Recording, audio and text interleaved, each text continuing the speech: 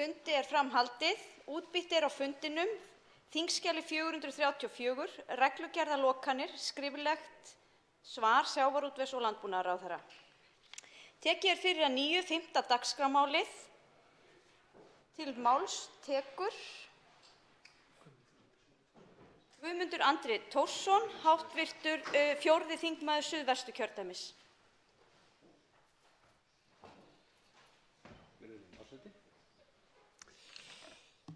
Við skiptumst í pólitískar fylkingar og pólitíska flokka út af ólíkum hugmyndum út af ólíkum hugsjónum og ólíkum hugmyndum hagsmuni og réttindi, það hvernig við deilum byrðunum og hvernig við útdeilum gæðunum og við höfum alls konar skoðanir á því og stundum binst fólk í flokka út af afmörkuðum hagsmunum og berst fyrir þeim og stundum binst fólk saman í flokka út af almannahagsmunum og berst fyrir almannahagsmunum á kostnað sérhagsmuna og svo deilir fólk líka það hversu langt réttindi hópa eigi að ganga og hvaða réttindi séu gildari en önnur réttindi þegar réttindi virðast rekast á. Þetta það sem að svona í svona grófum dráttum má segja að skipti okkur í flokka, hvernig samfélagsgerð við aðhyllumst. En svo geta komið upp mál sem að við skiptumst í þvert á þessa hefðbundnu flokkaskiptingu og þar geta komið upp alls konar önnur sjónarmið. Það geta verið persónuleg sjónarmið, persónuleg reynsla af viðkomandi málefni, tilfinningar okkar og trúarbrögð,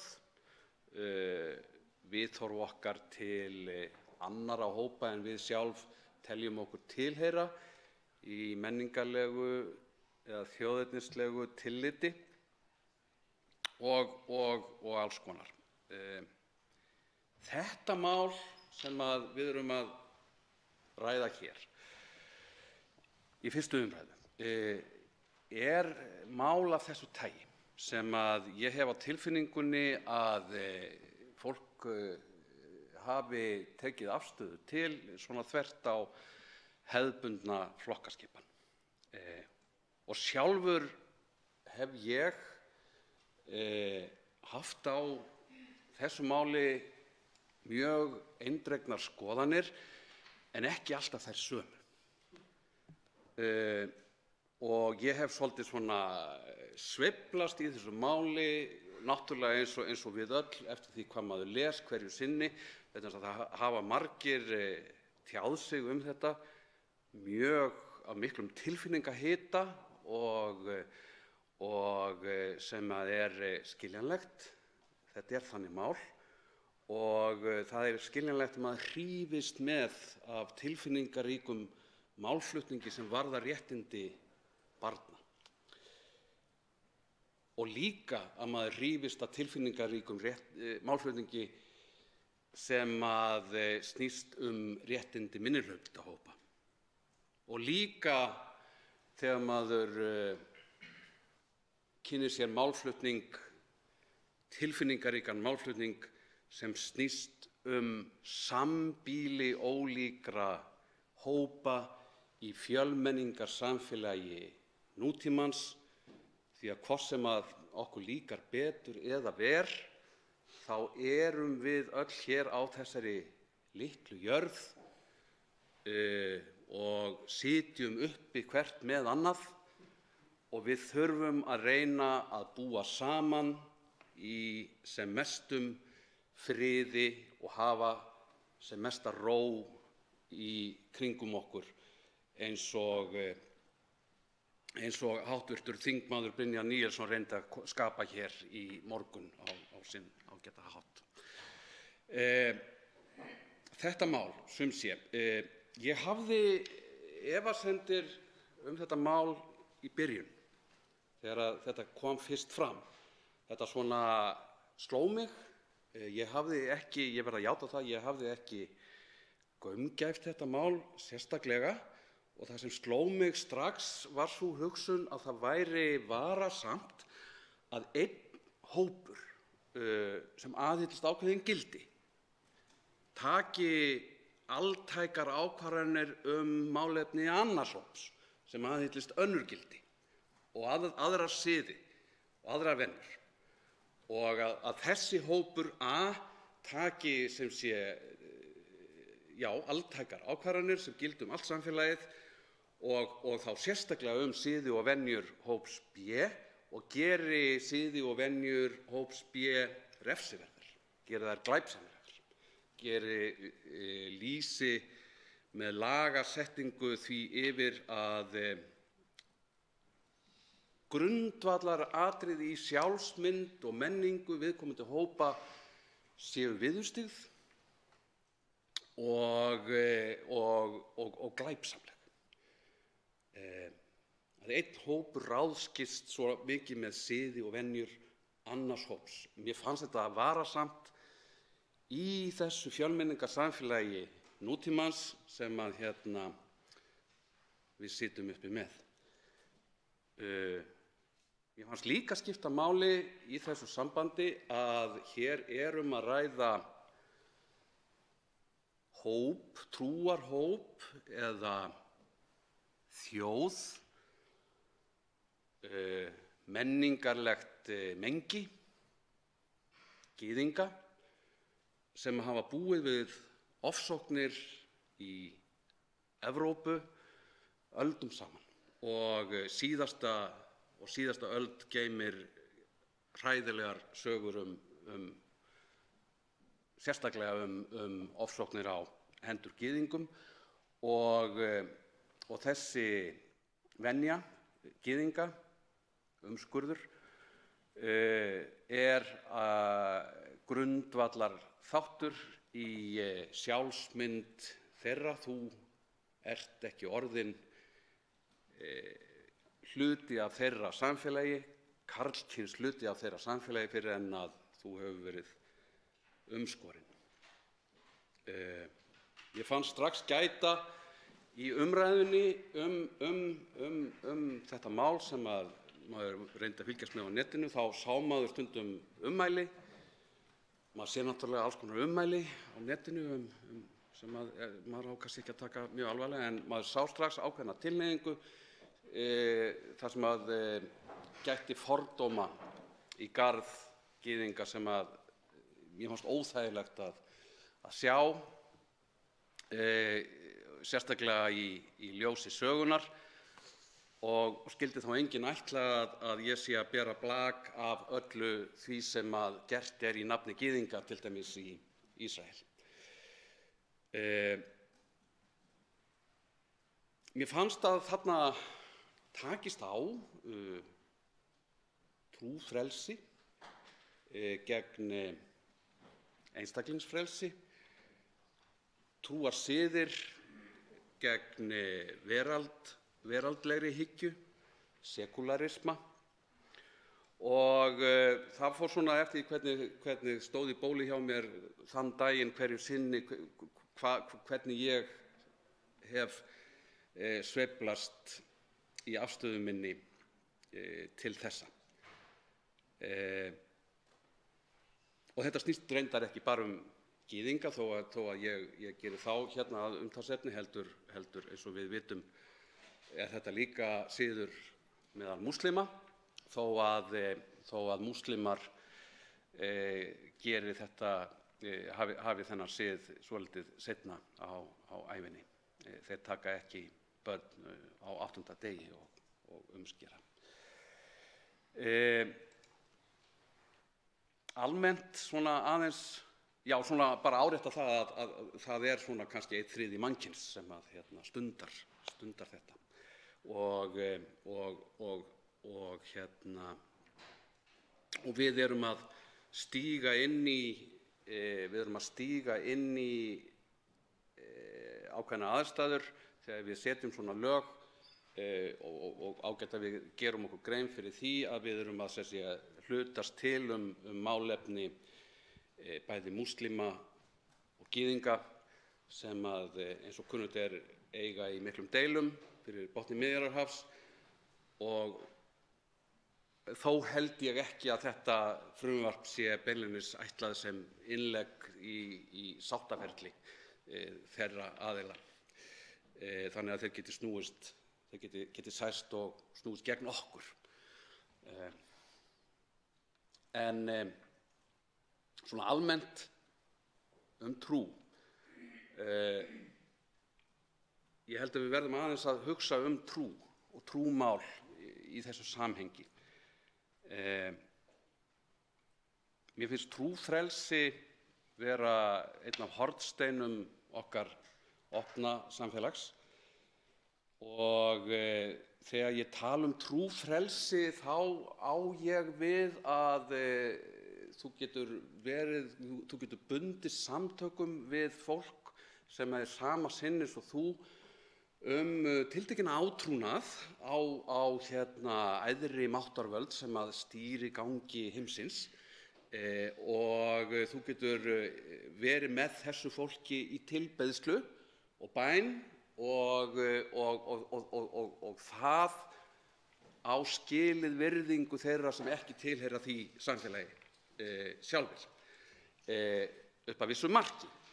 Það á skilið svona í versta falli afskiptaleysi, sinnuleysi.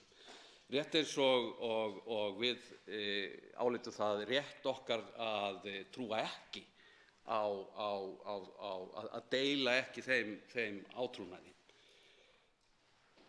Trúfrelsi nær hins vegar ekki, í mínum augum þá snýst trúfrelsi hugarfar og tilbeiðslu, bænahald,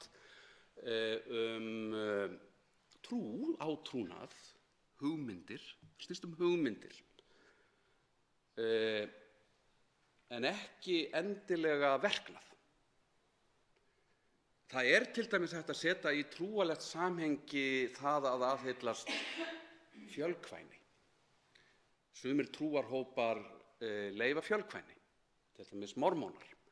Nei, þeir eru víst hættir því. En það var svona ein af grunnstöðum mormóna að stunda fjölkvæni, og slíkt tíðkast í vissum samfélögum. En við bönnum fjölkvæni í okkar samfélagi og færum fyrir því margvísleg rök sem ég ætla ekki að fara að rekja hér. Á sama hátt eru aðrir siðir sem að settir í trúarlegt samhengi, þar að gerða einhverjum valdboðum innan þessara hópa, bannaðir í okkar samfélagi vegna þess að þeir eru taldir fara í bága við réttindi einstaklingana, almenn réttindi einstaklinga og mannréttindi. Og við búum í samfélagi hér sem að á sér rætur í frönsku stjórnarbyltingunni á 18. öld. Og eitt meginatriði frönsku stjórnarbyltingarinnar var að losa samfélagið undan veldi kirkjunnar, losa einstaklingana undan því að hlýða prestum, að prestar og kennimenn þeir réðu svona daglegu lífi fólks og hefðu yfir fólki að segja í lífi þess. Og smám saman breiddist þetta út, líka lokum til okkar hér á Íslandi ríkti aldir trúræði, teokrasi. Það voru prestar og kirkjunnar menn sem að réðu alveg ótrúlega miklu daglegt líf fólks sem að hóf sinn stritandi vinnudag á því að signa sig og endaði svo seint kvöldið á því að fara með kvöldbæn og var með Guðs orð stritandi á vör allan daginn. Við sem sé lítum svo á að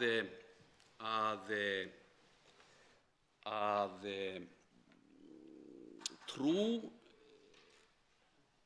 eigi skilið virðingu og eigi að hafa sinn sess í samfélaginu en eigi að hafa sinn sess í samfélaginu en eigi ekki að stjórna samfélaginu.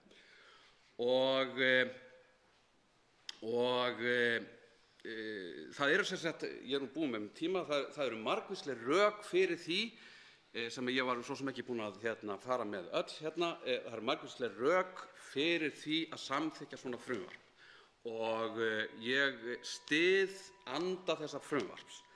En ég tel að það sé grundvallaratriði að við komum á því sem við viljum sagt hafa í samtali frekar en valdboði. Ég tel að einhver annar að þingið eigi að hafa aðrar leiðir til að koma vilja sínum á framfæri í þessu máli en með hegningarlögum. Forseti biður hv. þingmenn að virða tímamörkin. En svo háttar til að 4 hv. þingmenn hafa óskað eftir því að veita andsvar og ræðutími því styttur í 1 mínútu. Fyrst veitir andsvar hv. 7. þingmaður Suðurkjördæmis, Silja Dögg Gunnarsdóttir. Já, hæstv. forseti, ég vil byrja á því að þakka hv. þingmanni Guðmundi Andra Thorssyni, er ekki að segja þetta allt saman rétt? Jú, Guðmundi Andra Thorssyni fyrir ákaflega góða og svona yfirgripsmikla ræðu. En kannski til að fá að spyrja, ég hef nú bara 1 mínútu, hvort við séum ekki sammála það að Alþingi nú tiltölulega góður vettvangur til samtals og ein af ástæðum þess að sú sem hér stendur lagði þetta frumvarp fram ásamt fleirum akkúrat að koma málinu í einhvern farveg að það fái þá umræðu og þá skoðun sem það á skildar, vegna þess að þetta mjög flókið mál að mörgu leyti eins og þingmaðurinn fór einmitt yfir og þess vegna hvort við séum ekki sammála það að nefndarvinnan sem fram undan að hún sé mjög mikilvæg. Þar munu koma gestir og við munum fá umsagnir frá þar til bærum aðilum sem hafa þekkingu á málunum. Þannig að hvort við séum bara ekki sammála það að það sé það sem að þetta mál á skilið og við þurfum ekkert að hengja okkur í 6 ár eða 2 ár eða 3 ár, heldur bara að fara vel yfir máli, fyrst og fremst. Þá svarar andsvari hv. 4. þingmaður Suðvesturkjördæmis, Guðmundur Andri Thorsson. Já, jú, það alveg hárrétt að það mjög sú vinna sem að mun fara fram í nefndum, hún skiptir alveg gríðarlegu máli í hvaða nefnd sem að þetta fer nú. Hún mun skipta gríðarlega miklu máli og það samtal sem þar mun eiga sér stað en ekki síður skiptir miklu máli held ég í öllu þessu máli. Það sú samræða sem að fer fram allt samfélagið og á eftir að halda áfram og á eftir að þroskast og dýpka og ég held að við eigum eftir að finna góða niðurstöðu saman í þessu máli. Þá veitir andsvar öðru sinni hv. 7. þingmaður Suðurkjördæmis, Silja Dögg Gunnarsdóttir. Já, virðulegi forseti, ég vil bara taka undir með þingmanninum að umburðarlyndi í okkar samfélagi gríðarlega mikilvægt og það að við gerum það sem í okkar valdi stendur til að koma í veg fyrir fordóma og aðra ljóta hluti. Og til þess að koma í veg fyrir slíka hluti þá þurfum við akkúrat að eiga samtal og við þurfum að byggja samfélagið okkar á upplýsingum, að við séum með sömu upplýsingar í höndunum þannig við getum tekið skynsamlegar ákvarðanir, þar sem sátt ríkir þær ákvarðanir.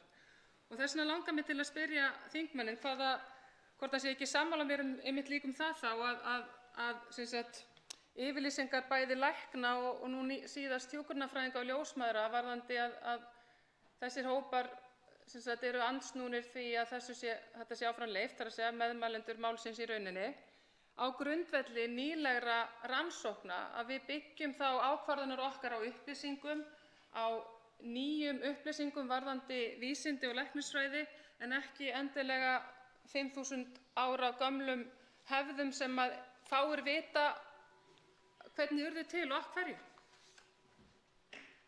Þá svarar andsvari öðru sinni hv. 4. þingmaður Suðvesturkjördæmis Guðmundur Andri Thorsson. Jú, það er vitaskuld, virðulegur forseti, það er vitaskuld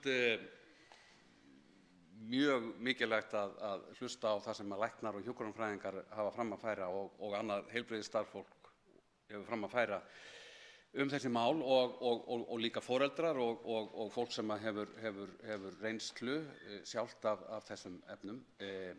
Þú talar 5.000 ára hefðir, þær eru jafnvel enn eldri og ríkari, þær eru mjög ríkar og rótgrónar og ég viðra sem fyrr efasemdir að við eigum að hlutast til þær hefðir með valdboði, með hegningarlögum, frekar en með samtali og upplýsingu. Næstur til að veita andsvar er hv. 12. þingmaður Suðvesturkjördæmis Guðmundur Ingi Kristinsson. Virðulegur forseti, ég ætla að þakka hv. þingmanni fyrir hans málflutning áðan, en mig langar að spyrja hann að einföldar spurningar að telur hann að við foreldrar barna eigum börnin? Eigum við börnin? Eigum við rétt á að koma fram við börnin á hvern þann hátt sem við viljum bara ef við höfum einhverja trú? Hvort er aðra, réttinu barnsins eða trúin? Og ég tel á öllum stigum málsins að réttur barnsins sé alltaf æðri. Við hefum og eigum ekki að hafa neinn rétt til að skaða 7 daga gamalt barn.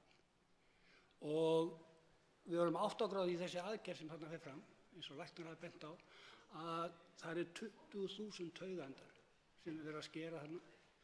Og ég segi bara fyrir þá vitleiti að við höfum kannski að þakka fyrir það að við fæddust inn í önnur trúarbrögð. Og ef við höfum fæðst inn í hinn trúarbrögðin þá, hvað þá? Þá svarar andsvari hv. 4. þingmaður Suðvesturkjördæmis Guðmundur Andri Thorsson. Já, ef við hefðum fæðst, virðulegur forseti, ef við hefðum fæðst inn í önnur trúarbrögð þá lítum og deildum hugmyndu þeirra trúarbrögða, þá lítum við væntanlega öðruvísi á málin en við gerum og það er svo sem ekki meira það að segja. Foreldrar eiga ekki börnin í öðrum skilningi en að foreldrar hafa þau skyldu að veita börnum skjól og meðan þau eru að vaxa úr grasi og hjálpa þeim að eiga gott líf. Og réttindi barnsins finnst mér vera einmitt eins og hv. þingmaður vék að. Réttindi barnsins er hér lykilatriði og réttindi barnsins er nú eiginlega það sem heila málið snýst og ástæða þess að við erum að tala þetta mál af slíkri alvöru. En það gerir málið ekki í sjálfu sér einfalt, þó að það virki einfalt í augum okkar, þá virkar það ekki jafn einfalt endilega í augum þeirra sem málið varðar, þeirra samfélag sem málið varðar. Þá veitir andsvar öðru sinni hv. 12. þingmaður Suðvesturkjördæmis Guðmundur Ingi Kristinsson. Virðulegur forseti, ég þakka nafnamönnum hv. fyrir svarið, en það sem ég meinti ef við værum fæddir inn í viðkomandi trúarbrögð þar sem umskurður færi fram, þá var hann gerður þegar við værum 7 vikna gömul án þess að við fengjum nokkuð spurt það og fengjum nokkuð það að ráða. Og ég bara get ekki á neinn hátt séð að þessi athöfn, að hún tengist einhverju trúarbrögð, hún tengist bara ákvörðunum einhverja manna. Það er búið að taka ákvörðunum einhverja ofbeldi gegn litlum börnum og það er búið að tengja það við einhver trúarbrögð. Og ég segi fyrst mér að ég get ekki skilið að barn sem er fætt 7 dögum áður í heiminn, að það hefði ekki þann fullkomna rétt að það sé ekkert vera að eiga við það vegna þess að í flestu trúarbrögðum tala um það að við séum sköpuð í mynd Guðs, en þá erum við að taka inn í þá að segja að Guð hafi ekki skapað okkur fullkomin heldur að vera mennindi sem ætti að fullkomna okkur. Þá svarar andsvari öðru sinni hv. 4. þingmaður Suðvesturkjördæmis Guðmundur Andri Thorsson. Virðulegur forseti, ég deili þeirri skoðun með hv. nafna mínum að þegar við komum í þennan heim séum við fullkomin og það sé engu við það að bæta nema þeim þroska sem í okkur býr. En hér að ræða rótgróinn sið stórra menningarsamfélaga sem binda sjálfsmynd sína mjög sterkt og eindregið við þennan sið, þó að við tveir nafnar botnum ekkert í þeim sið og við skiljum hann ekki og við skiljum ekki hugsunina að baki honum. En það kann þó að vera einhver hugsun að baki honum þó að við skiljum það ekki. Ég tel að okkar samfélag eigi með einhverjum hætti að láta í ljós þann vilja sinn að þetta sé óæskilegu verknaður og það eigi ekki að stunda. En eins og ég hef áður sagt, þá tel ég að við eigum að ná því fram með öðru móti en með hegningarlögum. Þá veitir andsvar hv. 5. þingmaður Reykjavíkurkjördæmis suður Brynjar Níelsson. Hæstv. forseti, ég alveg í sömu krísunni og hv. þingmaður með þetta mál. En eitt sem ég átti erfitt með samt í rökstuðningi eða í málflutningi þingmannsins að sætta mig við er þessi að vísa til trúfrelsisins. Ég held að það sé mjög langsótt.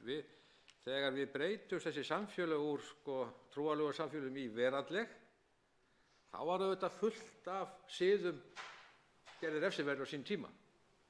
Og þingmaðurinn hv. tók gott dæmi eins og fjölkvæðni og margt annað. Og ég auðvitað bara alltaf að velta fyrir mér, samræmist þessi siður þessara rótgrónu menningarþjóðar, gyðinga sem við tala um þá, samræmist það bara okkar hefð, okkar Íslendinga.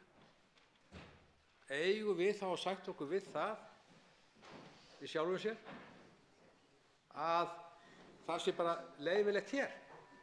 Við þurfum að taka til margra. Ég alveg í sömu krísunni.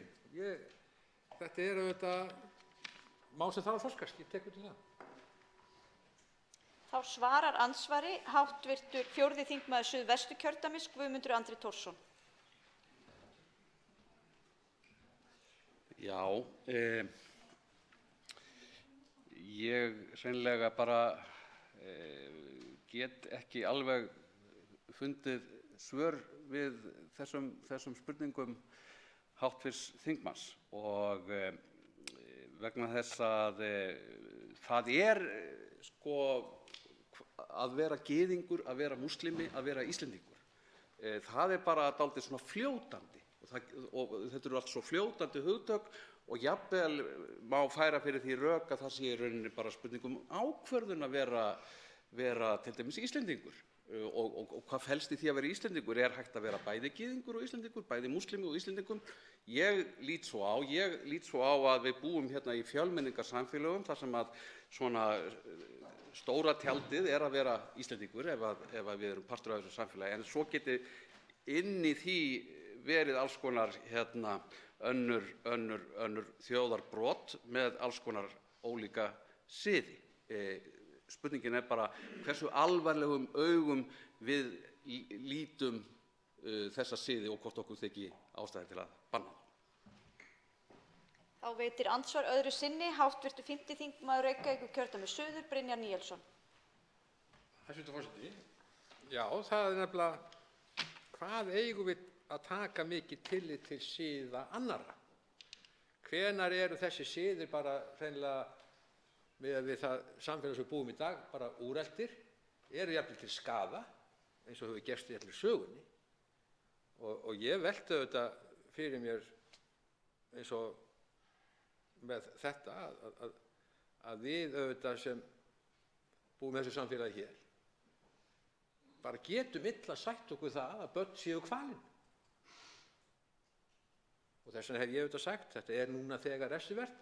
Það verður nær að við værum að eiga við frumvarp sem myndir hreinlega bara heimila þetta, kannski út frá þessu miklu trúarhefð.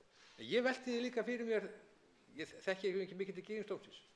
Er allur sá sáttmáli sem þar er í tugum eða hundruðum greina?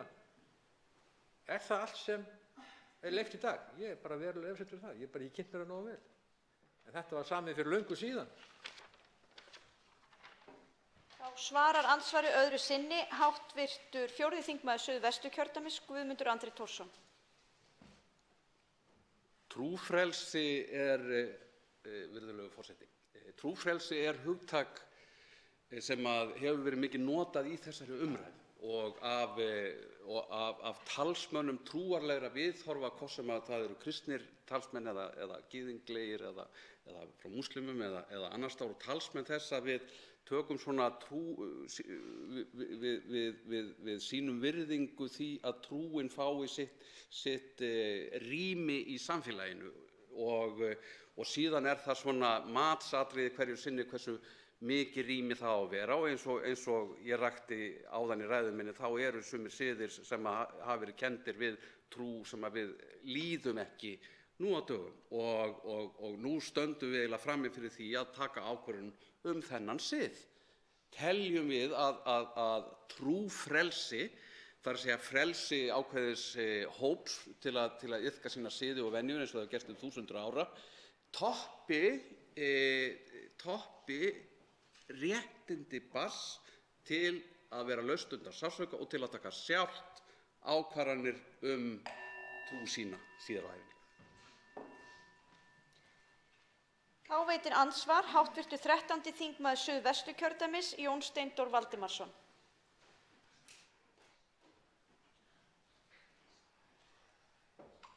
Frú forseti, ég vil nú byrja á að þakka hv.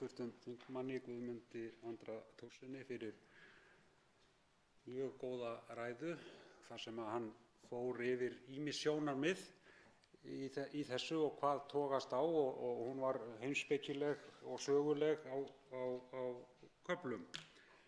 Og ég held að mér sé farið eins og mörgum öðrum hér að maður er svona ekki alveg 100% viss hvað er rétt að gera í málinu, en það sem að mér fannst athyglisvert í ræðu hv. þingmanns voru orð hans áhrif klerka, og þá á ég auðvitað við rabbína og ímama og hvað þeir heita nú í öllum þessum trúarbrögðum, að ég held að þessi áhrif sem eru hér á landi eru orðin að ég tel hverfandi, en þetta er svona leifar af þessu kerfi þar sem að það eru klerkarnir sem halda utan söfnuðina og það eru þeir sem stýra för, og ég er ekki alveg endilega viss að þetta sé allt saman gert af innri trúarsannfæringu viðkomandi sem þurfa að beygja sig undir klerkavaldið hver í sínum trúarbrögðum. Mér þótti það mjög athyglisvert.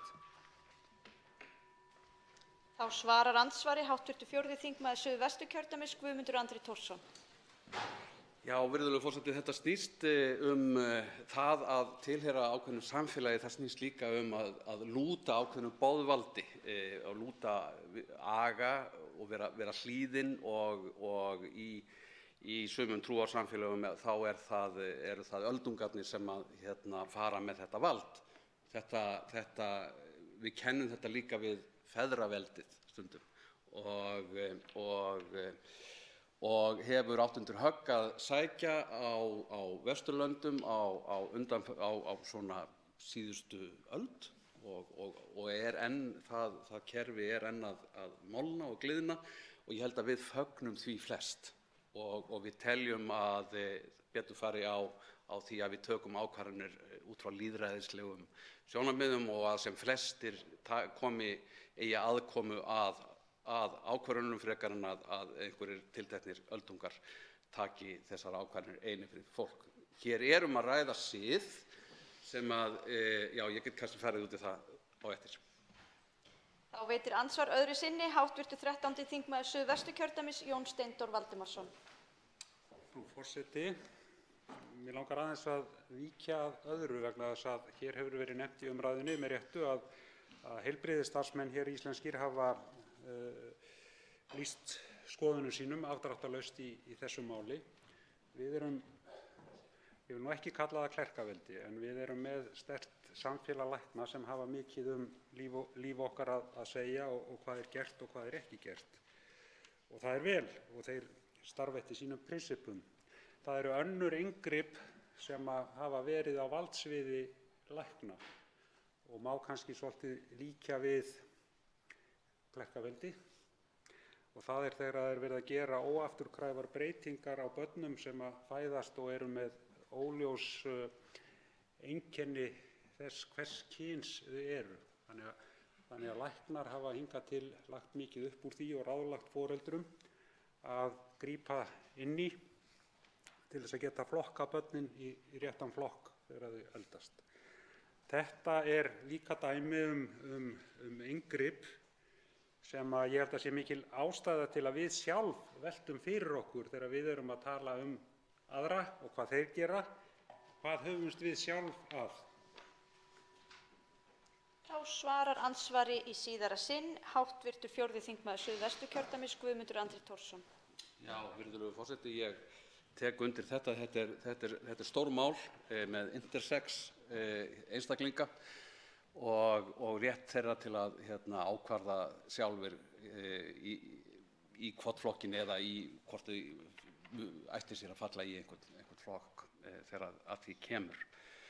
Annað sem má kannski nefna í þessu samhengi af því að hv. þingmaður Guðmundur Ingi nefndi það áðan að hvort foreldrar eigi að geta tekið óafturkræfar ákvarðanir, það er til dæmis þegar að við heimilum foreldrum að neita að láta bólusetja börn sem að getur haft náttúrulega skelfilegar afleiðingar fyrir þessi börn og við vitum að það tíðkast í heilbrigðiskerfinu aðgerðir á börnum eins og kirtlatökur sem eru að minnsta kosti umdeilanlegt hvort það eru alltaf velferð barnsins sé þar höfð fyrst og fremst að leiðarljósi. Andsvörum er lokið og næst tekur til máls hv. 8. þingmaður Reykjavíkurkjördæmis suður Inga Sæland. Virðulegi forseti, ég vil byrja á því að þakka hv. þingmanni Silju Dögg Gunnarsdóttur fyrir að leggja fram frumvarp bann við umskurð drengja. Ég er stolt af því að vera ein af 8 þingmönnum sem eru meðflutningsmenn að þessu frumvarpi. Mér finnst í rauninni, hér hefur ýmislegt komið fram og ég þakka það hjartanlega. Það er alltaf gott að heyra mörg sjónarmið. Mig langar nú eiginlega bara að vísa í staðreyndir það að við erum lítil eyja norður í Ballarhafi. Við sem erum að eignast 100 ára fullveldisafmælið okkar núna í sumar. Við urðum lýðveldi 1944. Við höfum byggt upp okkar eigið regluverk. Við erum fá, við erum 340.000 manna þjóð. Hvers vegna skildum við höfum undirgengist ýmsa alþjóðlega skilmála og sáttmála, þar á meðal mannréttindasáttmálann, ásamt svo mörgum öðrum sem ég ætla ekki að tíunda hér. Við erum stolt af því að eiga stjórnarskrá, okkar eigin stjórnarskrá. Nú er það á döfinni að breyta henni og hefur verið ákall það að gera hana þannig úr garði að allir geti skilið. En stjórnarskráin okkar eru grundvallarlög. Öll önnur lög lúta í lægra haldi fyrir stjórnarskráni. Það er erfiðara að breyta stjórnarskránni vegna þess að hún krefst þess sem grundvallarplagg að það sé ekki hægt að sveifla henni fram og tilbaka eftir geðþótta eins og við vitum í óstöðugu jafnvel stjórnarfari eins og við þekkjum svo ágætlega hér þar sem hefur verið skipt um valdhafa einu sinni á ári.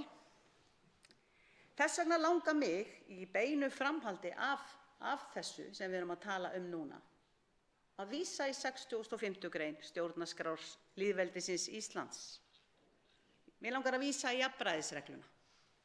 Og til þess, hæstv. forseti, væri náttúrulega að setja upp gleraugun.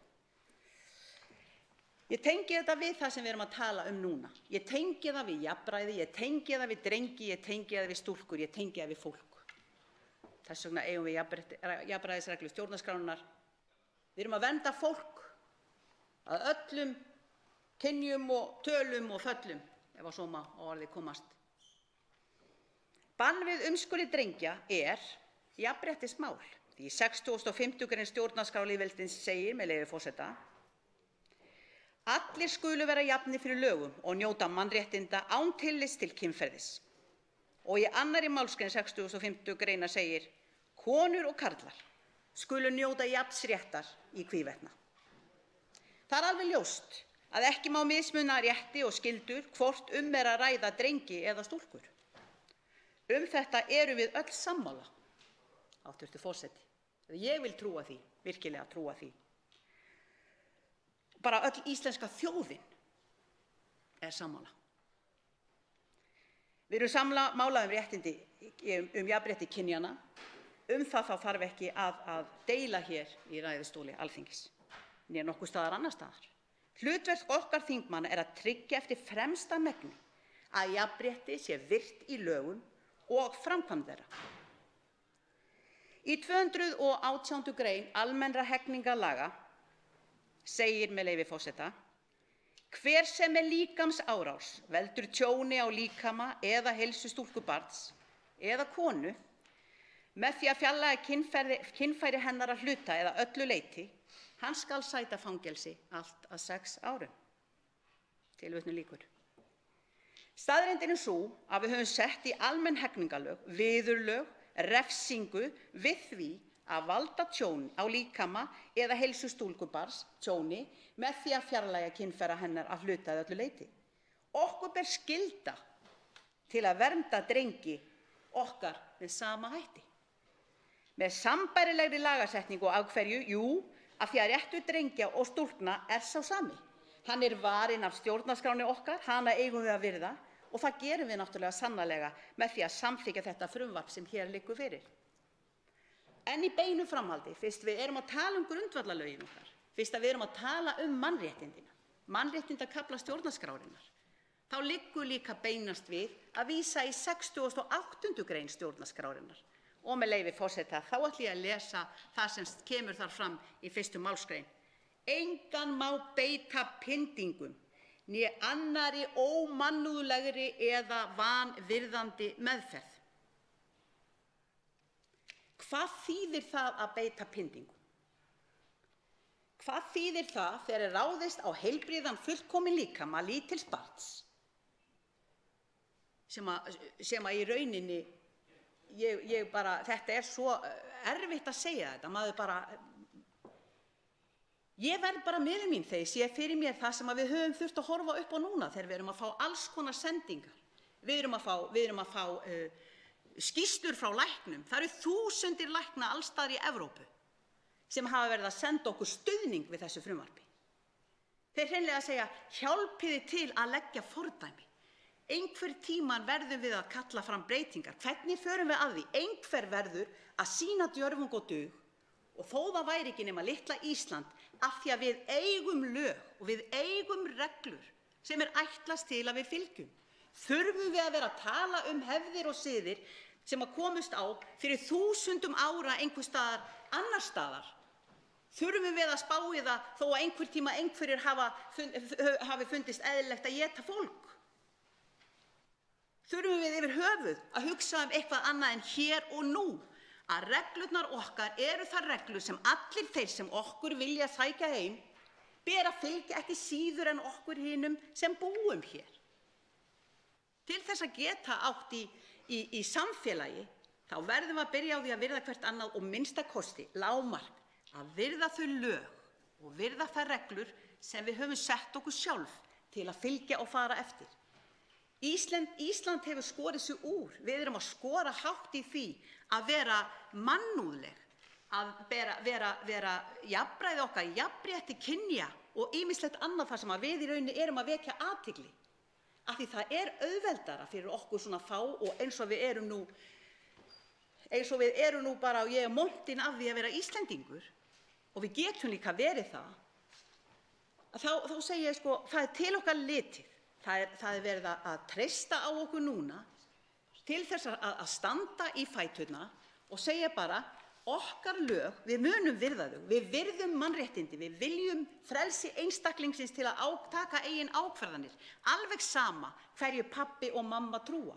Og það er enginn að tala um það hér, að þeir einstaklingar sem fylgja trúnni, hvort sem það eru gyðingar eða múslimar, að þeir geti ekki seinna meir tekið þessa ákvörðun sjálfir. Enda er það nákvæmlega það sem máli snýst um. Að við fáum að ákveða það sjálf þegar við höfum vit og þroska til hvert okkar lína stefnir. Hver er okkar lífsins leið? Ég hef í rauninni ekki neinu við að bæta. Ég segi bara aðeins þetta. Við eigum okkar lög, við eigum okkar reglur, við eigum okkar jafnrétti og við eigum okkar mannúð. Og við eigum sáttmála, barnaverndarlög, mannréttindasáttmála Sameinuðu þjóðanna, bann við pyndingum og sjálfsákvörðunarrétturinn, háttvirtur forseti, hann er öllu æðri. Við eigum að ráða því sjálf hvort að einhvers staðar sé af okkur klippt eða á okkur bætt.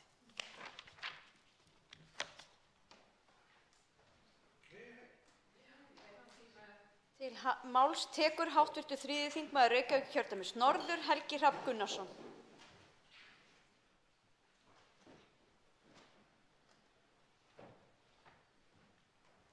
Virðulegi forseti, það væri nú óskandi að það þyrfti ekki að ræða þetta meira eftir þessa fínu ræðu hv. þingmanns sem flutti sína hér á undan mér.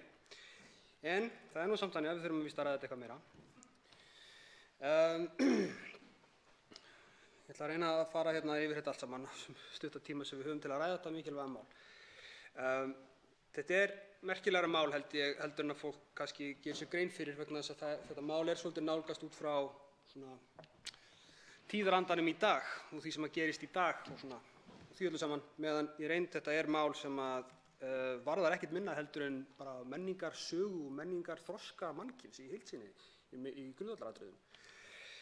Hvað varðar afstöðu mína til frumvarpsins sjálfs, þá er ég í grundvallaratriðum sammála markmiðum frumvarpsins. Ég er óviss refsirammann og lagatæknina, hvort tveggja atriði sem að ég myndi algjörlega treysta þingnefnd til þess að fara betur í saumana í. En markmiðið er göfugt, nauðsynlegt og að mínu mati óumflýjanlegt.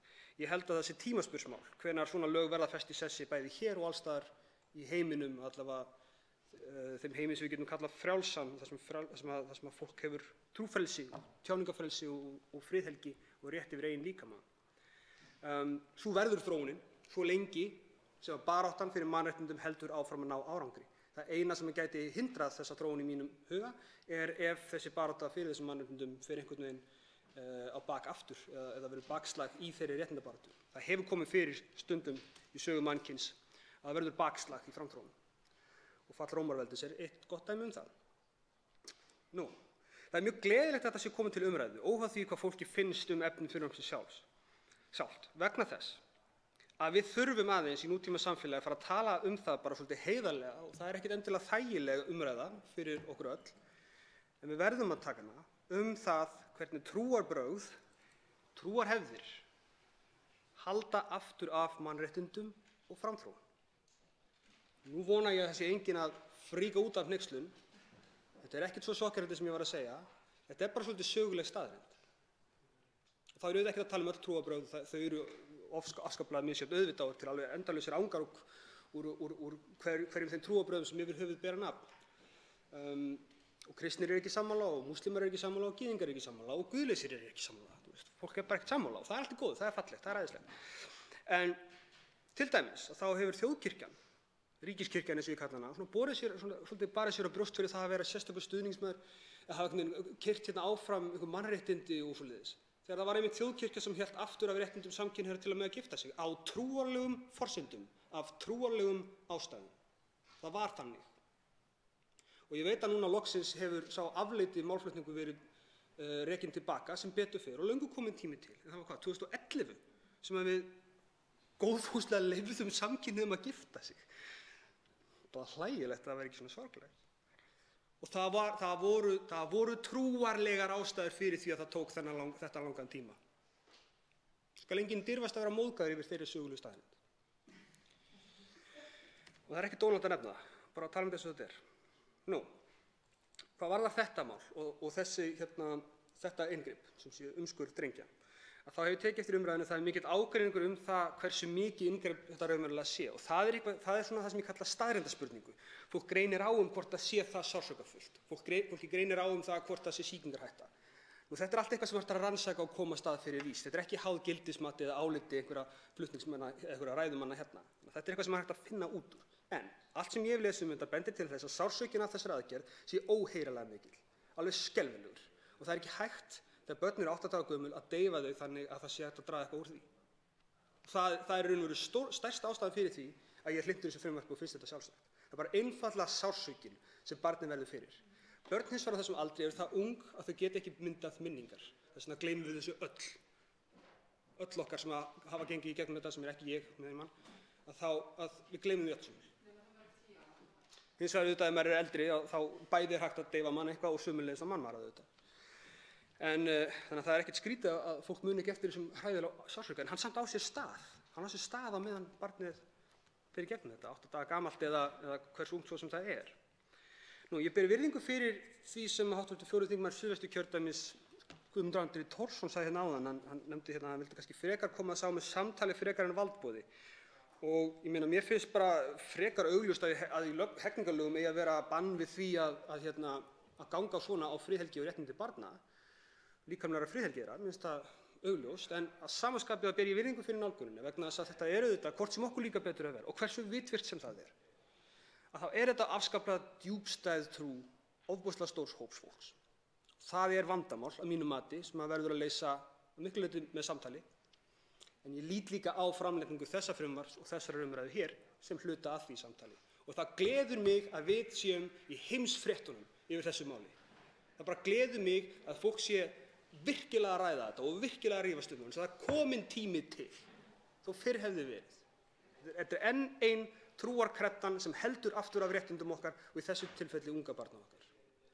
Og við getum alveg talað um það og að samkvæmt hinum við þessum bókum þá heimti almætti einhverja virðingu annarra fyrir trúarkreddu manna. Þau verða bara að víkja. Nú, ég hef áhyggjur samt sem áður af því að við gerum þetta allavega með þessum hætti, að gera þetta beinlínis refsivert og sér í lagi með svona háum refsiramma og mig langar að viðra þær áhyggjur. Ein er svo að þetta verði framkvæmt samt sem áður. Þetta einfaldlega stöðvi ekki fólk. Vegna þess aftur, eins kjánalegt og það er, þá er þetta mjög djúpstæð trúarsannfæring sem er til staðar hjá mörgum trúarhópum og svolítið svona djúpstæðar bábiljur hjá öðrum hópum eins og í Bandaríkjunum þar sem þetta er ekki gert á trúarlegum grundvelli en óbærslega mikið af svona bábiljum í kringum þetta sem að halda þessi sessi. Og þegar svona ströng sannfæring er til staðar þá hættu því að fólk einfaldlega fara á svig við lögin. Og ef fólk færi að gera þetta á svig við lögin, af ótta við háan refsiramma, á 8 daga gömlum börnum, þá er eins gott að það sé hægt að hringja í lækni og þá er eins gott að enginn lendi í vandræðum fyrir að hringja í lækni. Þannig að ég hef áhyggjur af því. En eins og ég segi, framlagning þessa frumvarps að mínu mati er bara hluti af þessu samtali sem við taka. Ég hef líka áhyggjur af öðru sem er samt aðeins annars eðlis og það er að þetta veki upp andúð gegn tilteknum trúarhópum eða einhvern veginn auki við svona árekstra menningarheima. Ég hef séð það nú þegar gerast, þannig að mér finnst það mjög leiðinlegt. En skulum þó halda því til haga að allt slíkt er misskilningur á frumvarpinu. Allt slíkt er byggt á misskilningi og hugsunarleysi. Þannig að þetta snýst ekki að takmarka trúfrelsi neins, það snýst ekki að benda neinum fingrum og segja að einhver sé vondur eða einhver sé svona eða hinsegin, það snýst bara að verja réttindi barna og þetta er ekkert flóknara en það í grunninn. Þannig að, eins og ég segi, misskilningur því miður getur verið mjög skaðlegur.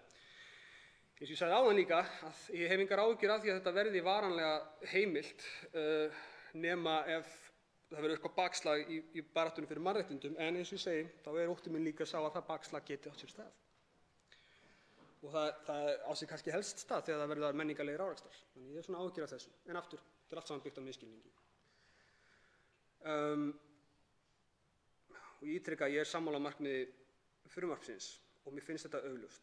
En eini vandinn fyrir mér er að samfélag manna, okkar, mannkyns, er bara ennþá frekar frumstætt í mjög mörgum atriðum. Og þetta er eitt af þeim atriðum. Þar sem að við erum ennþá að sætta okkur við hefð, mjög gamla hefð frá tíma sem að mér finnst rosa skrítið að fólk líti á sem eitthvað heilagan Ég ætla að fara aðeins út í það, ég ætla að hætta með aðeins út í það hérna. En fyrst þarf ég aðeins að nefna trúfrelsi, þess að hér er oft talað trúfrelsi. Það stenst enga skoðun að þetta mál snúist trúfrelsi foreldranna. Það snýst hins vegar algjörlega trúfrelsi barnsins. Og oft er spurt, hversu langt nær trúfrelsi? Ég get alveg svarað því. Hann nær alla leið fyrir hvern og einn. Alla leið fyrir hvern og einn. Og það er ekki trúfrelsi eins að neyða einhver upp á annan. Það er brot á trúfrelsi. Það er brot á trúfrelsi að neyða sínum hefðum upp á annan einstakling. Það er ekki heldur trúfrelsi að njóta sérstakra forréttinda eins og ríkiskirkju ruglið sem við erum með hér á Íslandi, en meira það síðar. Það snýst trúfrelsi barnsins. Og það má spyrja, hvers vegna ættu að standa hér og hindra trúfrelsi fólks? Bara hvers vegna í ósköpunum ættu að eyða tíma okkar í það? Svo eitthvað sérstakt áhugamál þingmanna á Íslandi, ég ætla að pirra einhver trúarhóp. Bara því gaman, að því bara. Auðvitað er það ekki málið. Málið snýst augljóslega, sem kemur mjög skýrt fram í greinargerð og öllum ræðum stuðningsmanna málsins, það snýst réttindi barnsins og ekkert annað. Fólk getur bara aðeins fara að horfast í augu við það. Og það er enginn að banna fullorðnu fólki að fremja þessa aðgerð, ef það sjálft vill. Það er enginn að banna fullorðnu fólki það. En við bönnum börnum að drekka, við teljum þau ekki hafa þroska til að ákveða það. Við setjum verulega takmarkanir á kynhegðun þeirra, þess að við teljum þau ekki hafa þroska til þess að taka ákvarðanir kynhegðun sína.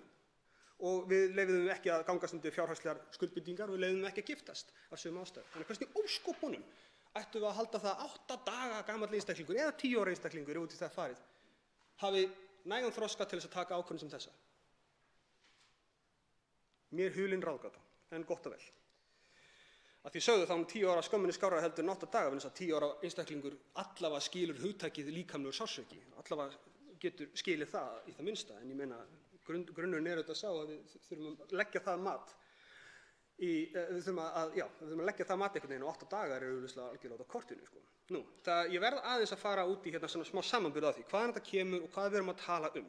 Og aftur, ég er ekkert að reyna að vera dónalegur, ég er bara að reyna að vera hreinskilinn. En ég verði eiginlega að vitna hérna aðeins í 1. Mósebók, 17. kafla, vers 9 til eitthvað hlýtur að vera, 9 til 14, með leyfi forseta. Guð sagði við Abraham, þú skalt halda minn sáttmála, þú og niðjar þínir eftir þig, frá einum ættlið til annars. Þetta er minn sáttmáli sem þér skuluð halda, milli mín og yðar, og niðja þinna eftir þig. Allt karlkyn meðal yðar skal umskera. Yður skal umskera á holdi yfirhúðar yðar, og það sé merki sáttmálas milli mín og yðar. 8 daga gömul skal öll sveinbörn umskera meðal yðar, ættlið eftir ættlið, bæði þau heim eru fædd og eins hinn sem keypt eru verði af einhverjum útlendingi er af þínum ættlegg. Umskera skal bæði þann sem fæddur í húsi þínu og eins þann sem þú hefur verði keyptan og þannig sé minn sáttmáli í yðar holdi sem ævinlegur sáttmáli. En óumskorinn karlmaður sá er umskorinn á holdi yfirhúðar sinnar. Hann skal upprættur verða úr þjóð sinni. Sáttmála minn hefur hann rofið, tilvitnun lýkur. Það er þaðan sem þessi hefð kemur. Þetta er 1. Mósebók, 17. kafli. Förum aðeins inn í framtíðina. 2. Mósebók, 31. kafla, vers 15, með leyfi forseta. 6 daga skal verk vinna, en 7. dagurinn er algjör hvíldardagur helgaður drottni. Hver sem verk vinnur á hvíldardegi skal vissulega líflátin verða, tilvitnun lýkur. Förum aðeins lengra inn í framtíðina. 3. Mósebók, 20. kafli, vers 27. Hafi maður eða kona særingaranda eða spásagnaranda, þá skulu þau líflátin verða. Skal lemja þau grjóti, blóðs og hvílir á þeim, tilvitnun lýkur. Og síðast en ekki síst, fyrst ég hef smá tíma, 3. Mósebók, 24. kafli, 16. vers með leyfi forseta. Og sá lastmælir nafni drottins skal líflátin verða. Allur söfnuðurinn skal vægðarlaust grýta hann. Hvort heldur útlendur maður eða innborinn, lastmæli hann nafninu, skal hann líflátin, tilvitnun lýkur. Þetta er Biblían, virðulegi forseti. Þetta er Biblían og þetta kemur eftir þessari hefð umskurð. Er það einhver dónaskapur að segja að þetta sé villimennska? Er það einhver dónaskapur að segja að þetta sé algjörlega út úr kortinu fyrir siðmennta samfélag? Ef ekki væri fyrir það að trúarbrögð hafa ennþá svona mikil taglhöld á mannlegu samfélagi, værum við þá að nota svona rök þegar við verum að ræða eitthvað eins og það hvort við að afnema bann við guðlasti sem meðan ég man við gerðum hérna sumarið 2015. Guðlast skilst mér. Ég held ekki að við verum að ræða það. Ég held ekki að þetta væri á nokkurn hátt umdeilt nema vegna þess að fólk krefst þess að halda í einhverjar trúarkreddur sem eru ævafornar og meðan ég man alveg til trúarlegar forsendur til þess að bregða út af. Það er nú ekki þannig sem betur fer að fólk sé að lífláta hvort annað fyrir það að vinna á hvíldardegi hvað annað. Það er ekki þannig lengur. Og það er gott. Og það er alveg samt hægt að vera gyðingur. Það er alveg samt hægt að vera kristinn. Það er alveg hægt að vera múslimir. Það er ekkert mál. Það er allt spurning um það hvað maður sjálfur dregur út úr þessum ritum. Og meðan ég man, ég er sennilega einn mesti aðdáandi Jesú Jósefssonar frá Nasaret sem hér er inni. Ég ætla reyndar ekki kannski að leyfa mér þann hroka að segjast vera sá mesti hér inni. Allavega ég er eindreginn aðdáandi þeirrar mannesku, þarf engar að kraftaverka við. Þurfti enginn að labba á vatni, það þarf ekkert að vekja neitt upp frá döðum. Mér finnst bara skilaboðin make a sense. Mér finnst rökrétt það sem Jesús sagði, persónulega. En hvað skýr ég bara skrýtin? Það þarf ekki kraftaverk til þess að halda í sínar hefðir og það þarf ekki að halda í afturhaldssinnuðustu hlutina í sínum trúarbrögðum til þess að kalla sig gyðing, kristinn eða múslim. Það er ekki þannig. Nú, sem betur fer á lokasekúndunum þá er framþróun í öllum trúarbrögðum og þar á meðal gyðingdómi og það má nefna það er núna að reiða sig til hefð sem heitir Brit Shalom sem er á móti Brit Mila. Brit Mila er þessi hefð að umskera og Brit Shalom er nafngjafarhefð sem að andstæðingar umskurðar meðal gyðinga eru farnir að beita í meiri mæli. Aftur, það er alveg hægt að vera gyðingur án þess að vera umskorinn. Það bara er hægt. Ég hef ekki tíma til að fara hérna yfir í islam og allt það, en afstæðan í lok, ég bara ítreka að ég er alfarið hlynntur markmiði frumvarpsins. Ég lít á þessa mikilvæga umræðu sem mjög mikilvæga og alltaf uppsteytt og þau leiðindi sem koma þessar umræðu, þau eru bara mikilvægir vaxtarverkir á leið mannkyns fram á við. Svo háttar til að 4 hv. þingmenn hafa óskað eftir því að veita andsvar og er ræðutími því styttur í 1 mínútu. Fyrstur veitir andsvar hv. 8. þingmaður Reykjavíkurkjördæmis suður, Inga Sæland. Virðulegi forseti, ég vil þakka hv. þingmanni Helga Hrafni Gunnarssyni fyrir skörulega framgöngu hér í pontunni. Það var bara unun á því að hlusta á hann og bæði gaman og alvara. En mér langaði bara til þess að benda á það þegar talaður þó ég hafi nú ekki ætlað að fara út í þann sársauka sem að lítil sveinbörn verða fyrir þegar verða að ráðast á það og umskera þá er staðreyndin sú að sársaukin er ekki bara á meðan á aðgerðinni stendur sem að rífur forhúðina algjörlega af kónginum, gjörsamlega skilur allt eftir eitt opið sár, heldur er slengt bleiu á litla barnið á eftir. Og það getur hver og einn ímyndað sér það sjálfur, hversu lengi tekur þetta gróa og hversu lengi mun þetta litla barn gráta í marga sólarhringa áður en að þetta er gróið þannig að hann taki ekki út fyrir það. Þá svarar andsvari hv. 3. þingmaður Reykjavíkurkjördæmis norðurs, Helgi Hrafn Gunnarsson. Já, virðulegi forseti, þegar ég skoða þessi mál þá reyni ég að gera það svolítið eins kalt og ég get út frá bara grundvallarhugmyndum um réttindi fólks vegna þess að okkur hættir svolítið til þegar við erum að ræða réttindi fólks að einhvern veginn ætla þá okkur sjálfum hlutverk þess sem að hversu réttindi við erum að fjalla um. Sem dæmi, myndi ég vilja geta keyrt leigubíl án leyfis? Myndi ég vilja geta reykt hass út á götu? Myndi ég vilja hitta þetta? Það er ekkert endilega aðalatriði hvað ég myndi vilja eða hvað mér finnst persónulega þessa aðgerð. Það sem skiptir aðalmáli er hvað einstaklingum sem verður fyrir verknaðinum finnst það. Og 8 daga gamall einstaklingur og jafnvel mikið eldri en það getur ekki tekið þetta upplýsta val. Samanber því að við bönnum börnum að taka ákvarðanir sína kynhegðun sem dæmi. Þannig að ég líti á þetta einfaldlega út frá réttindum barnsins óháð til þeirra tilfinninga sem ég hef gagnvart verknaðinum sjálfum.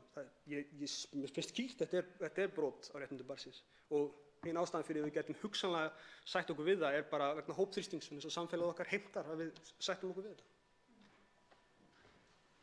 Þá veitir andsvar öðru sinni hv. 8. þingmaður Reykjavíkurkjördæmis suður, Inga Sæland. Virðulegi forseti, ég þakka hv. þingmanni Helga Hrafni og ég skil hann fullkomlega. Það sem að mér finnst að megin efnið okkar hér og nú, það er ekki Gamla testamentið eða trúin neins staðar í rauninni, heldur er það reglurnar okkar, samfélagið okkar, umgjörðin okkar, mannréttindin sem við byggjum á og ég segi bara enn og aftur, virðum einstaklinginn, virðum frelsi hans til að ákveða sjálfur hvaða línu hann tekur í sínum trúmálum, gefum honum trúfrelsi. Það er það sem við boðum hér, við boðum frelsi og mannréttindi, við erum með stjórnarskrá sem bannar pyndingar. Ég segi bara leið og við förum eftir okkar eigin lögum sem ég held í rauninni að nái nú þegar utan bann við pyndingum á sveinbörnum. En þá verðum við líka að hnykkja á því til samræmis við þau lög sem þegar hafa verið sett hvað varðar umskurð stúlkna. Þannig að þar kemur aftur inn eins og ég vísaði til áðan í ræðu minni til jafnræðisreglunar og bara leið og við tökum sjálf utan löggjöfin okkar og regluverkið, þá vitum við nákvæmlega hvar við erum stödd. Þá svarar andsvari öðru sinni hv. 3. þingmaður Reykjavíkurkjördæmis norður, Helgi Hrafn Gunnarsson.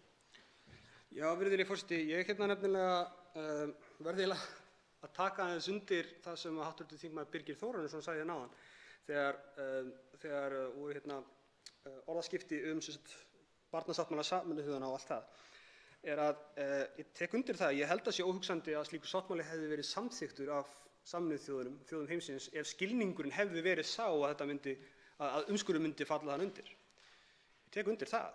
Hins vegar það alveg til umhugsunar að ef maður les sáttmálann, barnasáttmálann og rök flutningsmanna fyrir þessu, ef maður les það án tillits til trúarhefðarinnar, þá augljóst að umskurður væri brot á réttindum barnsins. Það er mjög augljóst. En það er bara vegna þess að umskurður einhvern veginn svo rótgróinn hluti af vestrænni menningu sem það bara gleymist einhvern veginn það sem með. En aftur líka hugsa ég að það varði það að fólk hefur verið að segja mjög lengi að þetta sé ekki sársaukafullt, þetta sé ekki hættulegt. Eitthvað sem ég bara efnislega ósammála og tel vera augljóst að sé rangt hjá stuðningsmönnum umskurðar. En ef maður telur þetta skaðlaust, þá telur maður þetta skaðlaust. Svo þegar kemur í ljós að það sé ekki skaðlaust, þá hljótum við að lesa barnasáttmála Sameinuðu þjóðanna með hliðsjón af því. Þá veitir andsvar hv. 7. þingmaður Suðurkjördæmis og flutningsmaður tillögunnar Silja Dögg Gunnarsdóttir. Já, hæstv. forseti. Ég vil bara þakka hv. þingmanni Helga Hrafni Gunnarsssyni fyrir mjög skörulega og góða ræðu og hann dró það svo vel fram, útskýrði það á sinn svona einstaka hátt að er að ræða réttindi barnsins og það að verja réttindi barnsins með lögum sem þessum, að þá er ekki verið að ganga gegn trúfrelsi fullorðinna einstaklinga. Fullorðnir einstaklingar munu samt sem áður hafa frelsi til að ástunda sín trúarbrögð og svo þeir eru valdir til að fara í aðgerðir ef þeir vilja breyta sér á einhvern hátt. En mig langar til að spyrja hv. þingmann varðandi refsirammann og svona framlagninguna á þessu. Sú sem hér stendur var í svolítið vandræðum með þetta, satt skal segja, hvernig ég ætti að koma þessu fyrir einhvern veginn. Þannig að mig langar til að heyra kannski svona hvaða hugmyndir þingmaðurinn hefur hvort að það væri rétt að hafa 218. grein B og þá tiltaka sérstaklega umskurð á drengjum og vera það með annan refsiramma fyrir drengi og hver mögulega sá refsiramma ætti að vera, minni mögulega sektarákvæða hvernig sem það væri. Mig langar svo aðeins til að heyra hugmyndir þingmannsins það. Þá svarar andsvari hv. 3. þingmaður Reykjavíkurkjördæmis norðurs, Helgi Hrafn Gunnarsson. Virðulegi forseti, ég orðaði það mjög vísvitandi þannig að væri óviss, það vegna þess að ég á sjálfur í svolítið vandræðum með þetta. Ég sé alveg eðlismun á umskurði drengja og því sem að núna er bannað og var einhvern tímann kallað umskurður kvenna en er þetta limlestingar og líkamsárás. Ég sé alveg eðlismun þarna á, en hins vegar hvort að það eigi að vera í sömu grein, ég meina, ég þori ekki alveg að fara með það. En það sem er svona kannski, fyrir utan refsirammann, það sem ég hef áhyggjur af, þá er það í rauninni það, ég svona velti fyrir mér hvort að þetta eigi heima meira líka inn í umræðu líkamlega friðhelgi intersex barna sem fæðast. Það er svona eitthvað sem hefur ekki kannski fengið mikla umræðu í samfélaginu ennþá eins og á skilið. Það er ekkert endilega svakalega einföld umræða og þess vegna ekkert endilega heima í þessu frumvarpi eða þetta frumvarp þar. En það eru svona þannig hlutir sem að spila inn í þannig að ég er svona óviss það en eins og ég segi og sagði í ræðu minni að ég vona bara að nefndin varpi betra ljósa á það hvernig lagatæknin útfærsla væri heppileg. Ég skal koma inn á refsirammann aðeins betur í seinna. Þá veitir andsvar öðru sinni hv. 7. þingmaður Suðurkjördæmis Silja Dögg Gunnarsdóttir. Virðulegi forseti, já, ég og hv. þingmaður Helgi Hrafn Gunnarsson erum sammála það að það er vandratað og við leggjum traust okkar á nefndina til þess að finna í raun út úr þessu, en erum þá, heyrist mér, sammála það að okkar hlutverk sem löggjafa sé að verja réttindi barna og uppfylla þá sáttmála sem við höfum lögleitt nú þegar varða réttindi barna og mannréttindi og annað sem því fylgir. Og ég er sammála hv. þingmanni. Það er eðlismunur á þessum aðgerðum, algjörlega, en hins vegar má segja að umskurður á stúlkum, hann er í ákveðnum stigum og svona misalvarlegum, en í öllum tilfellum þá er að ræða aðgerðir á börnum, brot á þeirra réttindum, og það er að ræða sársauka, það er að ræða áhættu, og það er, mér er stundum hugsað í þessari umræðu allri, eigum við á umræðuna að fara að snúast það hvort kynið við meiðum meira, meiðum við strákana meira, meiðum við stelpurna meira. Í báðum tilfellum eru aðgerðirnar óafturkræfar og eru áhættusamar, og intersex umræðan er einmitt umræða sem við þurfum líka að taka, en ég skildi hann eftir vísvitandi eins og hún er líka flókin. Eitt í einu. Þá svarar andsvari öðru sinni hv. 3. þingmaður Reykjavíkurkjördæmis norðurs, Helgi Hrafn Gunnarsson. Já, virðulegi forseti, þetta eru sömu spurningarnar og ég velti fyrir mig sjálfur og er ekkert alveg 100% lausnir á, en svona, mér finnst það rosalega skrítið einhvern veginn að hafa í raun og veru, hvernig var þetta, að því leyti sem ég sammála því að þetta eigi að vera sama klausan er það að grundvallarbrotið er þessi ágangurinn á réttindi barnsins. Það er brotið sjálft í eðli sínu og síðan getur það verið misalvarlegt, bara eins og líkamsárásir geta verið misalvarlegar þótt að sé ein klausa sem að varði það. Brotið eru misalvarleg, fer eftir alls konar hlutum. Og í þeim skilningi skil ég alveg að refsiramminn sé svona þungur. Mér finnst hann alveg hæfilega þungur þegar kemur að limlestingum og kynfærum stúlkna. Ég bara velti fyrir mér í sambandi við refsirammann sérstaklega. Það er kannski helst ástæðan fyrir að aðskilja þetta eitthvað, ef það er það ástæða til þess, ég er ekki viss eins og ég segi. Það er það að refsingar í lögum þurfa að vera þannig að þær nái tilteknum markmiði. Ég held að setja náð sem markmið án þess að hafa refsirammann svona háan í fyrsta lagi. Í öðru lagi þá við 6 ára fangelsisvist þá kikka inn alls konar rannsóknarheimildir hjá lögreglu sem er eitthvað sem ég myndi vilja bara skoða í nefnd eitthvað. Eins og ég segi, ég er óviss um þetta. Ég held að þingmaðurinn hv. Nálgist þetta alveg rétt og þetta sé svona, jú, ég eðli sínu sama brot en samt eitthvað. Ég er ekki viss, ég bara er ekki viss. Næstur til að veita andsvar er hv. 4. þingmaður Suðvesturkjördæmis, Guðmundur Andri Thorsson.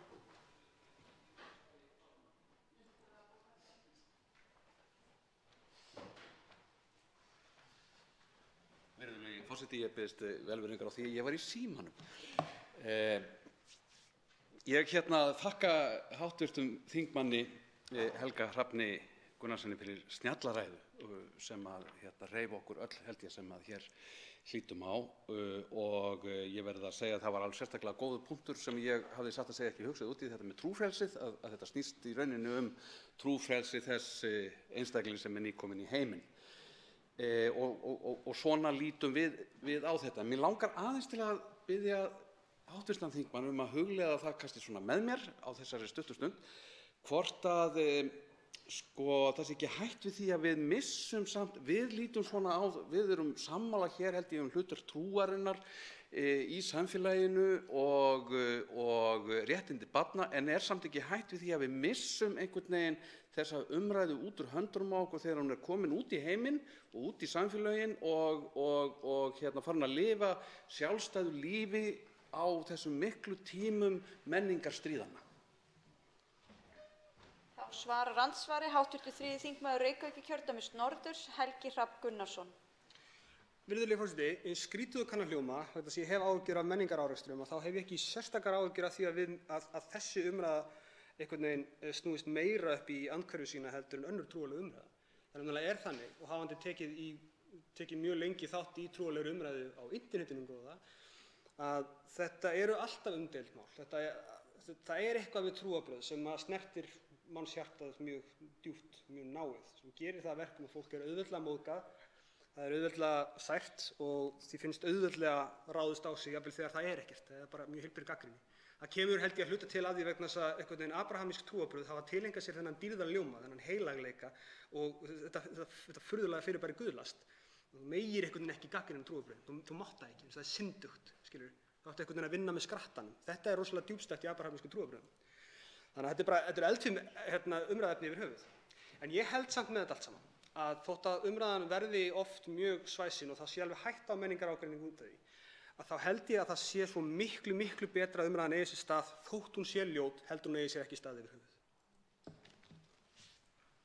Þá veitir andsvar öðru sinni hv. 4. þingmaður Suðvesturkjördæmis Guðmundur Andri Thorsson. Já, það er rétt. Þessi hugmynd guðlast hún í rauninni fer á svig við þær hugmyndir okkar. Þá grundvallar hugmynd opins samfélags að það sé ekki til sú hugmynd að ekki megi gera gys að henni. Þetta eru bara hugmyndir, þetta er ekki fólk, þetta eru bara hugmyndir. En ég hjó eftir því að hv. þingmaður hann las nokkur dæmi úr Mósebók alls konar reglur og siði sem eru aflagðir og hafði svona orð það að það að vera gyðingur fælist ekki endilega í umskurði eftir einhvern tíma, en er ekki grundvallaratriði að það er í rauninni, það getur ekki komið frá okkur að segja til hvað er að vera gyðingur og hvað er ekki að vera gyðingur. Það verður að koma innan úr þessum samfélögum sjálfum, þessi vitundarvakning sem við viljum sjá varðandi réttindi barna. Þá svarar andsvari öðru sinni hv. 3. þingmaður Reykjavíkurkjördæmis norðurs Helgi Hrafn Gunnarsson. Já, virðulegi forseti, sko, hluta til, ég meina að hluta til er það þannig, vissulega, og jafnvel sennilega mestu leyti, meira að segja. Enda ég nefndi hérna í ræðu minni tiltók sérstaklega það ég mikla virðingu fyrir þessari nálgun, sko, að vilja hafa þetta með samtali, en ég held bara ekkert að samtalið í þessi stað nema það sé raunverulega stungið upp á því að það sé bannað. Að þessi stungið upp á því bara, þessi siður sem er hérna rosalega sjálfsagður eitthvað, hann er ekki sjálfsagður. Okkur finnst það að refsa fyrir hann. Þú veist, fá bara svolítið umræðuna fram það og ég held að í raun og veru að þetta sé eina leiðin til þess að fá hana raunverulega fram. Annars er það bara einhverjum nördar eins og ég að rífast á internetinu, einhverjum lokuðum spjallrásum út í heimi, skilju. Það fer ekkert voða víða. Þetta fer víða og mér finnst það gott. Hitt er síðan sko, hvað varðar þessa grundvallarspurningu, þetta er rosalega góð spurning, það hvaðan breytingaþrýstingur eigi að koma. Auðvitað er langbest að hann komi frá þeim sem að halda þessar hefðir. Það er í raun og veru nauðsynlegt, held ég. En ég hugsa líka til eins og með ríkiskirkjuna. Sem ég er augljóslega andvígur að sé tengd við ríkið. Fínt að hafa þessa kirkju, hún má gera sem ég sýnist mín vegna. Mér finnst bara frá þetta að hafa hana hluti af stjórnarskrá og ríki, sko. En það er annars vegar það, hvort að sko kirkjan eigi að vera, sko hvort að þrýstingurinn að koma innan frá kirkjunni sjálfri, eða hvort að við höfum að halda okkur við prinsippin, og prinsippin hljóta að vera jafnvægi fyrir lögum og í þessu tilfelli trúfrelsi unga barna. Lokum veitir andsvar við ræðu þingmannsins hv. 13. þingmaður Suðvesturkjördæmis Jón Steindór Valdimarsson. Frú forseti, ég vil þakka þingmanninum fyrir mjög góða ræðu. Það eru fluttar hér hver ræðan á fætur annarri sem eru innblásnar og góðar og það er mjög gott. Ég er ennþá svolítið á þessum slóðum að ég er svona örlítið ráðvilltur en ég átta mig á þessu að við erum hér að tala rétt barnsins, við erum að tala rétt foreldra, við erum að tala eitthvað sem er óafturkræft og svo blandast þetta allt saman inn í trúarbrögðin. Og hér erum við að tala óafturkræfa hluti sem að varða það að fikta í líkama sveinbarna í þessu tilviki. En við fiktum líka í sálarlífi barna. Þjóðkirkjan hefur verið nefnd. Þar til dæmis skýrum við börn sem eru ómálga og við skráum þau inn í söfnuð af því að foreldrarnir hafa einhverja tiltekna trú. Það er auðvitað frægt dæmi mann sem vildi láta ógilda skírn sína og þjóðkirkjan, hin milda, hún gat ekki með nokkru móti fengið sig til þess að ógilda skírnina fyrir þennan einstakling sem að meira og minna allt hans líf snerist að ógilda. Eigum við þá ekki að banna að skíra börn, ómálga börn og láta skírnina bíða síðari tíma? Þá svarar andsvari hv. 3. þingmaður Reykjavíkurkjördæmis norður, Helgi Hrafn Gunnarsson. Virðulegi forseti, við höfum nú reyndar í Pírötum lagt fram frumvarp og ég hygg nú að við leggjum það aftur fram ef við erum ekki þegar búin að því. Hreinlega man ekki hvort við erum búin að leggja það fram á þessu þingi að hætta sjálfkrafa skráningu barna inn í trúfélög. Hins vegar hvað varðar skírnina og allt það. Ég meina, atburðurinn sjálfur verður aldrei tekinn til baka. Ef einhver var skírður þá mun alltaf hafa verið skírður. Það hins vegar eru augljóslega sjálfsagður réttur fólks að fá að afskrá sig þá úr öllu sem það er skráð í. Núna er að myndast þessi nýji réttur í persónuverndarrétti sem heitir rétturinn til að gleymast. Og það er svona hluti af réttindum til þess að breyta því sem var áður ákveðið fyrir mann. Auðvitað ákveðum við í grunninn rosalega margt fyrir börnin okkar, hvað þau borða, hvernig umgangast jafnvel, í hvaða skóla þau fara, hvað þau læra og svo framvegis. Ógeðslega mikið vald sem foreldrar hafa yfir börnum sínum. En þarna er gengið svolítið langt. Þetta er ekki bara skráning í trúarsöfnuði. Hvað varðar skírnina sjálfa, þá eins áhugaverður mér finnst þessi málstæður hans, nafna míns Hóseassonar á sínu tíma, þá velti ég fyrir mér af hverju er ég eitthvað kæra með það hvað kirkjunni finnst mína skírn. Hvað kemur það henni við? Af hverju er mér ekki saman hvort kirkjan telji mig skírðan eða ekki. Svo lengi sem opinberar skráningar eru samkvæmt mínum vilja þá get ég ekki mikið að gert hvað öðrum finnst. Þá veitir andsvar öðru sinni hv. 13. þingmaður Suðvesturkjördæmis, Jón Steindór Valdimarsson. Frú forseti, það er náttúrulega mergurinn málsins að athöfnin sjálf er ekki afturkræf. Og ef það í huga einhvers er óviðunandi, þá spyr maður sig, eigum við að setja einstaklinga í þessa stöðu? En ég ætla nú ekki að fara að ræða þetta sérstaklega, en vildi nú svona aðeins minnast á það. Síðan auðvitað erum við með trúfélög víða heim og að einhverju marki hér á Íslandi, þar sem má nú deila hvað fram fer innan og hversu hollt það er fyrir börn að alast upp í þeim söfnuðum. Svo við tölum nú bara alveg hreint út það. Og það sem ég nú eiginlega bara draga fram, og ég er ekki að gera lítið úr þessu máli, alls ekki, og ég tek það mjög alvarlega, en það er margt sem tengist því hvað foreldrum er heimilt að gera við börn eða gera við börn sem við látum óáreitt og er ekki alltaf þess eðlis að það sé hollt fyrir blessuð börnin sem við öll berum umhyggju fyrir. Þá svarar andsvari öðru sinni hv. 13. þingmaður Suðvesturkjördæmis, hv. 3. þingmaður Reykjavíkurkjördæmis norður, Helgi Hrafn Gunnarsson. Það er nú engin skömm fólgin í því að vera að rugla saman með hv. 13. þingmann Suðvesturkjördæmis. En ég vildi hefði meiri tíma til þess að ræða þetta atriði við hv. þingmann vegna þess að það er víða umræða það hvaða sálfræðilegar afleiðingar það hefur að kenna börnum fyrirbærið helvíti. Og legg ég til að fólk virkilega velti aðeins fyrir sér hvað barn hefur frjótt ímyndunarafl og þegar því er kennt að ef það geri einhver ákveðna hluti eða geri ekki einhver aðra hluti eða trúi ekki einhverju sem að því finnst bara einfaldlega ótrúlegt, að þá fari það til helvítis. Þetta er rosalega grimm nálgun á tilveruna og eina afsökunin fyrir þessu er að fólk veit ekki betur. En auðvitað er þetta hjátrú, auðvitað. En svo er hitt, hvað varðar skoðanafrelsi einstaklinga, við þurfum alltaf að nálgast út frá réttindum barnsins. Í þessu máli finnst mér augljóst að það gengi á réttindum barnsins. Hins vegar hvað varðar, ef við hugsum okkur rétt okkar til að sannfæra hvern annan, hann er frekar ríkur, við erum algjör, við höfum tjáningarfrelsi, en við höfum líka alltaf réttinn til þess að sækja önnur sjónarmið. Þannig að ég myndi fyrst gera athugasemdir við hegðun trúarsöfnuða sem að banna börnum að lesa ákveðna hluti eða svona að virða fyrir sér heiminn út frá einhverju öðru heldur en mjög þröngu sjónarmiði.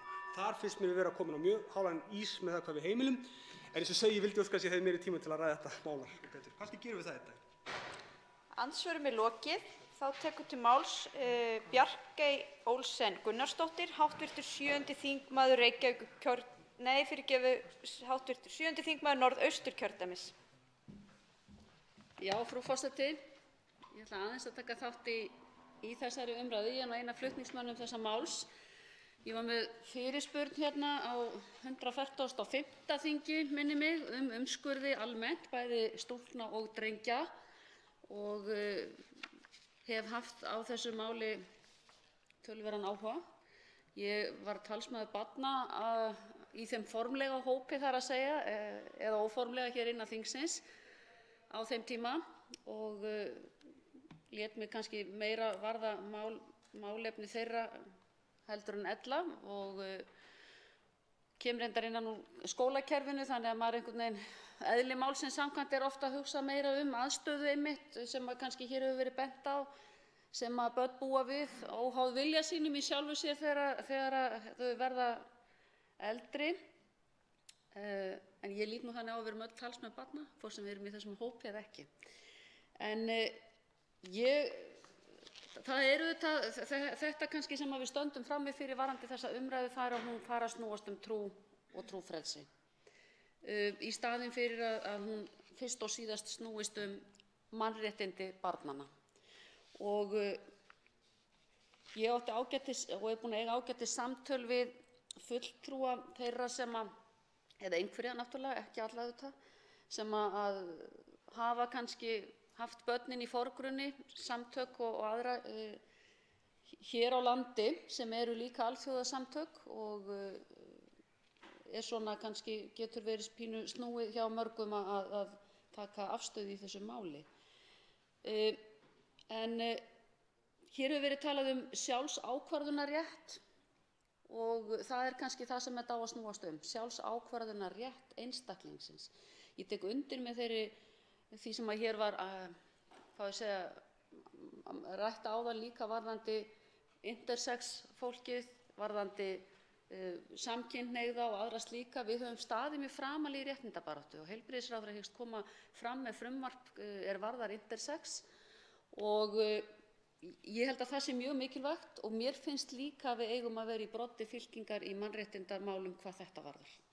Ég held að eins og komið þetta hefur í ljós í heimsfréttum að þá þetta litla land að það getur haft mikil áhrif. Við erum búin að sjá og eflaust öll þingmenn, allavega við sem höfum staðið að þessu máli, fengið alls konar sögur frá erlendum og innlendum aðilum sem að karlmönnum sem hafa verið umskornir, konur sem eru giftar umskornum körlum sem þora ekki að koma fram, skammast sín og það alls konar tilfinningar í gangi sem að erfitt að setja sig í þau spor þar sem að þetta auðvitað ekki í okkar menningu og hvaða afleiðingar þetta getur haft. Og það eiginlega alveg ótrúlegt finnst manni hversu mikið þetta til dæmis í Bandaríkjunum ennþá. En það auðvitað búið að skrifa heilmikið þetta, bæði læknar og aðrir og hjúkrunarfræðingar hafa sent hér stuðningsyfirlýsingar við að þetta frumvarp nái hér fram að ganga. Það hafa verið skrifaðar, ritaðar og lærðar greinar að afnema eigi umskurði á drengjum nema beint læknisfræðilegt atvik sé að ræða og læknar telja jafnvel að þetta stríði gegn þeirra siðareglum. Þannig að þeirra skilaboð eru þá þau að það eigi ekki að framkvæma slíka aðgerð nema brýnar læknisfræðilegar ástæður liggja að baki. Og ég verð að taka undir það og mig langar aðeins að það hér inn á vef sem heitir nú trú.is sem er ræða Birgis Ásgeirssonar sem flutt var í messu daginn sem ber nafnið Umskurn hjartans. Og mig langar aðeins að nálgast þetta af því að það alveg rétt að þetta hefur ekki verið rætt innan kirkjunnar sem slíkt og þess vegna kannski umsögn frá yfirvaldinu þar kannski að einhverju leyti sérstök finnst mér af því að biskup reyndar segir að það hafi ekki verið fjallað um þetta á vettvangi þjóðkirkjunnar, hvorki í kenningarnefnd né á kirkjuþingum, en telur engu að síður að það beri ekki að velkjast í neinum vafa um það hvernig túlka beri predikunina, það er að segja Biblíuna. Og það er nú eitt af því sem við höfum staðið frammi fyrir í árþúsundir. Það er misjöfn túlkun á þessu riti og hver skilur það með sínu nefi, og þess vegna kannski skiptist fólk í margs konar trúarhópa. Þannig að það má auðvitað draga ýmsar ályktanir. En Birgir Ásgeirsson segir þegar hann er að leggja út af þessum texta hér Jakobi postula, að þá hugleiðir hann og svona í því samhengi er hann að velta fyrir sér umskurðarmálunum, og hann kemst að þeirri niðurstöðu og er algjörlega afdráttarlaus í sinni niðurstöðu, að umskurður barna sé málefnalaus aðför að velja þeirra. Þannig að þá sjáum við það að það er ágreiningur í þessari stétt, eins og líklegast flestum kannski, ég veit það þó ekki, eða mörgum, túlkun Biblíunnar á þessum orðum.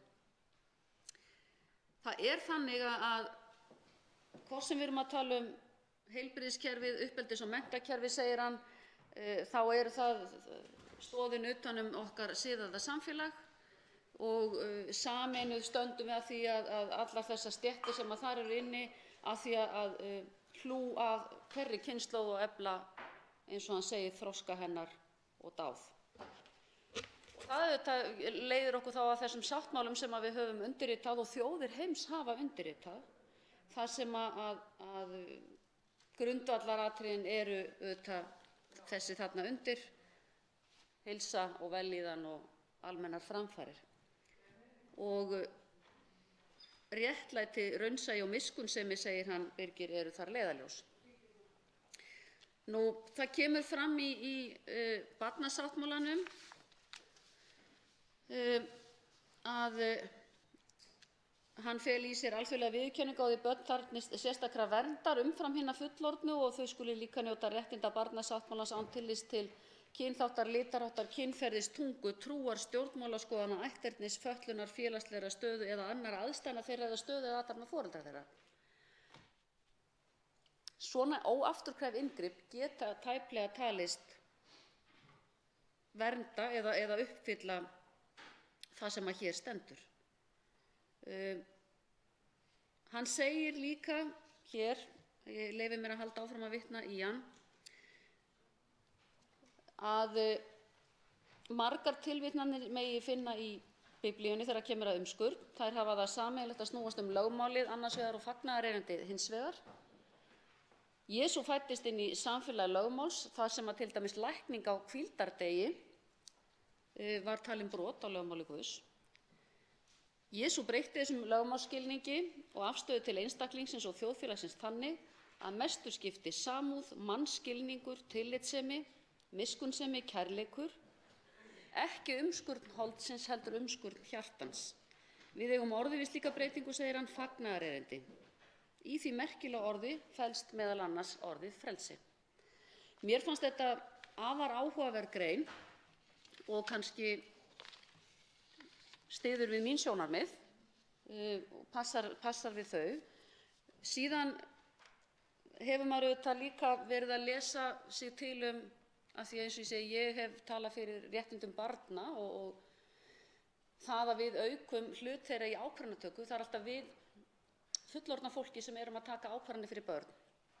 Við þurfum að gera það á einhverjum tilteknum tímum, þangað til að þau hafa við til, en þá gleymum við líka stundum að taka þau með í ráðgjöfina, og það á við okkur hér inn á Alþingi.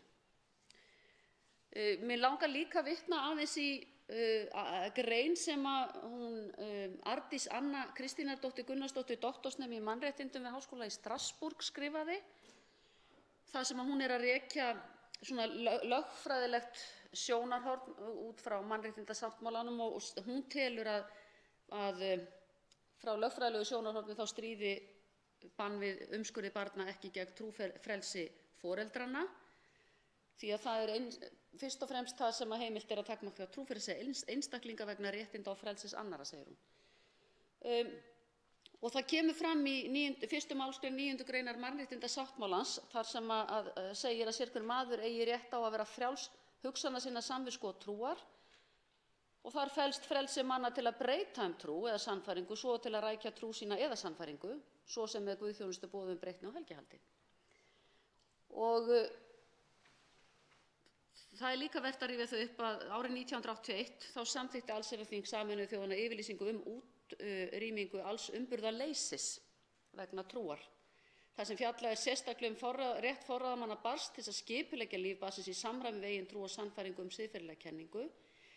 Kveðið á rétt barnsins til fræðslu í samræmi við óskir foreldra sinna, en þó tekið fram að börn skuli ekki þvinguð til að þiggja slíka fræðslu gegn vilja sínum og að grundvallarreglan það sem barninu fyrir bestu höfð að leiðarljósi.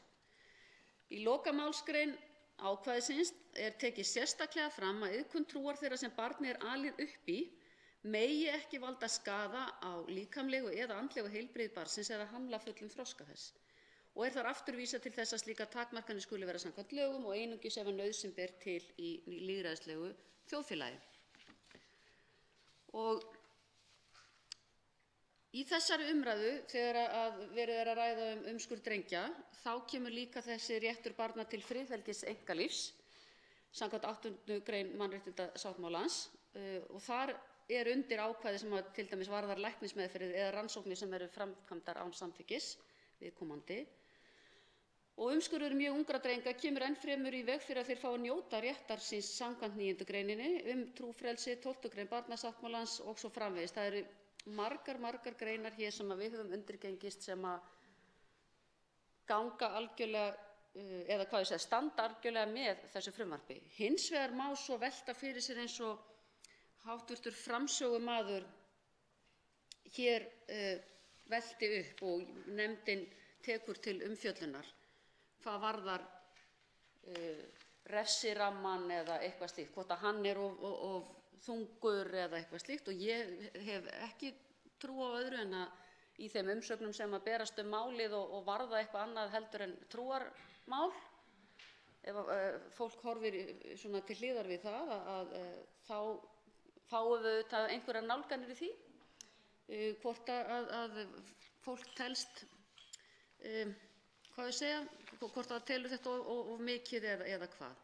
En miðað við umræðuna, þá finnst mér þetta ekkert, þetta hefur vakið þessa rosalega miklu athygli og þessi vitundarvakning sem að verða kannski í kringum allt þetta sem þetta mál snýr að og það sem gert hefur verið í aldur og þarf ekki endilega að halda áfram að gera, alls ekki. Við eigum að breyta í átt til hins betra ef við erum að fá upplýsingar það að þetta kannski sé ekki vörn við því sem að talið var og iðkað ennþá í sumum löndum, þar sem að fólki beinlínis sagt að þetta sé vörn gegn HIV og þess vegna eru þessar aðgerðir framkvæmdar. Við vitum betur og það kannski það kannski fræðslan sem þarf að eiga sér stað. Ég meina MeToo-byltingin, hún tók of langan tíma. Það tók of langan tíma að allt þetta kæmi upp á yfirborði sem það hefur gert. Og það gjarnan þannig þegar kemur að málefnum sem að snerta á trúarbrögðum heimsins að þá hefur það fengið kannski margt hvert að vera of lengi grasserandi án þess að það sé endilega fólki almennt til heilla. En ég vona bara að þetta frumvarp fái málefnalega og góða umræðu inn í nefndinni. Ég mikið búin að velta fyrir mér því hvort að þetta þarf að þroskast eða ekki og ég hef sveiflast fram og tilbaka. Ég held að umsagnir verði fljótar að berast þetta því að þetta búið að vera svo lengi í umræðinu áður en að málið kom fram meira segja, eða það svo öllu heldur áður og mælt fyrir því. Þannig ég vona það bara að við náum að afgreiða það með skynsamlegum hætti héðan frá þinginu. Nú er andsvar hv. 7. þingmaður Suðvesturkjördæmis, Þorgerður Katrín Gunnarsdóttir. Herra forseti, já, þetta margt athyglisvert frumvarp og ég hef sagt það áður meðal annars í útvarpsþætti með hv. þingmanni og fyrsta flutningsmanni, Silju Dögg Gunnarsdóttur, að þetta er mál sem kemur þvert að flokka, þvert yfir allt samfélagið og áhugavert bara út af fyrir sig, hvernig við leysum þetta, út frá heimspeki, út frá trúfrelsi, út frá virðingu bara til þess hvernig maður hverju sinni og þessi borið virðing fyrir því hvernig maður fæðist líka, hverju sinni, hver sem hver einstaklingur. Þannig að ég segi ef að umskurður drengja tengdist ekki beint trúarathöfnum og trúfrelsi í rauninni, að þá værum við í rauninni ekki að diskutera þetta, þá værum við ekki að ræða þetta, þá væri þetta bara eitthvað sem við værum öll að taka undir. En það gerir það. Að því sögðu þá segi ég, og ég viðurkenni það alveg, ég vil gjarnan fá meiri umræðu um þetta líka í samfélaginu. Ég vil gjarnan að það verði haldin málþing og við reynum svolítið að kryfja þetta betur heldur en bara þessar vikur sem hér í þinginu. En eins og ég segi, að því sögðu að þá finnst mér mikilvægt að leið draga það fram að trúfrelsi yfirtrompar ekki rétt einstaklinga til þess að vera þeir sjálfur allt frá fæðingu og það síðan þeirra þegar þeir eru 18 ára ákveða hvernig þeir verða og hvað þeir ætla að gera. En á hinn bóginn, og það það sem ég svolítið með þetta frumvarp, mér finnst eins og margir hafa verið að benda á, verið að glæpavæða þessa athöfn. Og það þetta yfirbragð sem tengist líka umræðinu trúfrelsi sem mér finnst pínulítið miður. Þess vegna vil ég spyrja hv. Þingmann Bjarkeyju Olsen Gunnarsdóttur hvort að hún sé sammála mér í því að það verði að skoða það hvort að almennt þetta eigi að vera í almennum hegningarlögum. Hægt að hafa þetta annars staðar í lögum, þannig að það sé bara alveg skýrt tekið á það eins og hv. þingmaður Jón Steindór kom hér inn á, Valdimarsson kom hér inn á áðan, að við setjum svona bara ákveðin prinsipp varðandi aðgerðir á nýfæddum börnum. Þannig að fyrsta spurningin og síðari koma á eftir, virðulegi forseti, á þetta virkilega heima í almennum hegningarlögum? Hv. 7. þingmaður Norðausturkjördæmis, Bjarkeyju Olsen Gunnarsdóttir, svarar andsvari.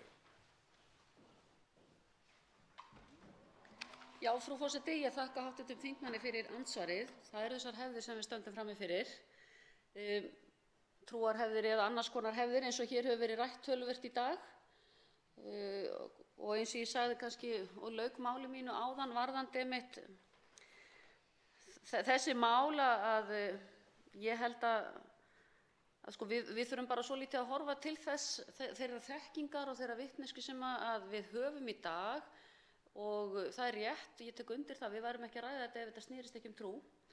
Allt sem snýr að trú vekur yfirleitt upp miklar umræður, alveg sama hvernig eða hvað er rætt held ég hverju sinni. Og ég er sammála þingmannum í því að þetta yfirtrompar ekki mannréttindin og það er kannski það sem er svo mikilvægt í þessu. Glæpavæða athöfnina, mér finnst það ekki að við séum að glæpavæða hana. Það má vel vera að þetta gæti átt heima einhvers staðar annars staðar heldur en í almennum hegningarlögum. En ég veit ekki alveg hvernig, það er rétt, við gætum sett einhvers konar lögum bara og það væri þá einhvers konar upptalning af því hvað bannað er að gera við nýfædd börn. Samanber eins og varðandi intersex frumvarpi sem heilbrigðisráðherra er með í smíðum og kemur vonandi fram, þar verður tekið á einhverju slíku. Ég veit ekki hvort að þetta ætti eitthvað frekar heima þar heldur en hér. Það getur vel verið að það komi í ljós í umræðunni í nefndinni að fólki finnist að það sé betur sett þar. Ég hef ekkert sérstaklega leitt hugann að því, ég játa það bara. Í hvaða lagabálki nákvæmlega þetta er heima. Við viljum gera það refsivert að þetta sé gert hér á landi. Svo getum við deilt refsirammann, hvort að hann er of þungur eða hvað, en allavega þá sjáum við til bara hvað nefndin séu. Ég tek allavega ekki afstöðu til þess. Þorgerður Katrín Gunnarsdóttir, 87. þingmaður Suðvesturkjördæmis, Herra forseti. býður kynningar Já. og veitir andsvar öðru sinni. Liggur mikið á. Þetta málið í rauninni stórt, svona risastórt prinsippmál sem við þurfum að taka lengra og leyfa okkur og gefa okkur tíma til þess að gera það. Það auðvitað verið að glæpavæða hluta með því að segja að þetta sæta fangelsi allt að 6 árum. Þetta athöfn sem hefur verið trúarathöfn í gegnum tíðina og það verið að leggja þetta á jöfnu við umskurð á kynfærum stúlkubarna og mér finnst það bara ekki rétt að fara þessa leið. Í öðru lagi að þá vil ég líka undirstrika að það að mínum mati þannig, og ég í rauninni sammála því að mér hugnast ekki að það sé verið að leyfa umskurð á drengjum út af þessu prinsippi og meginreglunni að við eigum alltaf að huga að hag barna. Það þeirra æðsti rétturinn. Þannig að það sé allur vafi tekinn af því að minni hálfu. En ég tel meðal annars í ljósi þess frumvarps sem að koma út af intersex málum frá heilbrigðisráðherra að við eigum að gefa okkur tíma. Sama hvað hver segir, það tengist þetta trú og trúarlífi sem líka grundvallaratriði í okkar stjórnarskrá og þá bara mikilvægt fyrir okkur hér á þingi að vanda til verka, vanda til þess að ég hef trú á því að flest erum við sammála í þessu. Ég hef trú á því. Ég hef ekki heyrt marga hér sem að mæla með því að umskurður drengja sé leyfður. Allavega ég hef ekki ennþá heyrt einhvern þingmann tala í þá veru. Þannig að finnum frekar þann flöt sem er réttur af því að það líka mikilvægt fyrir okkur Íslendinga að við séum ekki að gefa út merki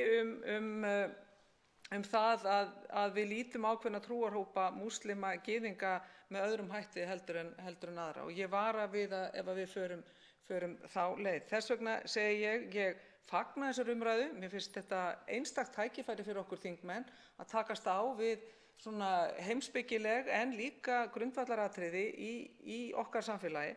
En þá verðum við að fara réttu leiðina og þá verðum við að vanda okkur og kalla til öll sjónarmið.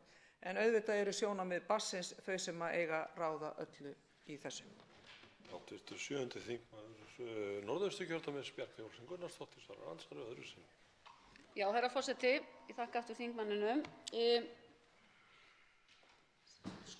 Við megum heldur ekki gleyma því að umskurð kvenna eða stúlkna, það ekki bara ein tegund slíkrar umskurða, það því miður, nokkrar tegundir af slíkum umskurði, og geðfelldur. Fyrir mér snýst þetta það hvoru tveggja óafturkræft. Og af hverju refsivert að gera eitthvað óafturkræft við stelpur en ekki stráka? Það má alveg velta því þannig upp. Mér finnst þetta vera brot á barninu. Það ekki nógu gamalt til þess að samþykkja þetta eins og þetta tíðkast í dag. Það má nú velta upp líka þeirri trúarlegu spurningu að ef við erum að Guði gerð og þeir sem að því trúa að hann þá að láta okkur fá eitthvað óþarft utan á okkur? Þarf að fjarlægja eitthvað ef svo er? En já, ég held að mín skoðun bara einhvern veginn svo. Að þá bara almennt að halda sig frá kynfærum annarra. Það bara prinsippið nema leyfi sé gefið. Hvort sem það eru foreldrar sem að vilja eitthvað vegna þess að þeir fæddust inn í eitthvað og trúa einhverju eða eitthvað slíkt, að þá segi ég og tek undir með hv. þingmanni, ég heyri að við erum öll sammála um það að réttur barnsins mestur, en ég get ekki séð og ég get ekki fundið það inn í mér að það vera minna refsivert að fara inn í óafturkræfa aðgerð gagnvart drengjum frekar en stúlkum. Mér finnst það ekki.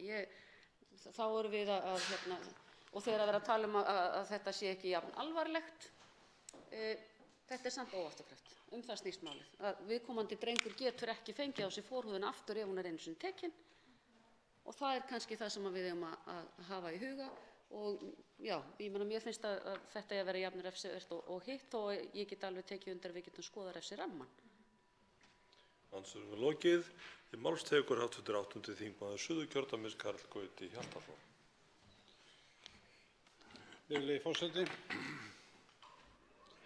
Ég vil þakka hv. þingmanni Silju Dögg Gunnarsdóttur, flutningsmanni þessa frumvarps fyrir í fyrsta lagi fyrir að leggja frumvarpið fram sem hún gerir hér með 8 öðrum þingmönnum En ekki síður þakka ég flutningsmönnum þessa frumvarps fyrir að vekja máls á þessu málefni sem réttilega hefur vakið okkur til umhugsunar ævaforna siði sem eru okkur ókunnur að meira eða minna leyti. Ég vil einnig lýsa yfir sérstakri ánægju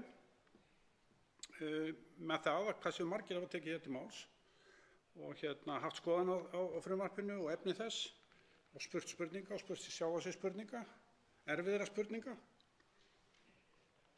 Hér er breytingu á 1. málsgrein 218. grein hegningarlaga að ræða, þar sem að það er verið að bæta fyrir ákvæði sem sett á 2005, þar sem refsing er lögð, eða var lögð sérstaklega, við limlestingum á kynfærum kvenna. Það er semst verið að breyta fyrri lið ákvæðisins, en seinni liðin er látin halda sér. Í þessu máli lýstu saman menningarheimum, í trúarlegum skilningi og engu öðru. Trúarkreddur eru sem betur fer á undanhaldi í okkar samfélagi, eins og hv. þingmaður Helgi Hrafn Gunnarsson rakti hér áðan, og við höfum auðvitað ekki að samþykkja slíkt ef það stefnir í voða heilsu barnanna okkar, heilsu ómálga barna. Nú ef við reynum að setja þetta í eitthvað samhengi, mér var nú að reyna að láta mig detta í hug eitthvað sambærilegt, eitthvað sem er svipuðum toga, þá mætti hugsa sér að ef það væri stofnað hér trúarhópur og einn siður þeirra væri það að skera geirvörturnar af barnungum drengjum. Þetta er svona svipuð aðgerð. Geirvörtur á karlmönnum er ekki nauðsynlegar nema þá helst til fegurðar og nokkurs yndisauka. Ég er ekki nokkur vafi um það að slíkt athæfi yrði fordæmt í fyrsta lagi, litlu skinnunum yrði sýnd hin mesta samúð, auk þess sem foreldrum yrði refsað eftir gildandi hegningarlögum.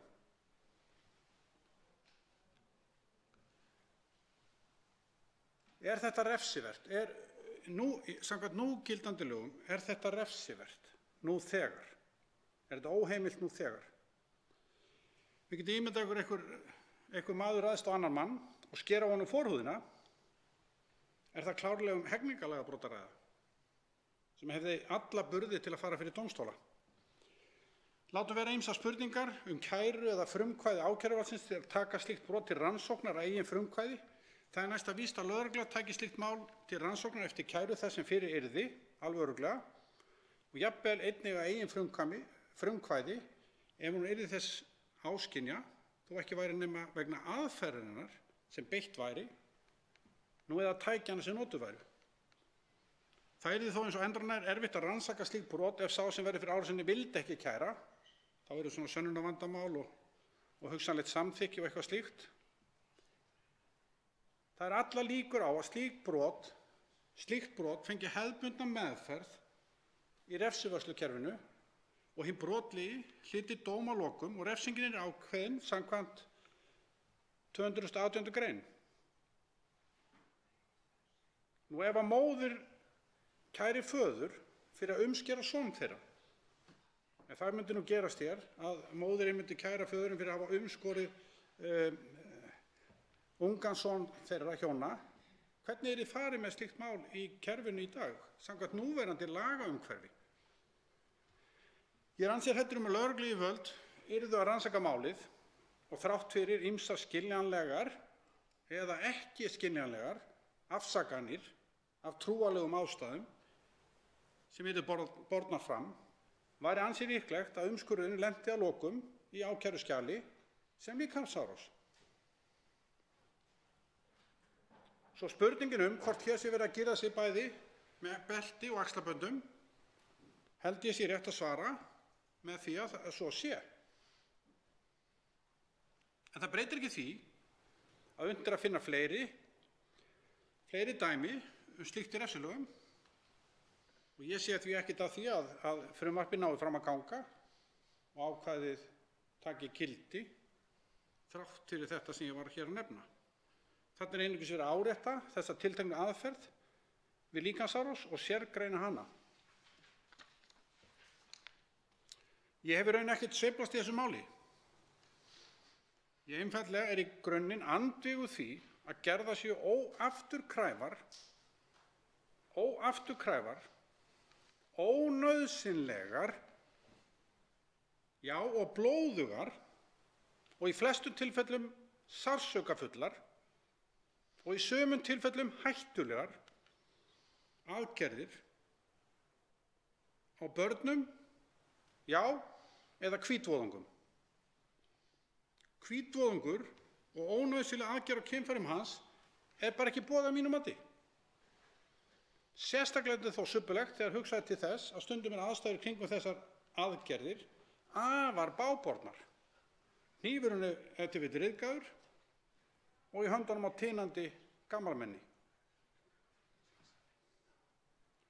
En ég vil endurtaka það sem ég sagði hér í upphafi, að ég fagna þessu frumvarpi og umræðunum sem hafa verið gagnlegar og hafa skapast.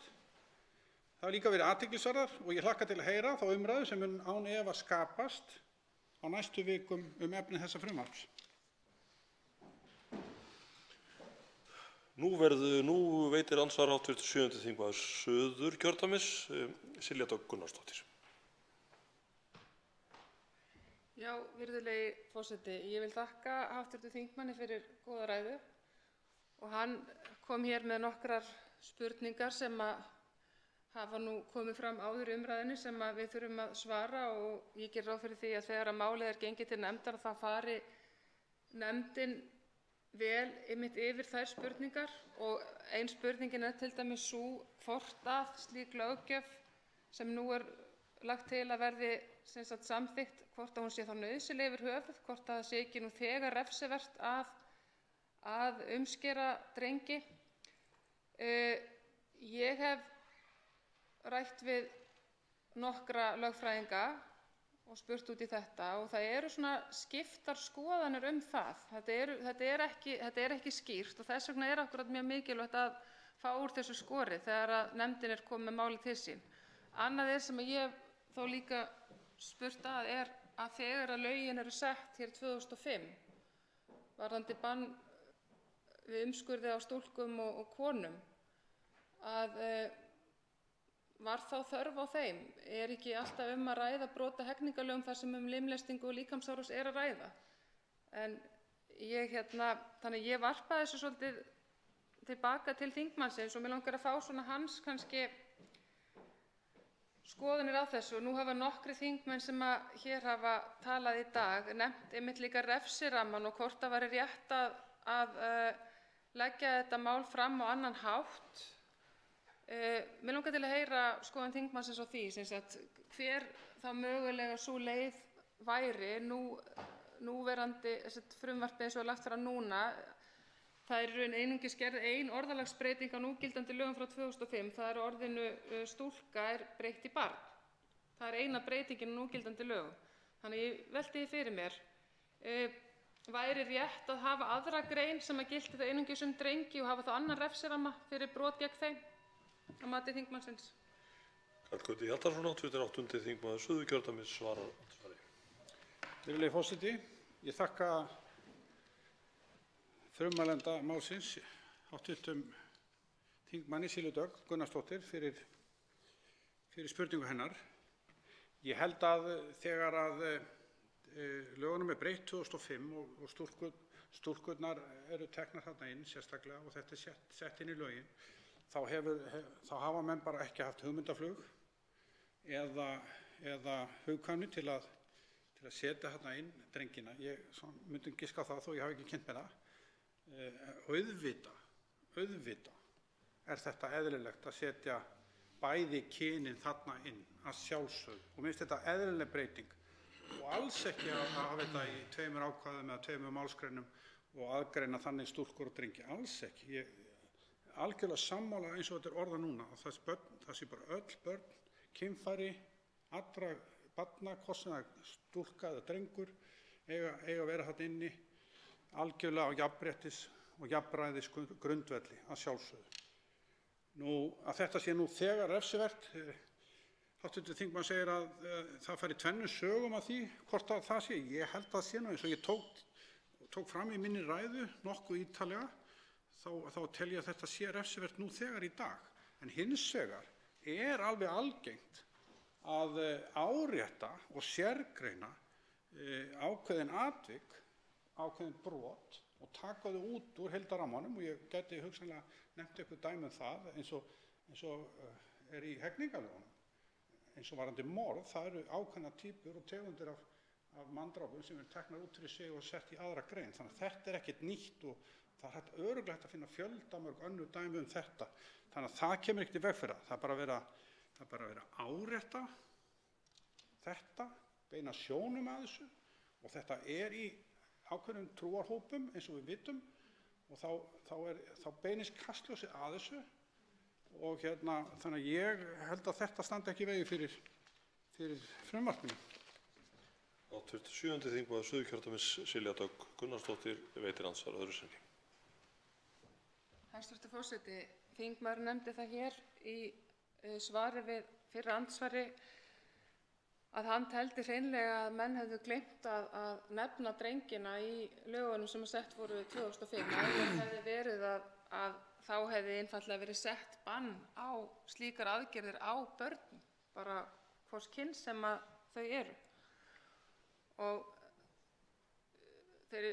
mér finnst náttúrulega sjálfri eðlilegt að óháð öllu, hvort sem við köllum aðgerð umskurð eða eitthvað annað, að ónauðsynlegar aðgerðir á börnum séu bara bannaðar.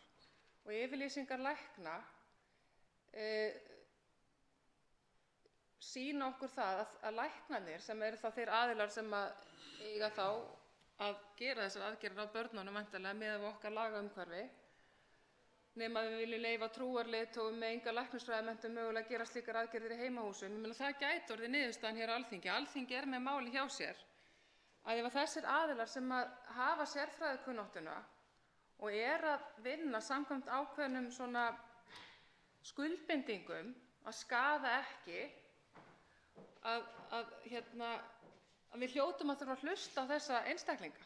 Það hlýtur bara að vera ósiðlegt með öllu leyti að gera ónauðsynlegar aðgerðir á börnum, þessu óháð tegund þeirra.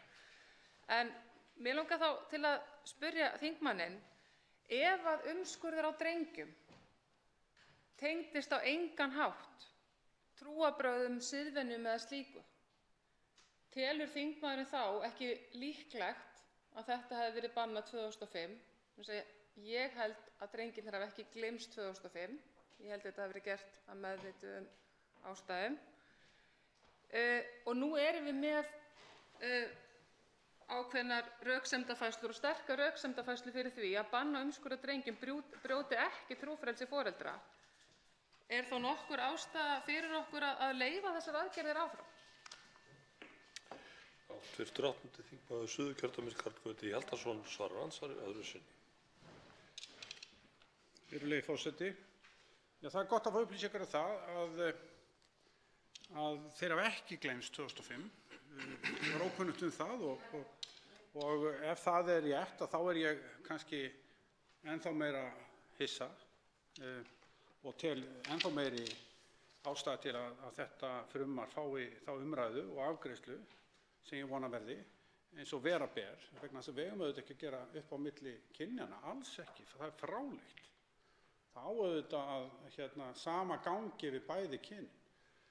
Og ég held að vera að undirstrika þá, ég vil undirstrika það hér í lokin, að þessi aðgerð eins og hún hefur verið gerð, þá er ég ekki að tala aðgerð í læknisfræðilegum tilgangi sem ég fyllilega, og auðvitað reynist það stundum nauðsynlegt að gera slíkar aðgerðir á drengjum, forhúðaraðgerðir vegna læknisfræðilegra ástæðna, og ég hef engar athugasemdir við það, enda það rökstutt sérstaklega fyrir hverja aðgerð, af hverju það er.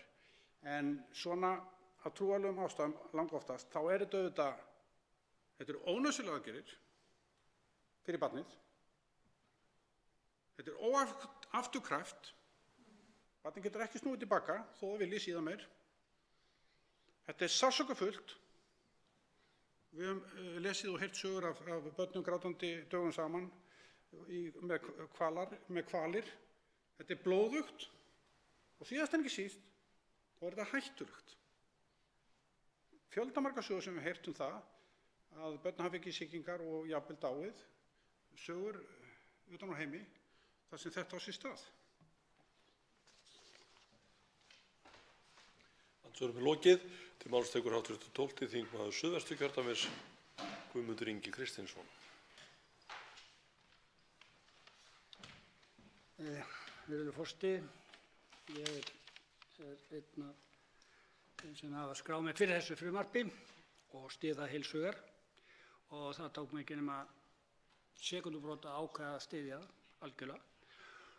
Og ég hafði ákveðna ástæðu fyrir því sem ég ætla ekki að tilgreina hér, en ég tók þátt hóf þessa umræðu í hádeginu í dag fyrir eiginlega tómum sal og síðan hafa spunnist góðar umræður þetta og sérstaklega kom inn á þetta hv. þingmaður Guðmundur Andri Thorsson í sambandi við og fór að líkja þessu máli við hálfskýrslatöku. Ég benti á það í fyrri ræðu minni að fyrsta minning mín sem 3 ára barns var svæfingagríma sem var sett yfir andlitið á mér til þess að svæfa mig til hálfskýrslatöku og skelfing mín yfir því er enn múrað inn í huga mér.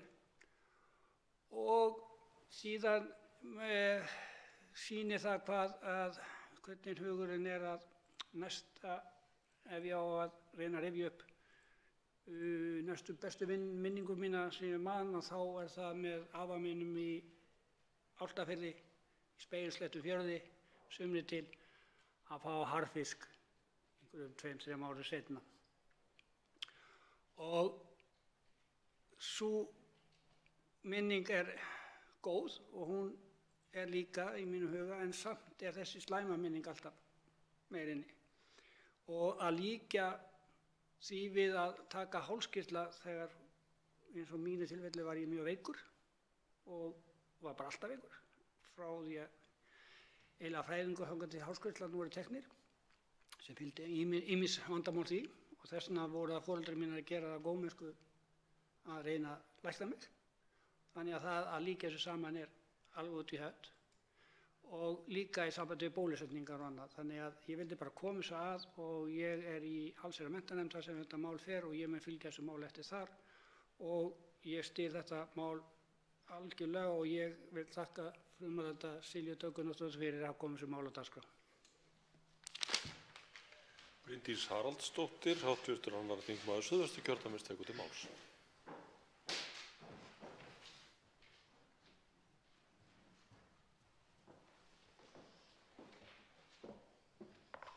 Hæstvirtur forseti, mig langar að byrja á því að þakka hv. þingmanni Silju Dögg Gunnarsdóttur fyrir að setja þetta mál á dagskrá og ég held að umræðan hér í dag og kannski ekki síst sú umræða sem að þetta frumvarp hefur fengið í samfélaginu öllu, ekki bara hér á Íslandi heldur víða, sýnir það glöggt að það er augljóst þörf á þessari umræðu. Ég fagna því að þetta frumvarp sé lagt hér fram. Ég er nú ekki einn af flutningsmönnum og verð að viðurkenna að maður er ekki alveg búinn að gera sér upp skoðun í því hvort maður myndi styðja það óbreytt eða ekki. En þó hnígur mun fleira í þá átt að ég myndi styðja frumvarpið.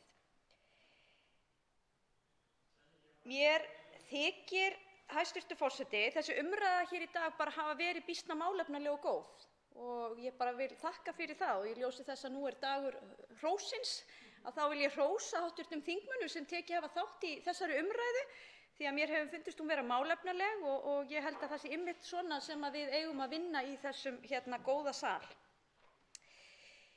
Það er reyndar eitt sem að, eða það er nú reyndar margt, en það er eitt sem ég ætla að nefna sérstaklega sem að svona veldur mér, eða svona, já, ég hugsa svolítið í tengslum við þetta mál og reyndar líka annað mál. Ég hef hér flutt þingsályktunartillögu dánaraðstoð og þegar það koma inn umsagnir frá aðilum, hvort sem þeir eru hér á landi eða erlendis frá, sem að í rauninni segja að þetta eigi ekki að vera á dagskrá hér. og vilja með einhverjum hætti beita sínu valdi til að taka málið af dagskrá hjá lýðræðislega kjörnum fulltrúum á Íslandi. Og það eitthvað sem hræðir mig mjög og fær mig þá til að segja, heyrðu, við eigum hér að standa í lappirnar og auðvitað taka þá umræðu sem við viljum taka hér, því til þess erum við kosin. Þannig að ég hjó eftir því bæði í umsögnum og tölvupóstum sem við höfum fengið þetta frumvarp og svo hef ég líka séð umsögnum þingsályktunartillögu dánaraðstoð sem hnýtur svona í sama farveg, að þetta sé ekki mál sem eigi neitt með einhverjum hætti að vera til umræðu í þessum fína sal. En að þessu sögðu þá verð ég nú líka í rauninni að viðurkenna það að þessi umræða kannski gerir það að verkum að maður veit orðið meira en maður hafði allavega áhuga á áður að vita þessa aðgerð sem umskurður á karlmönnum og þaðan síður á ungum drengjum. Og mér langar með leyfi forseta að fá að lesa hér upp sögu sem ég fann á Veraldarvefnum á Facebook síðu eða fésbókarsíðu Ragnheiðar Elínar Árnadóttur, fyrrverandi þingmanns og ráðherra. Með leyfi forseta. Saga af umskurði. Þegar ég bjó í Bandaríkjunum fyrir rúmum 2 áratugum var mér boðið í umskurðarhátíð til vina minna sem voru gyðingar. Þau höfðu nýlega eignast dreng og samkvæmt trúarhefðum áttu að umskera drenginn í vottarviðurvist á 8. degi. Þetta var mikil hátíðisdagur. Fjölskyldu og vinum boðið til veislu hádegisbil þar sem veisluborð svignaði af alls konar veitingum. Sjálf athöfnin fór fram í stofunni hjá þeim, einmitt við hliðina á matarhlaðborðinu. Ég viðurkenni að ég og vinkona mín sem vorum einu gestirnir sem ekki voru gyðingatrúar vorum aðeins kvíðnar. Auðvitað fyrir hönd litla drengsins, en einnig höfðum við áhyggjur af því hvernig okkur gengi að halda svona kúlinu og þá morgunmatnum yfir þessu öllu saman. En við hugsuðum með okkur að þetta hefði verið gert svo öldum skipti og að rabbíninn hlyti að kunna til verka. En svo kom rabbíinn og þá fyrst fór okkur. Hann var háaldraður, titrandi og skjálfhentur. Hann kunni svo sannarlega til verka, leit reyndar út fyrir að hafa persónulega séð þessar athafnir svo öldum skipti. Hann stillti sér upp við veisluborðið, dró upp risastór skæri, blessaði barnið í bak og fyrir og demdi sér svo í verkið. Við vinkonurnar tókum andköf þegar stóru skærin nálguðust hið pínulitla líffæri drengsins í skjálfandi höndum hins aldraða trúarleiðtoga. Skerandi öskur barnsins og snöggt móður hans, sem var ekki fæddin í gyðingatrú en hafði nýlega tekið hann upp, það sem ég man næst.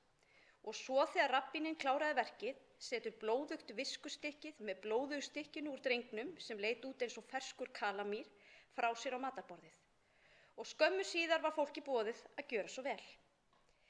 Við vinkonurnar þurftum aðeins að jafna okkur á þessu og ég viðurkenni að matarlistinni var ekki mikil. En höfðum við lítinn tíma til að borða þar sem við vorum uppteknar við að sinna móðurinni sem var algjörlega óhuggandi og sannfærð að drengurinn litli myndi þurfa sálfræðihjálp alla ævi til þess að komast yfir þetta áfall. Þessi saga fékk mig reyndar til að hugsa það að ef að slík athöfn myndi eiga sér stað hér í húsi á Íslandi, það raunverulega svo að það myndi ekki stangast á við íslensk lög. Og í ljósi þeirra umræðu sem sprottið hefur upp hér í dag og margir hafa viljað færa fyrir því rök að kannski kann að vera að svona aðgerðir, allavega sérstaklega þegar þær eru gerðar af ófaglærðum bara í heimahúsi, brjóti kannski í bága við íslenska löggjöf. Og ég verð eiginlega að viðurkenna að ég bara vona að svo sé. Þá held ég að það sé bara ennþá hollara og betra fyrir okkur einmitt að taka þetta frumvarp áfram, að það fari inn í nefnd og fái málefnalega umræðu þar. Ég sé að það eru þó nokkrar umsagnir búin að berast við þetta frumvarp nú þegar og ég geri ráð fyrir því að þeim muni fjölga verulega þegar það fer í það formlega ferli og aðilum verður boðið sérstaklega að tjá sig málið. Ég hallast reyndar á því að það kunni að vera einmitt að þessi hlutir séu bara ekki leyfðir samkvæmt íslensku löggjöf.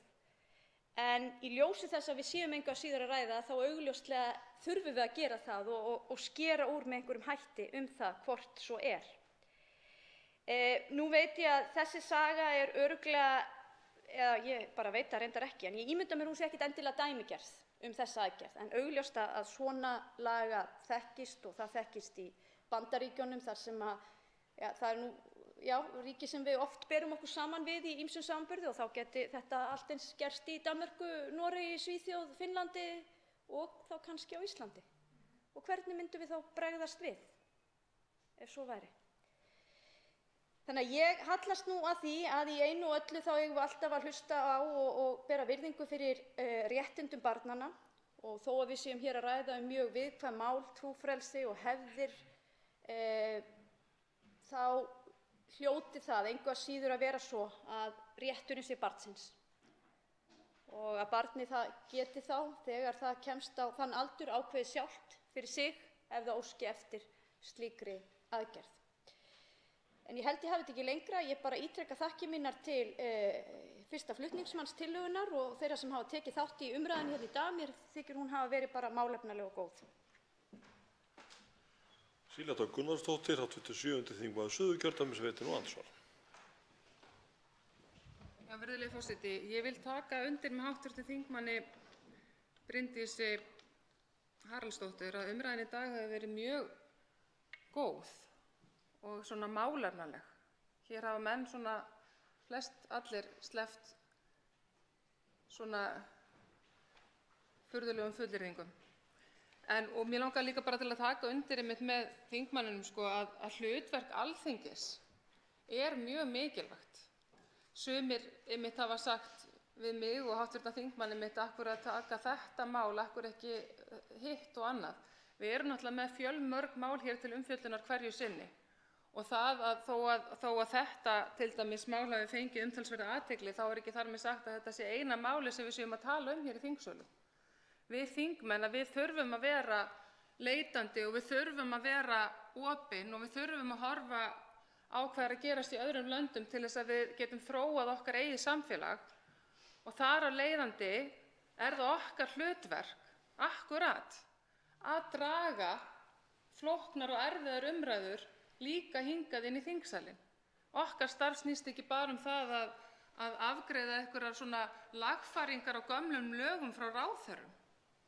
Það ekki okkar hlutverk. Við eigum að taka umræðuna, við eigum að reyna á okkur. Við eigum að vera opin. Og sumir hafa sagt hér í dag að málið þurfa að þroskast og ég tek undir það og eins og ég segi, ég bind mikla vonir við nefndavinnuna sem framundan að þangað fáum við akkurat úr þessum hlutum skorið sem við erum að veltast með refsirammann og hvort þetta sé nú þegar bannað eða hvernig við myndum bregðast við ef þetta kemur upp. En ég tel að þetta sé akkurat rétti vettvangurinn. Ég held að fleiri blaðagreinar og fleiri komment á Facebook sé ekki að fara að koma okkur eitthvað áfram í þessari umræðu. Alþingi rétti vettvangurinn og ég vil bara segja það, ég bara mjög ánægð með þá sem hafa talað hér í dag að mestu leyti. Þakka fyrir þetta. Bryndís Haraldsdóttir, hv. 2. þingmaður Suðvesturkjördæmis, veitir andsvar öðru sinni. Svarar andsvari, afsakið. Já, virðulegi forseti, ég bara tek undir það og ég líka dáist að því, ég dáist að því hjá hv. flutningsmanni að vera opin fyrir því að frumvarpið kunni að geta tekið einhverjum breytingum og það þurfi að fara inn í þá þinglegu meðferð sem framundan er. Ég hef líka alveg skilning á þeim sem hafa komið hérna upp og bent á þetta varðandi refsirammann og hvort að þetta sé rétta staðsetningin, en ég tek líka undir það sem ég hef heyrt hér í umræðunni. Ég svo sem veit ekki hvar annars staðar þetta ætti að vera og umræðan jafnréttismál, jafnrétti kynjanna, þegar á einu stað við erum að banna umskurð á stúlkubörnum, hvort að drengir eigi þá að vera undanskildir, og ég tek undir það. Mér finnst mjög mörg sterk rök knýja í þá átt að það sé rétt að gera með þeim hætti. Þá veitir andsvar öðru sinni hv. 7. þingmaður Suðurkjördæmis, Silja Dögg Gunnarsdóttir. Já, hæstv. Forseti, þegar ég fór að skoða þetta mál á sínum tíma sem var í fyrra haust, að þá einmitt voru nokkrir möguleikar fyrir hendi. Spurningin barnalögin eða hegningarlög og þessa tilteknu grein, og mér fannst bara einhvern veginn svo skrítið og í rauninni rangt að þar sem við erum með þessi lög frá 2005 þessa tilteknu aðgerð á stúlkum og konum, þó að ég geti, eins og ég hef áður sagt, tekið undir það að það er eðlismunur mögulega á þessum aðgerðum, en báðar brjóta þær í raun á réttindi barnsins og eru óafturkræfar og valda ónauðsynlegum sársauka og mögulega hættulegar. Þannig að mér fannst svo skrítið því ég fór að velta fyrir mér hvernig væri best að gera þetta. Er rétt að búa til sérstaka lagagrein sem að gildir bara slíkar aðgerðir á drengjum og hafa þá annars konar refsingu, sektarákvæði færri ár eða hvað? Ég náttúrulega ekki hér til að dæma í þessu máli. Ég legg ásamt öðrum máli fram til umræðu og til frekari vinnslu. Ég treysti Alþingi best til þess að finna út úr þessum flóknu atriðum. Þetta eru lagatæknileg atriði og þarna alls kyns eins og margir hafa bent á. Þarna erum við komin inn í trú og heimspeki og sögu og hvað eina. Þannig að þetta og tilfinningamál, þetta erfitt. En ég opin fyrir góðum hugmyndum, en mér finnst samt eitthvað rangt við það að hafa aðrar refsingu, annars konar refsingu fyrir brot gegn drengjum sem eru börn. Börn eru börn. Börn eru nefnilega bara börn. Og annars konar refsingu fyrir brot gegn stúlkum, fyrir sams konar aðgerð, þó að líffærin séu ólík. Þá svarar andsvar öðru sinni hv. 2. þingmaður Suðvesturkjördæmis, Bryndís Haraldsdóttir. Já, virðulegi forseti, ég tek undir þetta með hv. þingmanni og hef þar af leiðandi skilning á því af hverju hún hefur sett þetta upp með þessum hætti.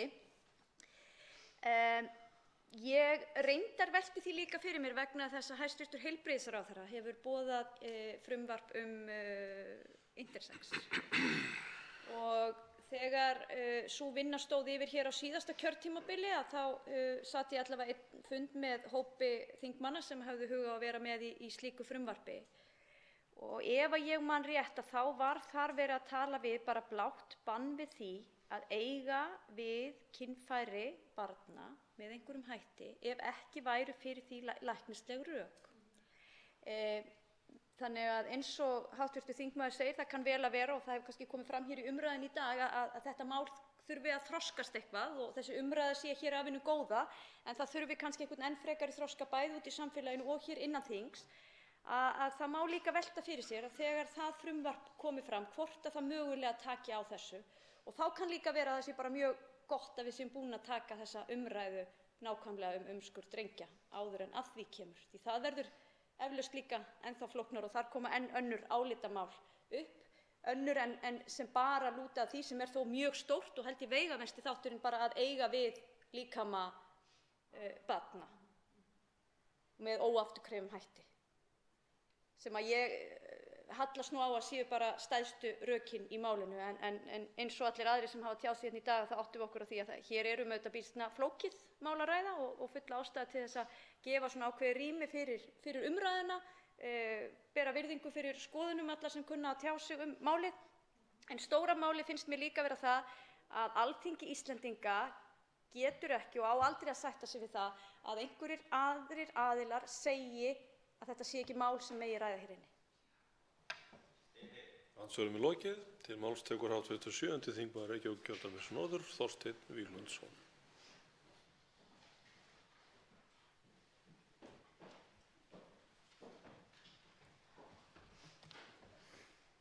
Virðulegur forseti. Mér langar nú að byrja á því að þakka hv. þingmanni Silju Dögg Gunnarsdóttur fyrir að mæla hér fyrir þessu máli. Þetta mjög áhugavert mál í svo marga staði.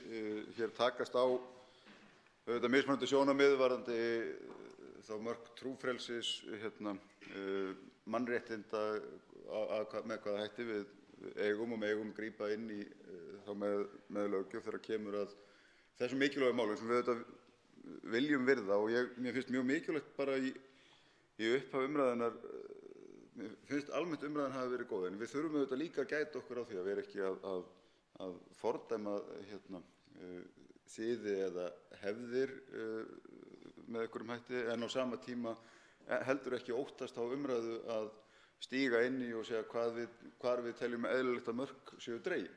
Og mér finnst einmitt hafa náðst hér góð samstaða við viljum einmitt draga þessi mörk hvað varðar börn og raun og veru þá sjálfsákvörðunarrétt barnanna sjálfra. Það er að segja að það sé ekki verið að gera óafturkræfar aðgerðir á börnum, sérstaklega viðkvæmum þáttum eins og kynfærum barna, án þess að þau séu komin til vits og aldurs til að geta sagt til vilja sinn í málum. Þannig að það er kannski það sem að ég sakna helst í þessu máli, hef kannski ákveðnar efasemdir eins og hér hafa verið ræddar nú þegar. Það er varðandi bæði refsiramma og hvar þetta eigi heima í lögunum. Á þetta heima í almennum hegningarlögum, hver ætti refsiramminn að vera. Það ættu að nálgast málið með einhverjum öðrum hætti og ég vona það og tel það mjög mikilvægt að þingið gefi sér góðan tíma til þess að ræða þetta. Nefndin, þegar komið er út í umræðu málið, hvar og með hvaða hætti þá lagaákvæðum sem þessum bestu komið. Og ég held líka að það væri mjög áhugavert bara í ljósi umræðuna sem hér hefur verið samhliða þá málefni intersex barna að við séum að nálgast þetta mál með kannski almennari hætti heldur en hér er. Ég sé í sjálfu sér ekki eðlismun á þeim tveimur málum og í ljósi þess að það er í bígerð frumvarp hjá heilbrigðisráðherra sem snýr einmitt nákvæmlega að þessum þætti, þar að segja að málefnum intersex barna og þá að reisa skorður við aðgerðum á kynfærum intersex barna á þess að brýna nauðsyn beri til. Það færi kannski vel að bara á endanum sameina þessi mál. Það er, og við þurfum auðvitað líka að gæta þess bara í bæði umræðu okkar, þeim skorðum sem við reisum, að það sé ekki verið að skerða síðan frelsi til ólíkra siða eða hefða þeirra framísækir, þess að við séum að fyrst og fremst kannski í þessari umræðu að einbeita okkur á því að vernda barnið, tryggja réttindi barnsins, tryggja það að barnið, eða þá á síðari stigum sem þá stálpaður einstaklingur, fái aðkomu að ákvörðun sem þessari. Að sjálfsögðu hefur fólk fullt frelsi til trúarbragða og hverja þeirra hefða eða siða sem þeim fylgja. En við teljum það auðvitað, og ég finnst það góðið samhljómur það hér í þingsalnum, að þar eigi einmitt að draga línuna, að það sé alveg ljóst að barnið eða einstaklingurinn geti haft það að segja, hvort gripið sé til aðgerða þessu tagi. Þetta er mér einmitt áhugavert að heyra kannski í háttvirtum þingmanni og framsögumanni hvort að það hafi eitthvað verið rætt við undirbúning þessu frumvarps, hvar mætti draga slíka línu, hvort ætti að draga slíka línu, eða hvort að við værum einfaldlega að miða við það að slíkar aðgerðir kjósi einstaklingur að gangast undir, að þær séu þá bara óheimilar fram að 18 ára aldri, það er að segja fram að sjálfræði. Ég finnst umræðan líka áhugaverð að því leytinu til og ég hef ákveðnar efasemdir að leggja algjörlega að jöfnu umskurð drengja og það sem við höfum nú í almennu tali kallað kynfæra limlestingar stúlkna, eða stúlkubarna. Og ég allavega svona kannski frá sjónarhóli karla, það sem ég hef þekki til í umræðinu, held ég við horfum þetta talsvert ólíkum augum, teljum verulegan eðlismun á þessu tvennu, þó með aftur fullri virðingu fyrir einmitt því að það ber að vernda rétt barnsins í þessu, því að þetta er vissulega óafturkræf aðgerð, en þó talsvert kannski umfangs- og áhrifaminni heldur en það svo umræða sem snýr þá að kynfæra limlestingum hjá stúlkubörnum. Og kannski bara ágætt að hafa í huga í ljósi umræðunar í því samhengi að viðhorf til dæmis mannréttindasamtaka til þessara tveggja þátta eru mjög ólík. Viðhorf til dæmis bara Sameinuðu þjóðanna til umskurðar drengja eða umskurðar stúlkna eru gerólík. Sameinuðu þjóðirnar berjast hatramlega eðlilega gegn kynfæra limlestingum stúlkna, en síðastri til eru enn að hvetja raun og veru til umskurðar karla, reyndar tek fram karla, sem þá forvörð til dæmis gegn eyðnismiti og ég fletti einmitt upp bara hérna í ljósi umræðunnar áðan að Alþjóða heilbrigðisstofnunin staðhæfir enn að það hafi töluverð áhrif til að draga úr hættu á smiti að séu karlar umskornir. Þannig að ég held við verðum að horfa til þess að viðhorfin þarna eru talsvert ólík og þess vegna finnst mér mjög eðlilegt og heilbrigt að ramma þessa umræðu inn í frekar við erum að verja rétt barnsins, við erum að verja réttindi barnsins til þess að á því sé ekki framkvæmd óafturkræf, ónauðsynleg aðgerð, hvaða nafni sem nefnist í raun og veru í þessu samhengi, hvort heldur sem þá í umræðinu intersex eða umskurð drengja. En það sé hins vegar kannski með hliðsjón af framangreindu alveg ástæða til þess að gera samt sem áður greinarmun á þessu tvennu, kynfæralimlestingum stúlku, barna og kvenna og umskurði karla. Við þekkjum auðvitað til dæmis til siða í Bandaríkjunum sem við berum okkur oft saman við þar sem að stór meirihluti karla sé umskorinn og á þess að ég heyri þessa háværu umræðu þar.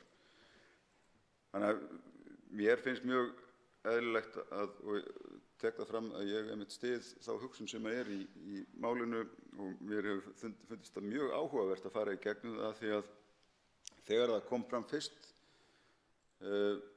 var ég mjög tvístígandi í afstöðu til þessa, hvar lægju línurnar í þessu, hvar liggja mörkin milli trúfrelsisins og mannréttindana, hvar liggja mörkin milli hagsmuna barnsins og svo aftur forræðis réttar foreldra og svo framvegis og það auðvitað við á fleiri sviðum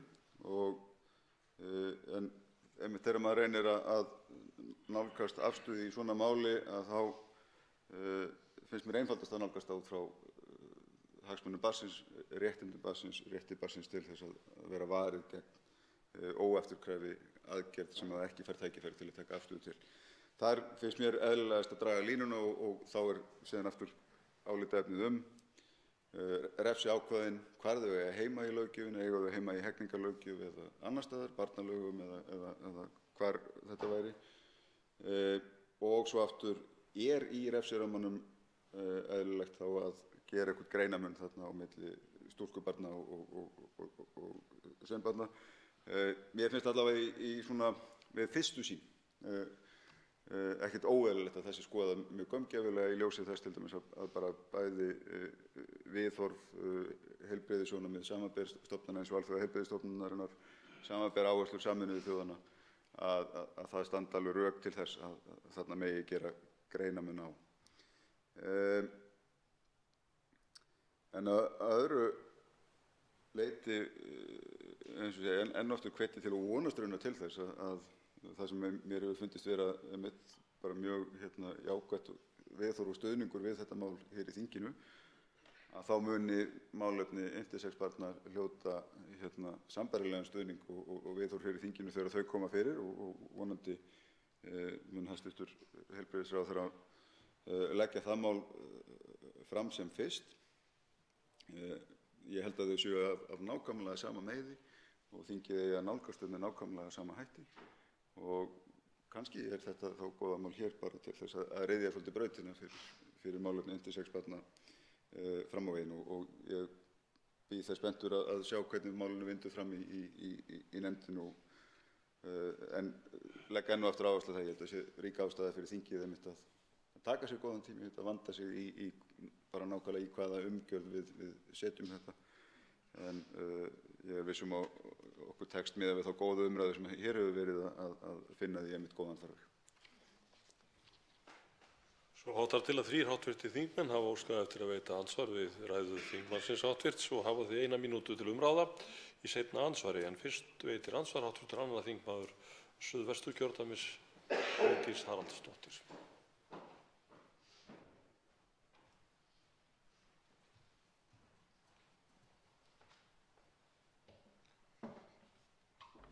Hæstv. forseti, ég þakka hv.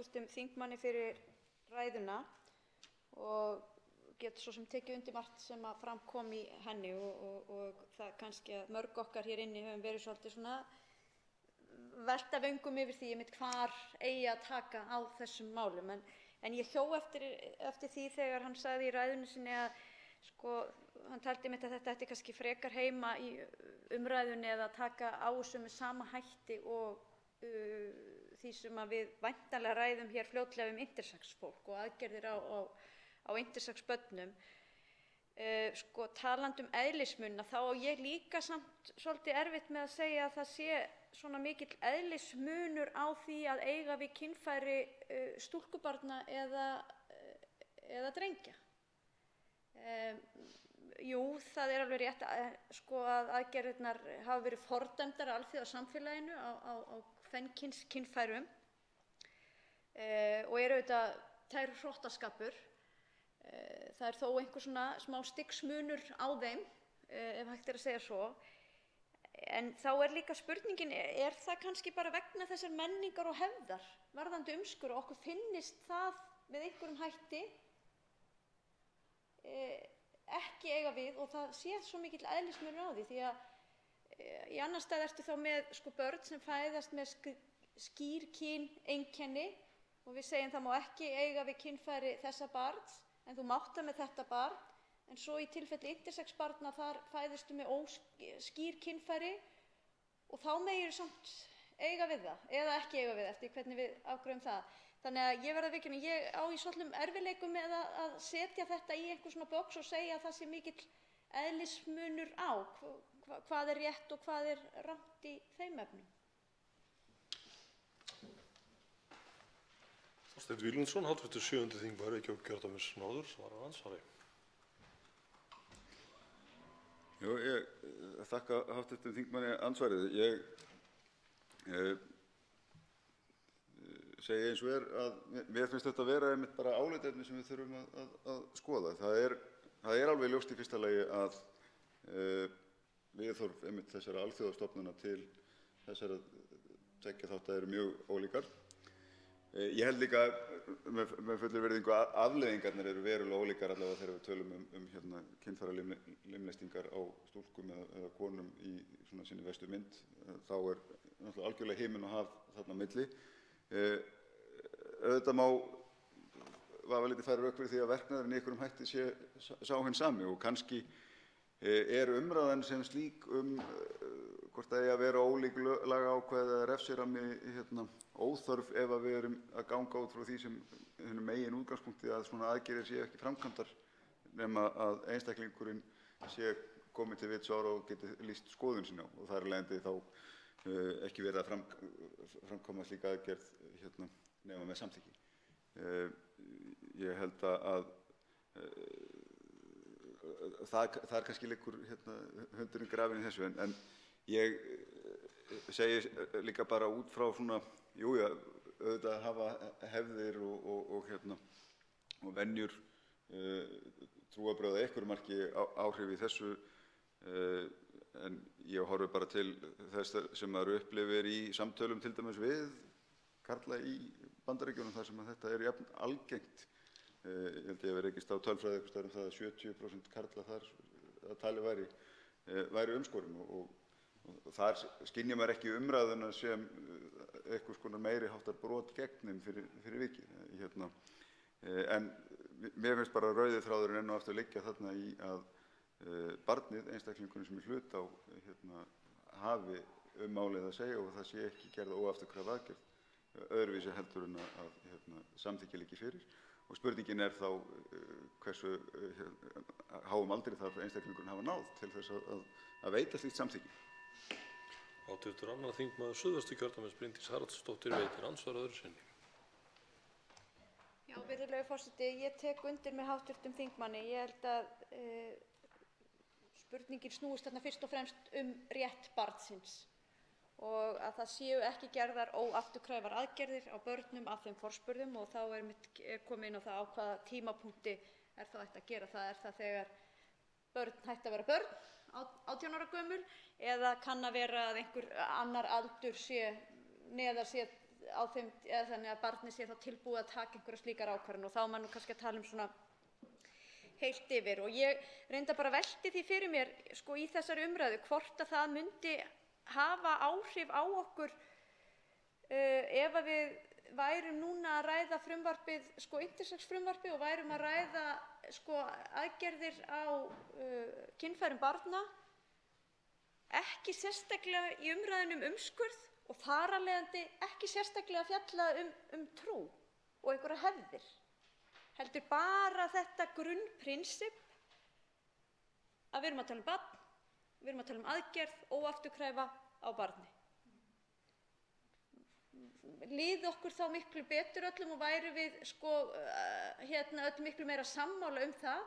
Og svo spurningin, ef við erum öll sammála um það megi ekki, og hvað gerum við þá? Með hvað hætti bönnum við það? Hver er þá refsiramminn og þess háttar? Þannig að það vissulega flækir málið töluvert þegar inn í það blandast trú, og við erum auðvitað fjölmenningarlegt samfélag og ég geri ráð fyrir því að við séum flestir sammála um það að við viljum vera það áfram og við viljum virða trú og hefðir annarra hópa, en á sama tíma auðvitað viljum við að viðkomandi aðilar uppfylli íslensk lög.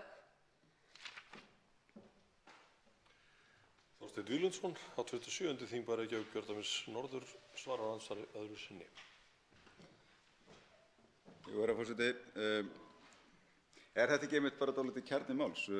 Kannski þurfum við einmitt ekkert að dvelja mjög lengi við umræðu refsirammann á hann að vera misjafn og með hvaða hætti þá, hversu mikill munur ætti að liggja þarna á milli.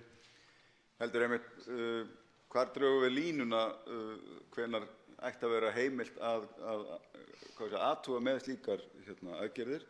Og það kannski einmitt áhugaverður útgangspunktur að tala út frá þá hagsmunum intersex barna. Það að segja hversu snemma mætti mögulega grípa inn í með samþykki barnsins.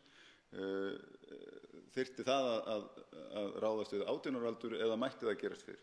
Af því að ég held að þar gætu einmitt verið ríkir hagsmunir að því að það mætti gerast fyrr. En það einmitt orðin þá mjög áhugaverð spurning. Hvenær barn orðið nægilega stálpað, komið nægilega mikið til vits og ára til þess að geta tekið jafn afdrifaríka ákvörðun, óafturkræfa ákvörðun, og að undangengnu þá hvers konar ráðgjöf eða eitthvað þess vegna, því ég held að það sé, nú ætla ég ekki að leggja að jöfnu ákvörðun umskurð eða þá kynleiðréttingu í einhverju formi, fjarri því, miklu stærri ákvörðun sem slík, en auðvitað mjög mikilvægt að barnið sé þá upplýst í alla staði áhrif og afleiðingar og svo framvegis. Þetta gæti orðið mjög áhugaverð umræða. Silja Dögg Gunnarsdóttir, 27. þingmaður Suðurkjördæmis, veitir nú andsvar. Hæstv. forseti, hv. þingmaður Þorsteinn Víglundsson spurði hér áðan hvort að hugað hafi verið að því að draga einhverja línu við gerð frumvarpsins varðandi aldurstakmörk og svo sem að hér stendur velti því nú fyrir sér en ákvað að láta slíka umræðu skilja hann eftir á þinginu til við erum náttúrulega með annars konar lög, þetta heill frumskógur og þegar við förum í svona skoðun og þá náttúrulega mjög mikilvægt að hafa aðra ramma og bera saman þannig að við séum það sé samræmi í löggjöfinni hjá okkur varðandi þessa hluti. Þannig að ég vildi fara varlega þarna að nefna einhverja tölu varðandi aldurstakmörk. Og eins og ég hef áður sagt að þá refsiramminn líka eitthvað sem að ég sjálfur sér get kannski ekki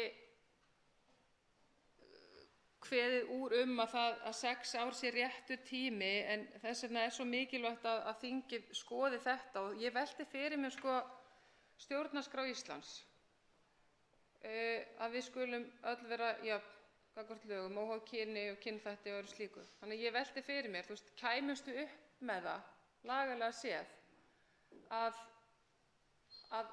hafa mismunandi refsingar fyrir sambærilega aðgerðir á stúlkum og drengjum. Ég velti því fyrir mér og eins og ég segi, mér lögfróðari menn verða í raun bara að skera úr þetta. Það þarf örugglega að fara í stjórnarskrána og önnur lög til að átta sig á því. En mér langar til að segja kannski varðandi þessar alþjóðlegu stofnanir sem hafa ekki ennþá beitt sér að krafti allavega flestar fyrir að banna umskurð á drengjum og ég velti náttúrulega fyrir mér og ég held að ég viti hvert svarið sé. Af hverju hafa þær ekki gert það? Ég held að það sé vegna trúarbragðanna. vegna þess að því ennþá haldið fram að slíkt bann bryti gegn trúfrelsi. En ég held að mannréttindalögfræðingar hafi nú sýnt fram á að svo sé ekki. Þannig að ég held að við séum bara ein af þeim fyrstu og ákveðnu brautryðjendur í þessari umræðu. Þorsteinn Víglundsson, hv. 7. þingmaður Reykjavíkurkjördæmis norður, svarar andsvari. Herra forseti, ég þakka hv. þingmanni andsvarið.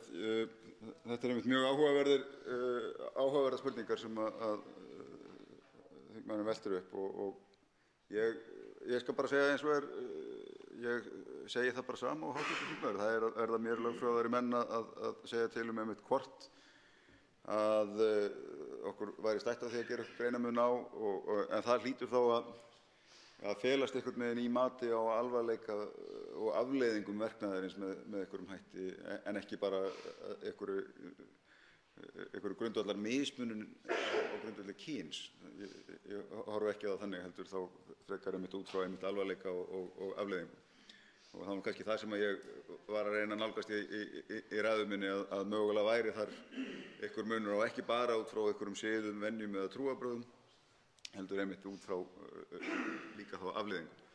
En það sem er kannski áhugaverðast í þessar umræðu er einmitt að fjarlægja alla umræðu trú eða siði og venjur og nálgast þetta bara einfaldlega út frá mannréttinda þá vinklinum og segja, og það fannst mér nú einfaldast þegar ég fór að hugsa þetta mál út frá öllum hinum mismunandi vítum sem að vissulega er hægt að setja á þetta mál, sem gerir það einmitt þeim áhugaverðara nákvæmlega þess vegna, að þarna hlytum við á endanum að nema staðar við hagsmuni barnsins, réttindi barnsins, og segja að það er þá þar sem að við drögum línuna. Við erum að verja réttindi barnsins og þar er þá aftur bara spurningin á hvaða tímapunkti erum við þá tilbúin að segja hér er barnið orðið nægjanlega þroskað og stálpað til þess að taka ákvörðun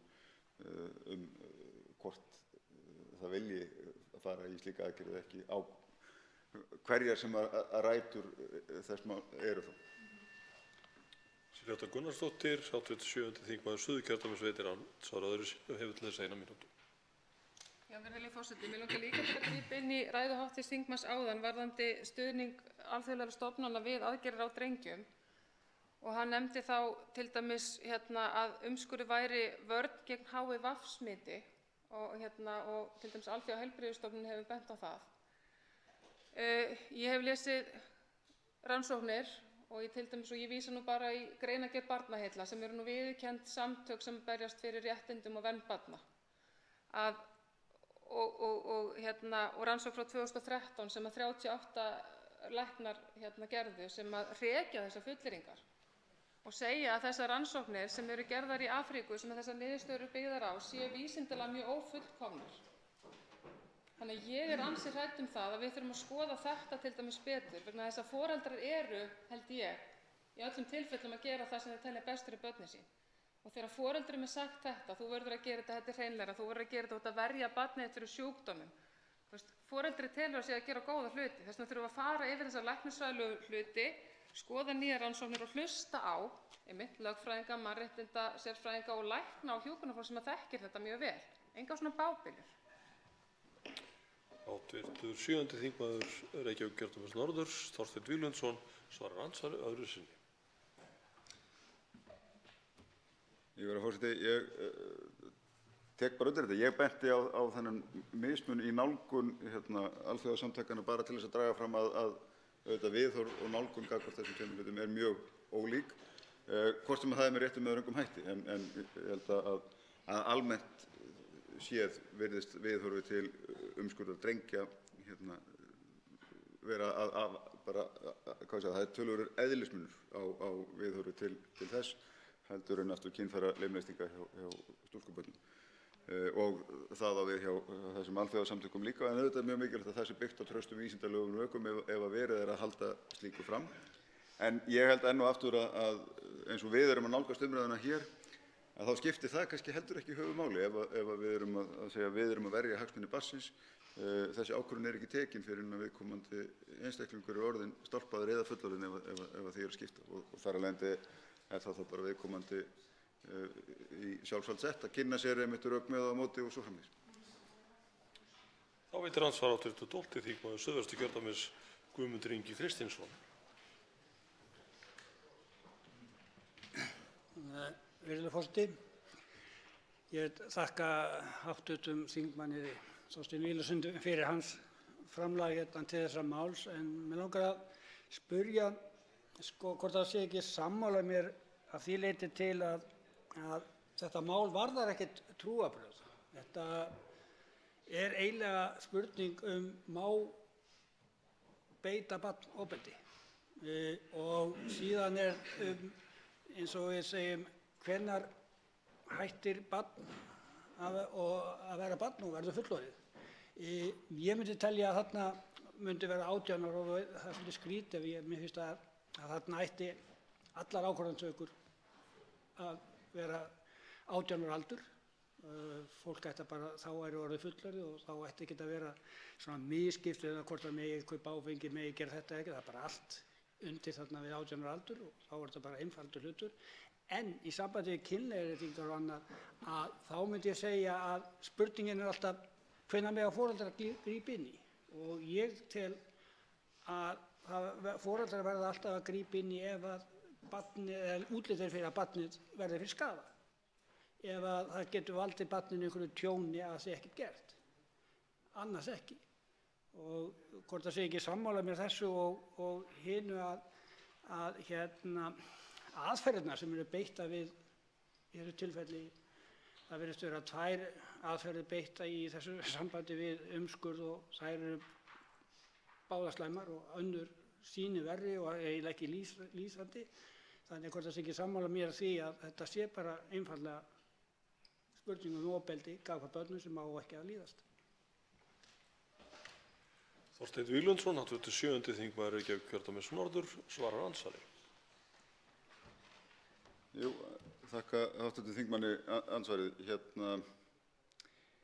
Ég held að við séum alltaf sammála þetta. Við erum að verja hagsmuni barnsins, verja barnið fyrir óafturkræfri aðgerð sem hvað sem líður ástæðu trúarbrögð, aðrir siðir eða venjur eða trú foreldra á að þetta sé eitthvert heilbrigðissjónarmið eða þess háttar. Þannig að þess vegna segi ég styð þá nálgun heils hugar að við séum einmitt að ræða þetta út frá hagsmunum barnsins og þetta sé þá sjálfsákvörðunarréttur einstakling sem er orðið nægilega gamall og þroskaður til þess að taka slíka ákvörðun.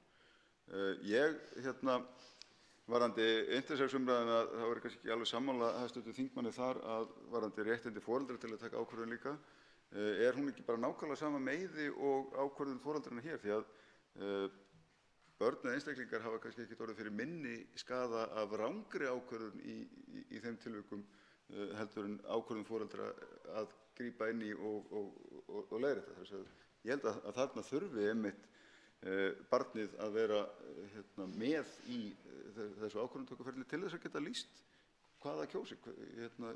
Hér er að tala um kyn leiðréttingar hlutverk og það er nú engin annar heldur en einstaklingunum sjálfur sem getur tekið af allan vafa það með hvaða hætti skuli leiðrétta. Guðmundur Ingi Kristinsson, hv. 12. þingmaður Suðvesturkjördæmis veitir andsvar öðru sinni, höfðlega segja mínútu. Virðulegur forseti, ég þakka hv. þingmanni fyrir svörin, en misskildi mig að því leyti til að sambandi við kynleiðréttingarnar að þá var ég eingöngu að hugsa í því sambandi að læknisfræðilega væri þyrfti að grípa inn í. Ekki að það væri á valdi foreldra heldur en á valdi þess að læknir segja að nú verður að grípa inn í, nú verður að gera eitthvað að því barnið er í hættu. Þá þarf auðvitað samþykki foreldra í svoleiðis tilfellum. Og eins og ég segi að ég hef farið í margar aðgerðir, bæði smáar og stórar og það er aldrei neitt auðvelt og það er alveg með ólíkindum að það skuli vera hægt í einhverju nafni einhverju trúar sem eru skrifuð, trúin er bara skrifuð okkur mannfólkinu, að það sé hægt að þvinga barn í eitthvað óafturkræft bara af því trúin segja þá ég get aldrei samþykkt neitt slíkt. Þorsteinn Víglundsson, hv. 7. þingmaður Reykjavíkurkjördæmis norður, svarar andsvari öðru sinni. Já, virðulegur forseti, þar held ég að við þingmenn séum bara alveg hjartanlega sammála og það einmitt snýst umræðan að við viljum girða fyrir það að hægt sé að þvinga barni eða í tilfelli, yngstu tilfellum þar sem barnið hefur ekkert við til þess að meta hvað að gerast yfir höfuð. Þannig að við erum alltaf að verja hagsmuni barnsins.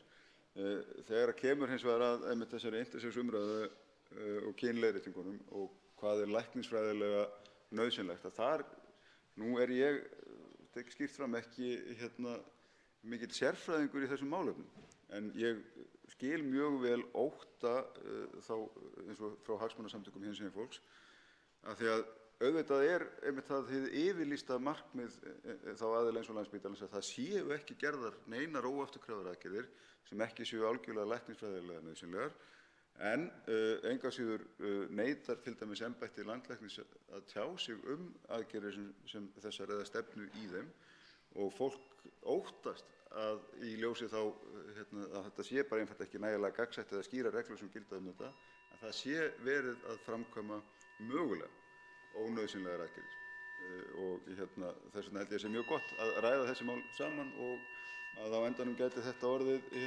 samræmd löggjöf sem þetta gildir. Andsvörum lokið. Til máls tekur hv. 8. þingmaður Suðvesturkjördæmis Jón Þór Ólafsson.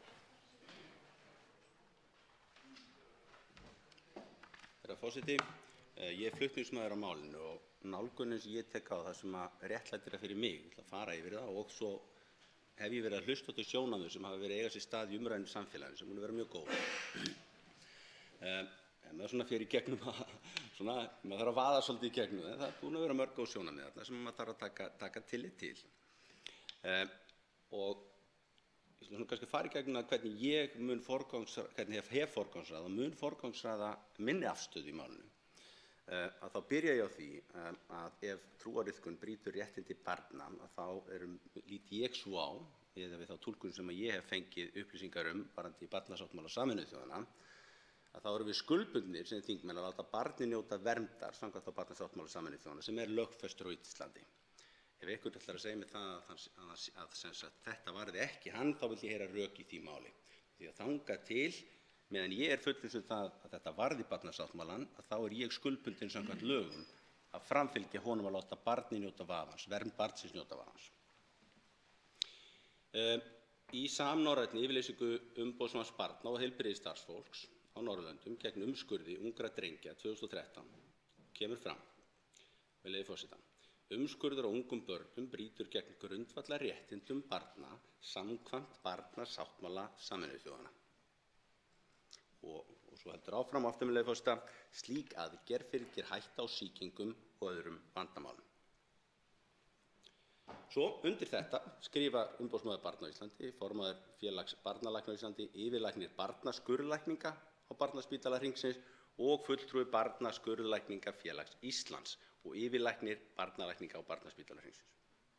Þarna ertu með umboðsmann barna sem á að framfylgja tryggja það við sem að fylgja barnasáttmála Sameinuðu þjóðanna annars vegar og helstu aðila sem hafa tileinkað líf sitt að hugsa líkamlega heilsu barna. Sammála það, og ég ætla að lesa þetta aftur með leyfi forseta, umskurður á ungum börnum brýtur gegn grundvallarréttindum barna samkvæmt barnasáttmála Sameinuðu þjóðanna og, kemur aðeins seinna, með leyfi forseta, slík aðgerð fylgir hætta á sýkingum og öðrum vandamálum. Það getur enginn litið framhjá þessu. Við skulum halda áfram með og sjá fleiri sjónarmið í málinu. Þarna ég í dag. Ég myndi læta þetta vega þyngra heldur en allt annað sem ég hef heyrt í umræðunni, en ég ætla að fara yfir það.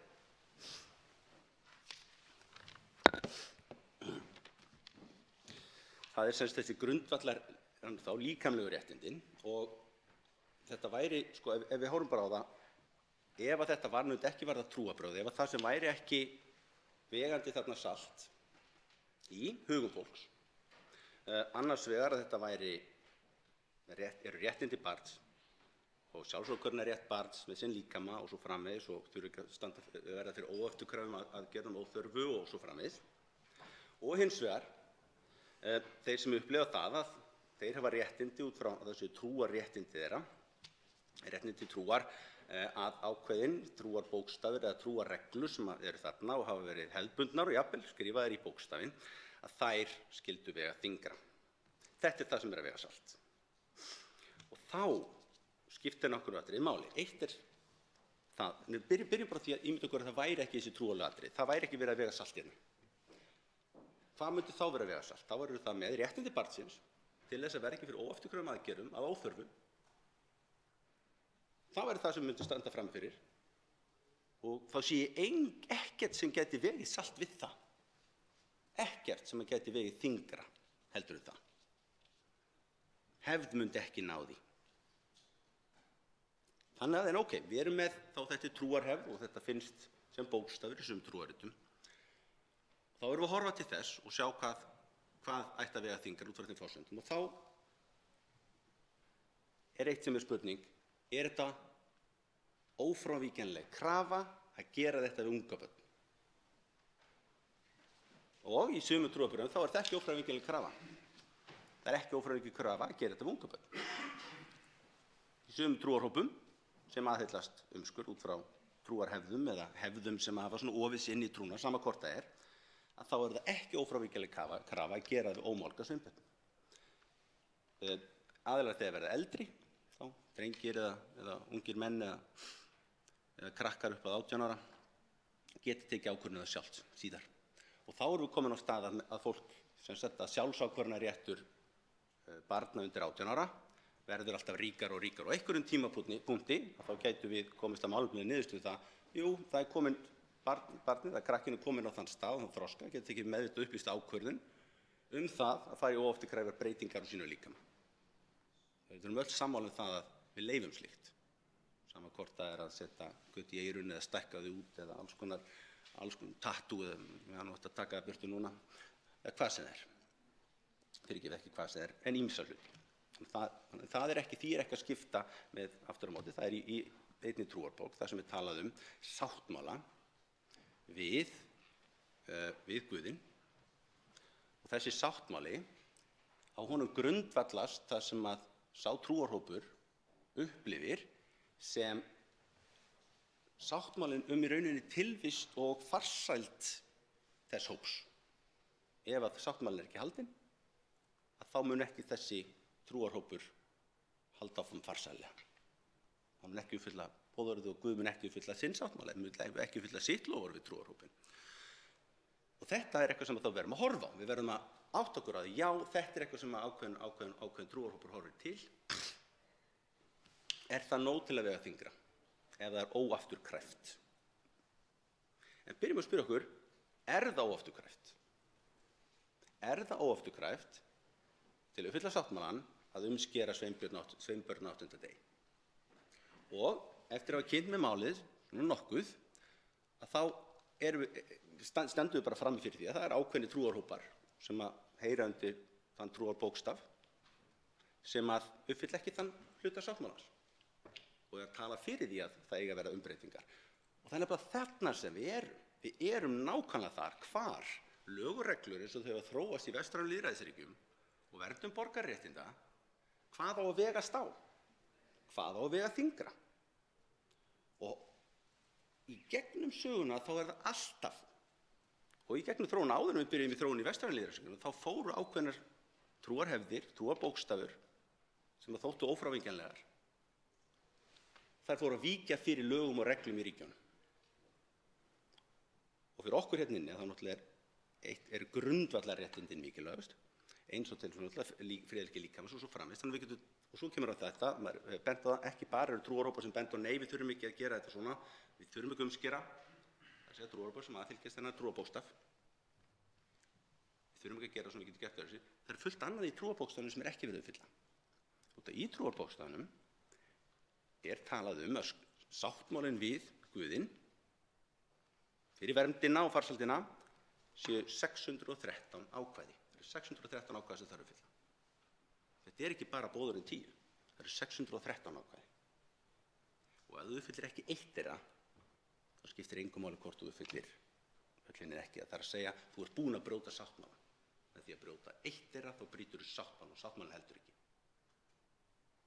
En í gegnum tíðina þá hafa samt sem áður þeir sem að hafa aðfyllst það að við eigum að uppfylla þessa 613 skilyrði sáttmálans verið að víkja af þeim. Því að í dag þá er engin af þessu trúarhópum sem að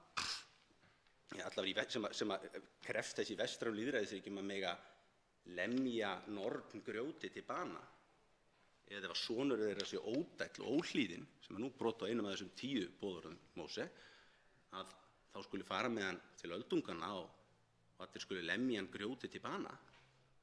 Menn eru búin að víkja frá sáttmála, eða hvað þá, virði ekki sabbatinn, halda ekki hvíldardaginn heilagan, að þá skuli lemja menn með grjóti. Það er löngu búið að víkja frá þessu. Þetta skiptir máli. Út af því að það er verið að segja við okkur, þið getið ekki gert þetta, út af því að þá eru þið að segja, við getum ekki búið í ykkar landi út af við erum ófrávíkjanlegan sáttmála við okkar Guð. Það skiptir máli hvort hann sé ófrávíkjanlegur. Og þá erum við komið það, nei, við erum ekki með 1/3 hluta mannkyns sem er óafturkræfan sáttmála við sinn Guð að verða að gera þetta við ómálga sveinda. Það eru miklu færri manneskjur. Út af því að menn hafa líka verið að taka henni umræðan, það er eitt svona, þetta eru svo margir.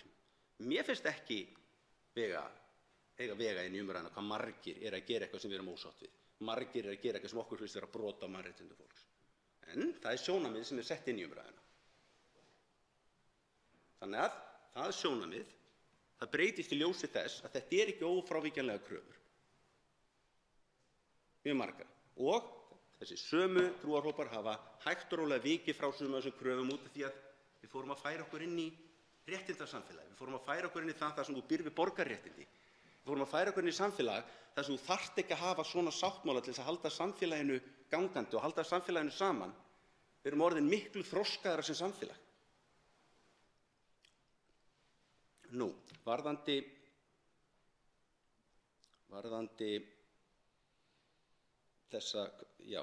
hvað þetta má kosta barnið. Það er partur af umræðunni hérna. Hvað má þetta kosta barnið? Hvað má sársauki vera mikill? Og umræðan hefur kastað fram, það má nú ekki gera samanburð á umskurði kvenna og umskurði drengja. Það er nú bara eins og að gera samanburð á umskurði drengja og setja gat fyrir eyrnalokka í eyrun á börnunum sínum. Nei, það er ekki óafturkræft gat og svo framvegis, skilur. Þannig að umræðan hefur farið að snúast líka eitthvað það hvað má þetta vera sársaukafullt. Það er talað það það er ekki hægt að staðdeyfa þessi unga börn sem verða fyrir þessu.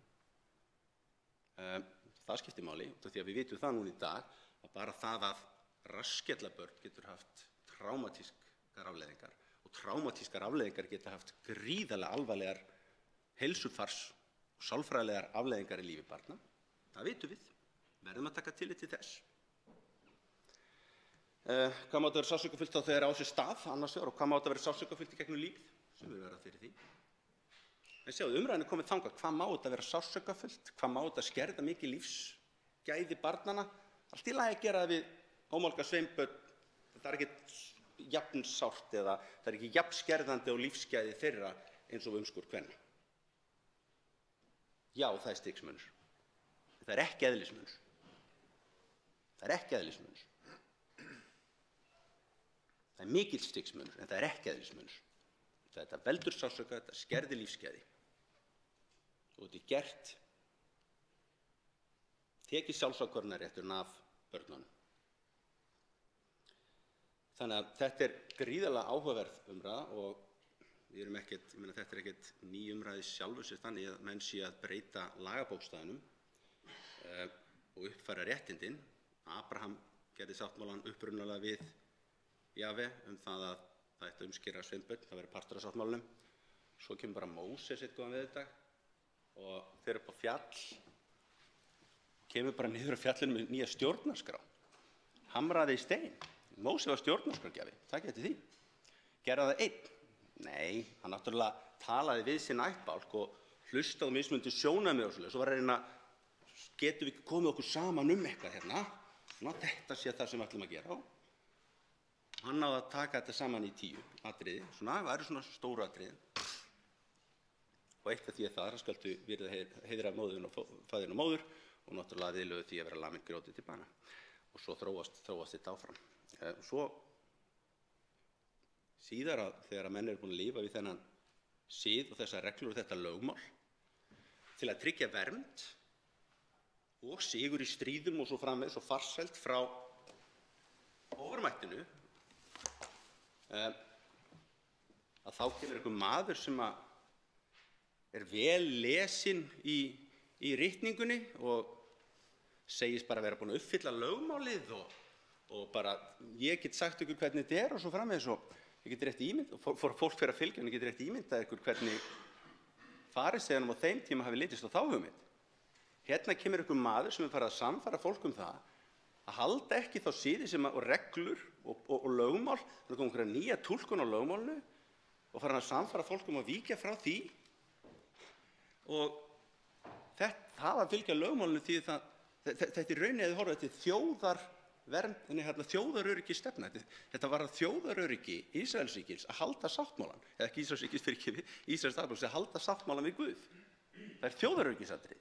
Þannig að við setjum okkur í spor þeirra hvað það hefur verið umbyltandi að það kemur maður eins og Jesú sem hafa massív áhrif á það að fólk hættir að fylgja. Þannig að þetta er gömul saga á ný og við erum komin á mjög góðan stað með okkar samfélagi þegar kemur að réttindavernd, en við getum haldið áfram og það eru ógnir sem að hvíla á. En í þessar umræðu, í þessu máli, eins og ég hef rakið, þá hef ég ekki heyrt neitt sem vegur þyngra heldur en réttindi, grundvallarréttindi barnsins. Tveir hv. þingmenn hafa óskað eftir að veita andsvar. Fyrstur til að veita andsvar er hv. 11. þingmaður Reykjavíkurkjördæmis suður, Björn Leví Gunnarsson. Virðulegi forseti, mig langaði bara til þess að bæta aðeins við mál hv. þingmanns Jóns Þórs Ólafssonar þar sem hann myndi mig á einstaklega lýsandi tilvik í kvikmyndasögunni sem er svona hliðstæða við málflutningas hans hérna þar sem að Móse fór upp á fjallið. En þar fór Mel Brooks með í hlutverk Móse í myndinni History of the World Part 1 eða Saga heimsins fyrsti hluti. Þar sem hann kom af fjallinu með 3 steintöflur og sagði að Guð hefði gefið sér þessi 15 en misti þó eina steintöfluna sem brotnaði og leiðir til sér þá 10 boðorð. Og þar með sátu upp með 10 en ekki 15 og það geti kannski útskýrt hversu þennan samanburð sem að þingmaðurinn gaf það að þessum boðorðum sem að okkur sett upp þeim hefur fækkað. Kannski óvart og kannski viljandi að því leyti til. Þannig að ég vildi bara nota þetta dæmi til að lýsa því hversu undarlegt og svona fáránlegt það er að við erum að miða okkur við einhver svona ákveðin siðferðisboðorð sem að tvímælalaust falla úr gildi siðferðislega bara eftir því sem samfélagið þróast. En einhverju hluta vegna að þá lendum við í ákveðnum svona vandamálum með við hættum að fylgja þessum en við fylgjum hinum ennþá þó að það sé orðið mjög siðferðislega undarlegt og stangist á í ýmsar yfirlýsingar okkar hvað mannréttindi og svo framvegis varðar. Þannig að ég held að við höfum, eða Mel Brooks í þessu tilviki, hafi mist enn eina steintöfluna og við ættum bara að halda okkur við þau 5 sem eru eftir. Og svarað ansvari hv. 8. þingmaður Suðvesturkjördæmis, Jón Þór Ólafsson. Herra forseti, boðorðin eru 613. Móse tók saman svona ákveðna grundvallaratriði í þessar 10 og hamraði í stein, segir sagan. Svona allavega upphafði þessi atriði til þess og þetta er náttúrulega mjög skiljanlegt að þegar að menn ætla að halda saman hópi fólks þá reyna menn að setja einhvers konar sameiginleg þeir reyna að hvetja til eða stuðla að því að ákveðin gildum sé framfylgt á einhverjum hátt. Samt hvort það lemja fólk grjóti til bana eða með vægari aðgerðum eins og við höfum þróast í. og það sér í lagi skiljanlegt ef þeir trúa því að ef þetta ekki gert, já, og svo náttúrulega samkvæmt með þetta þann tíma eitthvað, en svona síðan fram í sækir og flestir trúa því ef þetta ekki gert, þá ertu búin að slíta sáttmála við Guðinn sem nauðsynlegur fyrir þína farsæld og eilífð og öryggi og svo framvegis. Þannig að þetta ákveðið, við verðum að setja okkur svolítið í hugarheim fólk sem að trúir þessu og bera virðingu fyrir því að það sé sjónarmið. Það þýðir ekki að það sjónarmið eiga að vega þyngra þegar við tökum sína ákvörðun, en það er mjög mikilvægt að átta sig að það er sjónarmið. Og á sama tíma horfa til að það sjónarmið hefur verið að breytast, það er að segja hve vel þú þarft að uppfylla þessi 613 og eitt af því er að umskera Sveinbjörn 8 daga gömul.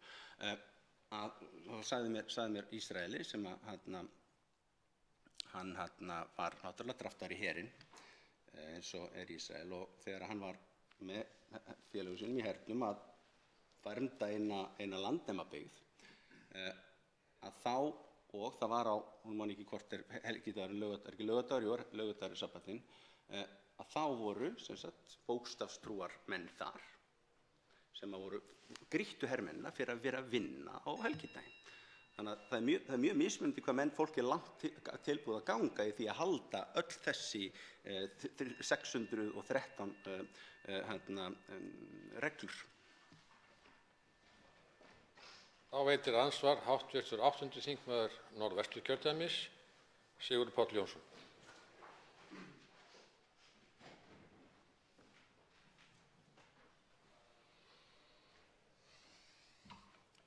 Hæstvirtur forseti, ég þakka ræðumanni fyrir, háttvirtum Jóni Þór Ólafssyni, fyrir þessa ræðu og þessa umræðu, og við ræðum hérna frumvarp um breytingu á lögum, almennum hegningarlögum, og förum út víða völl að sjálfsögðu. Þetta er stórt mál. Sko, ég hef verið að velta þessu fyrir mér í mínum huga hvaða afstöðu ég tek til þessa frumvarps, og ég ber mikla virðingu fyrir trú og hinu forna og því sem fólk ber virðingu fyrir sjálft, sko. Ég ber virðingu fyrir virðingu annarra, og það er mikið vitnað í gyðingdóm og það sem þetta er gert við unga drengi að umskera þá. Ég veit ekki hvort ég ber virðingu fyrir þeim atburði, og þetta er í raun og veru mikið inngrip inn í líf ungra barna, og þannig að já, ég í raun og veru er á móti því að unga börn séu umskorin af þessum ástæðum, en mér finnst þetta vera það stórt mál, mér finnst þetta frumvarp vera mjög bratt, og það er hegning upp á alltaf 6 ár. Og hvað verður þá það fólk sem er í þessum trúir, eða sem sagt vill láta umskera börnin sín, fer það þá ekki bara inn í einhverja bílskúra eða afkima og lætur gera þetta á ósamþykktum stöðum með alls konar afleiðingum? Og mig langar að spyrja þingmanninn út í þennan vinkil á frumvarpinu. Og kannski líka, ég var ekki alveg með það á hreinu í ræðunni hvaða skoðun þingmaður hefur á þessu frumvarpi svona per se. Þá svarar andsvari hv. 8. þingmaður Suðvesturkjördæmis, Jón Þór Ólafsson. Herra forseti, skoðun á frumvarpinu er sú að ég er á því vegna þess að ég tel að við eigum, allan öllu rök sem ég hef heyrt hingað til, að við eigum að samþykkja þetta frumvarp. Eins og ég segi jafnframt að við eigum að hlusta á öll sjónarmið. Það er nákvæmlega það sem að Píratar taka afstæð í ljósi upplýsinga, og svo er önnur grein í grunnstefnu okkar sem segir að við horfum á málið en ekki hver er flutningsmaður þess. Við horfum málefnilega á málið, styðjum það ef það er í anda okkar grunnstefnu sem er að vernda og efla borgararéttindi og lýðræðisumbætur, og svo líka það stendur í grunnstefnu okkar að við eigum að skipta skoðun í ljósi nýrra upplýsinga og gagna. Þannig að Píratar eru alltaf galopnir fyrir nýjum upplýsingum. Grunnstefnan segir okkur að vernda og efla borgarréttindi og í þessu tilfelli þá finnst mér vega þyngra og finnst ekki að trúarréttindin, skilurðu, eins og ég er búinn að vera að skoða, séu þannig að menn get ekki vikið af því án þess að á endanum að brjóta sáttmálann. Þeir eru búin að vera að víkja út frá sáttmálanum. Þess vegna er ég að horfa til þess og þá verður alltaf þessi óafturkræfa inngrip í sjálfræði einstaklingsins og vernd barnsins ofan á. En eins og ég segi, þess vegna er ég að leggja fram á hvaða forsendum ég tek þess afstöðu. Út af því ég er algjörlega opinn fyrir að heyra öll sjónarmið og eins og þingmaður heyrir, að þá er ég einmitt að skoða sjónarmið. Ástæðan fyrir ég fer í trúarsögurnar og svo framvegis út af því að það er fólk sem er að taka mynda og sína afstöðu og andstöðu við frumvarpið á grundvelli þeirrar sannfæringar. Þá veitir andsvar síðari sinni hv. 8. þingmaður Norðvesturkjördæmis, Sigurður Páll Jónsson. Já, hæstv. Forseti, þakka þingmanninum fyrir þetta svar. Ég get alveg tekið undir það að ég er sammála þingmanninum í því að ég get ekki verið tekið það sem gilt að þetta sé gert bara trúarsannfæringu. Það sannfærir mig ekki. Ég er alveg sammála þingmanninum í því.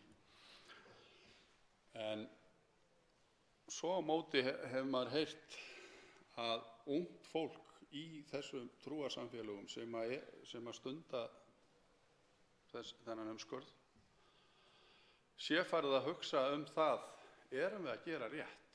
Er þetta nauðsynlegt? Þannig að sko, þetta er farið að malla í þessum samfélögum líka hvort að þetta sé raunverulega rétt að standa í þessum iðkunum sem umskurður er. Þess vegna spyr ég mig og þingmanni kannski líka, já, þingmanni líka, þarf þetta ekki lengri tíma, þarf þetta mál ekki að þroskast svolítið lengur, þurfum við ekki að taka meiri umræðu, velta þessu betur fyrir okkur, líka í ljósi þess eins og ég kom inn á áðan og ég er ekki viss hvort ég fengi svar hjá þingmannum það með þá einhvers konar, ef að þetta frumvarp fari í gegn, hvort það yrði þá farið í einhver svona eins og ég nefndi bílskúrsaðgerðir. Óttast þingmaðurinn það ekki ef þetta yrði samþykkt. Og svo já, ég held ég láti þetta duga bara. Takk fyrir. Og svarar andsvari síðara sinni, hv. 8. þingmaður Suðvesturkjördæmis, Jón Þór Ólafsson. Varðandi það að gefa þessu tíma. Afstæðan mín sem ég segi veltur á því hvort að mér sýnist að þetta varði réttindi barnsins sem er varin nú þegar í okkar lögum og reglum. Ef það er varið í okkar lögum og reglum sem mér sýnist og umboðsmaður barna hefur sagt og umboðsmaður barna á Norðurlöndunum, þá lít ég á það sem lögbundna skyldu mína til þess að uppfylla þau réttindi barnsins. Þannig horfi ég á því. Ég get ekki séð fram á því, ég get litið fram hjá því. Ef það er eitthvað óljóst, þá er það óljóst og þá er ennþá umræða í gangi og þá þykir mér nú líklegt að þetta gæti tekið þá eitthvað lengri tíma til þess að fólk geti myndað sér afstöðu og þá ég líka. En eins og ég segi, þær upplýsingar sem ég hef í dag frá umboðsmönnum barna segja mér að þetta varði réttindi barnsins sem er lögbundin á Íslandi, réttindi barnsins á Sameinuðu þjóðunum sem er lögbundin á Íslandi og ég verð þar alveg að fylgja þeim. Hver áttu síðari spurningin? Ég maður það ekki. Já, einmitt, bílskúrs, já. Við vitum það að slíkt gæti alveg gerst, en það að hafa 6 ára fangelsisrefsingu við þessu, það er eina af ástæðunum fyrir því að ég sé það sem kost, en það getur verið galli líka. Þýðir það að lögreglan hefur miklu víðtækar eftirlits- og rannsóknarheimildir. Þannig að þegar að verið að framfylgja einhverju sem við teljum, eða við metum og trúum að varðar grundvallarréttindi barnsins og setjum það þá í forgang og bindum það þannig í lög, þá mun það á endanum verða upplýst. Það er allavega skulum við segja mikla líkur á því að þú ætlar að taka þátt í íslensku samfélagi, sund og ég veit ekki hvað, að þá endanum myndi þá koma fram. Ég skil alveg þennan ótta við þetta sjónarmið og þetta sjónarmið sem sjálfsögðu verðum að taka til skoðunar og svo náttúrulega hitt skilur verður sem sagt eins og með votta Jehóva að þeir sem að þiggja blóðgjöf þar allavega, ég veit ekki hvort það sé algilt á Íslandi, það sums staðar í heiminum og fallið dómsmál að þeir útskúfa aðila úr samfélaginu sínu vegna þess að fyrir þeim það ófrávíkjanleg krafa. En það fallið dómar það að það er samt að gefa barni blóð.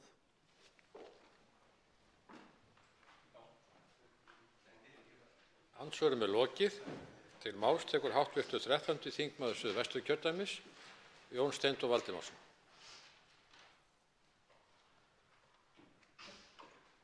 Herra forseti, ég vil nú byrja á því að segja að ég held að hv. fyrsti flutningsmaður og þeir sem flytja þetta frumvarp með honum eða henni, þeir hafa nú sjálfsagt ekki átt von á því að þetta frumvarp myndi valda slíkum úlfaþyt í íslensku samfélagi eða á alþjóðavettvangi og ég ber virðingu fyrir flutningsmanni með hvaða hætti hún hefur haldið á þessu máli og gert það af yfirvegun og skynsemi. Eins og fram hefur komið hér í umræðunum í dag og reyndar í framsögu hv. fyrsta flutningsmanns á sínum tíma, þá er málið ekki alveg einfalt og það vekur upp mjög sterkar tilfinningar hjá fólki. Og ég vil byrja á því að segja að ég held eða mín skoðun er sú að velferð barnsins hlýtur alltaf að vera í fyrsta sæti og ég held að geti aldrei verið réttmætt að trú standi í vegi fyrir velferð barns.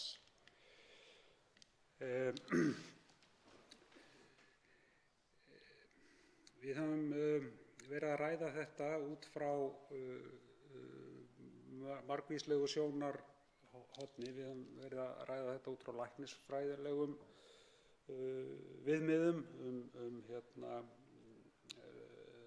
réttmæti þess að gera óafturkræfa aðgerð og hvað hún hefur í för með sér, hversu alvarlegt er þetta inngrip, hversu sársaukafullt og þar fram eftir götunum.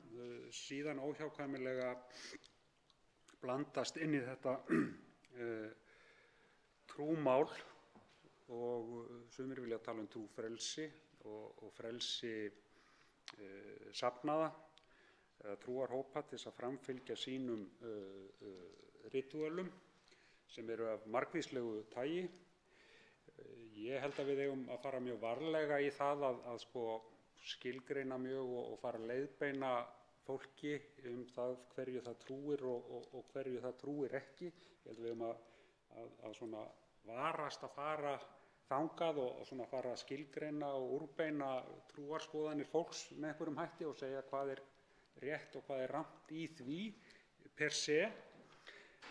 Það breytir ekki því að trúarhópar ýmsir og flestir held ég, þeir auðvitað, það felst í eðli máls, þeir trúa því að það sem þeir trúa sé hið eina rétta og þeir vilja verja rétt sinn til þess að trúa því sem þeir trúa. Og það auðvitað vekur athygli þegar að þetta mál svona komst á dagskrá í umræðu að þá virtust talsmenn trúarhópa og trúarsamfélaga taka þetta mjög til sín og þá alls ekki bara þeir sem þar sem að þessi siður sem við erum nú að ræða hér umskurð sveinbarna ríkir, heldur risu upp aðrir trúarleiðtogar, bæði innlendir og erlendir og vöruðu mjög eindregið við því að Alþingi tæki þetta mál til skoðunar og afgreiðslu. Þar á meðal biskup Íslands sem fer fyrir þjóðkirkjunni, ríkiskirkjunni, sem einhver 70–80% Íslendinga tilheyra, og taldi að þetta væri nú ekki skynsamlegt að ráðast í þessa vegferð. Þannig að það er óhjákvæmilegt að þessir hlutir blandist saman með einhverjum hætti. Síðan hefur verið umræða hér hvort að þessi umskurð, hvort að hún hefði í för með sér einhverja kosti. Og hér hafa menn vitnað á víxl til samtaka heilbrigðisstarfsfólks hér á Íslandi, sem er mjög einhuga að þetta sé ekki réttlætanleg aðgerð. Það hefur líka verið vitnað til samtaka heilbrigðisstarfsfólks eða lækna kannski fyrst og fremst á Vesturlöndum í Evrópu að þetta sé ekki skynsamleg aðgerð. Svo hafa menn aftur vísað til ummæla lækna einkum í Bandaríkjunum að þetta sé skynsamlegt og þetta dragi úr hættu á tilteknum sjúkdómum. Og áðan var bent á það hér að Sameinuðu þjóðirnar og alþjóðlegar heilbrigðisstofnanir teldu að þetta hefði marga kosti, skulum við orða það, og maður spyr sig óneitanlega þegar svona misvísandi skoðanir koma frá heilbrigðisstéttum, skulum við segja, víða veröld, hvort að það sé hugsanlegt að þar ráði eitthvað hver siður í hverju landi og hugsanlega hverjar trúar viðkomandi heilbrigðisstarfsmenn eru. Þannig að það er óhjákvæmilegt að þetta rekst saman.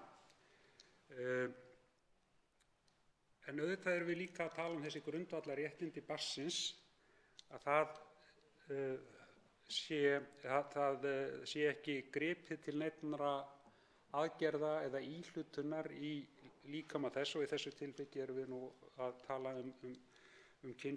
kynfæri pilta eða drengja og einnig umskurð kvenna.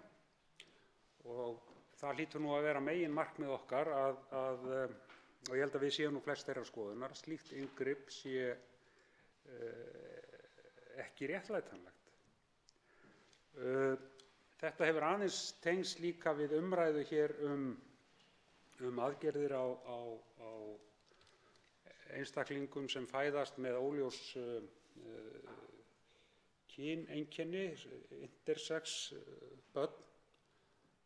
Þar höfum við, og ég held mjög víða, þá hefur fyrsta viðbragð einhvern veginn verið langa hríð, og það er sjálfsagt að breytast, að það sé nauðsynlegt að grípa til aðgerða til þess að það sé alveg ljóst bókstaflega hvers kyns barnið er. Við vitum að margar slíkar aðgerðir hafa valdið miklum skaða og miklu tjóni, því að það er nú þannig að lífið og líkaminn og líffræðin er nú svo sérkennilega að menn sjá nú ekki allt fyrir.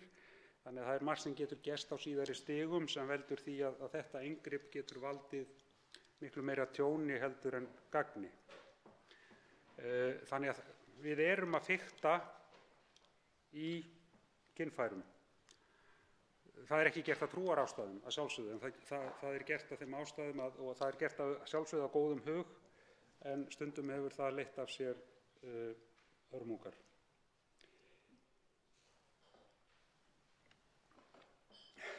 Hvernig eigum við að takast á við svona mál þar sem að þessi sjónarmið öll blandast saman?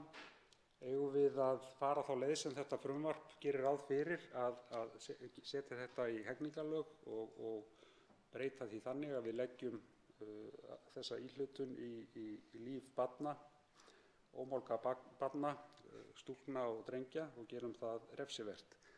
Það verður talsvert rætt umskurð kvenna, og auðvitað má hafa það og hvort að þetta eru sambærilegar aðgerðir í einhverjum skilningi. Það má hafa það mörg orð. í öllum tilvikum óafturkræfar aðgerðir að ræða eða inngrip í líkamann. Umskurð kvenna getur verið með margvíslegum hætti eins og hér hefur komið fram við umræðuna, en oftar en ekki auðvitað tilgangur þeirrar umskurðnar að svipta konurnar möguleikum á að njóta kynlífs. Þannig það nú svona markmiðið með þeim sem býsna alvarlegt. Markmiðið með umskurð drengja held ég að sé nú yfirleitt ekki þess háttar. Ég velti fyrir mér hvort að nálgunin alveg rétt að setja þetta með þessum hætti í hegningarlögin. Ég veit það ekki alveg, ég ekki búinn að móta mér skoðun á því. Ég held í sjálfu sér að það sem að fyrir okkur liggur auðvitað að því að við teljum okkur vera ríki sem að varðveitir og berst fyrir mannréttindum, og það eigum við að gera og við gerum það, og mannréttindi geta eiginlega ekki verið valkvæð. Það hljóta að vera einhver svona grundvallarprinsipp sem við verðum að fylgja, og það eigum við held ég að gera. En vegna þess hvernig samt sem áður allt þetta mál kemur fyrir, þá auðvitað spurning hvernig náum við þessum árangri best. Ég held að við séum öll sammála það að við viljum koma í veg fyrir þetta. Það nú stundum talað að refsivöndur sé góður, menn við tölum nú gjarnan refsistefnu eða betrunarstefnu, sem að kannski snýst þá að reyna að koma fólki til skilnings á því hvað rétt og rangt, og uppfræða og ræða og koma upplýsingum á framfæri. Ég hugsa að það dugi nú ekki til í þessu tilviki að við gefum út einhvers konar handbók það hvað rétt og rangt í þessum efnum. Ég hugsa að það myndi nú kannski ekki alveg duga. En eins og ég segi, svo ég ítreki það bara, að ég held að við eigum að varast í allir þessari umræðu að sökkva okkur ofan í trúarbrögðin sjálf.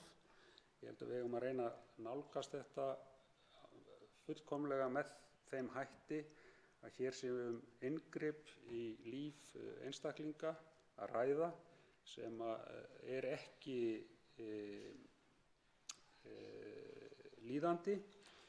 Það fer í bága við grundvallar mannréttindi.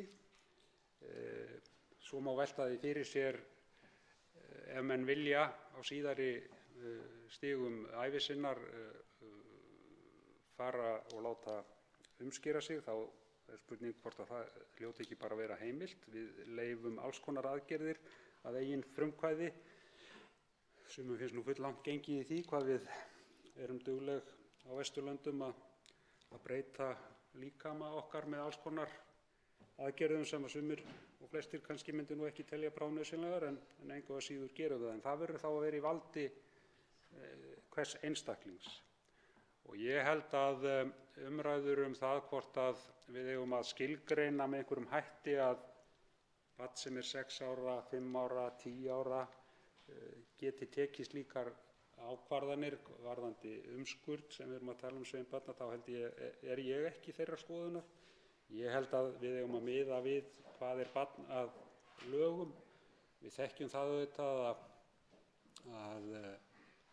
barn auðvitað undir áhrifavaldi foreldra sinna og nær samfélags, og ég held að það yrði aldrei neitt sjálfstæðan vilja barnsins að ræða í þessu samhengi. Þannig að ég tel að það sé ekki skynsamlegt að fara þá leið.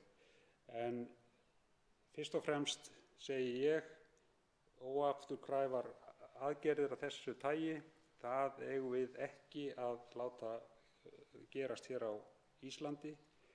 Við þurfum að ræða þetta vel, við þurfum að velta fyrir okkur nákvæmlega hvernig við ætlum að koma þessu fyrir í lögum svo að þetta fari sem allra best, en eins og ég segi, bara svo ég ítreki það, því að það er viss hætta á því að þetta fari yfir í þennan trúarbragða farveg sem að ég tel að við eigum að vera mjög einurð í og ég tek eftir því að hv. flutningsmaður hefur verið mjög einurð í því að tala þetta mál skilið frá trúarbrögðunum, þannig eigum við að nálgast það, en leið verðum við að átta okkur á því að þetta varðar engu að síður trú margra og það eins og ég sagði áðan mjög erfitt að segja fólki hverju sé rétt eða rangt að trúa. Til máls tekur hv. 11. þingmaður Suðvesturkjördæmis, Ólafur Þór Gunnarsson. Herra forseti. Við ræðum hér frumvarp til laga breytingu á almennum hegningarlögum sem að hefur verið kallað í almennri umræðu umskurðarfrumvarpið svokallaða. Og það rétt sem að kom fram hér og hefur komið fram hér í umræðunni í dag að mörgu leyti þá má segja að svo athygli sem þetta mál hefur fengið bæði hér innanlands og erlendis hefur vakið að minnsta kosti nokkra athygli þeirra þingmanna sem að málinu standa en jafnframt vakið okkur kannski til vitundar það að hér gætu Íslendingar, gæti Alþingi Íslendinga stigið mjög mikilvægt skref eins og það hefur áður gert í ýmsum mannréttindamálum. Og það gæti verið býsna dýrmætt að íslenska þingið eða Alþingi Íslendinga hefði þar leiðsögn eins og við höfum gert í sumum öðrum málum. Ég vil nálgast þetta mál og rétt að taka fram hér upp að umræðunnar að ég einn af flutningsmönnum frumvarpsins. Ég vil nálgast þetta mál fyrst og síðast út frá mannréttindavinklinum og heilbrigðisþjónustuvinklinum. Það er að segja, við erum bara ekki þannig samfélag sem að gerir óþarfar og afturkræfar aðgerðir á fólki, sérstaklega ekki ef það er ekki hægt að spyrja það leyfis. Þannig er bara ekki gert hér á Íslandi. Það myndi til að mynda þykja kindarlegt í dag ef að það hefði einhvern tímann verið í trú Íslendinga eða í trúnni hér á Íslandi að það ætti að taka hálskirtla úr öllum börnum. Að við værum ennþá að gera það af einhverjum trúarástæðum. Auðvitað myndum við ekki gera það. Við myndum endurskoða það. Við myndum endurskoða það vegna þess að nú er engin vísindalegur grunnur á bak við það sé einhver skynsemi í því. Og nákvæmlega sama hátt erum við hérna sumu leyti svona, ég ætla ekki að segja kannski ekki undir mikilli pressu en það hefur komið töluvert af röksemdum að þetta sé svo mikið heilbrigðismál. Ég ætla bara að leyfa mér að segja það hér, það er rangt. Það er að segja að það sé til einhvers gagns heilsufarslega séð að skera part af litlu barni. Það er bara ekki þannig. Það getur verið það ef einhver mein eru fyrir hendi. En það á ekki við þarna. Og rökin sem menn hafa til að mynda fært fram að þetta verji þessa blessuðu drengi við til að mynda krabbamein í forhúð, eins og einhver myndi segja.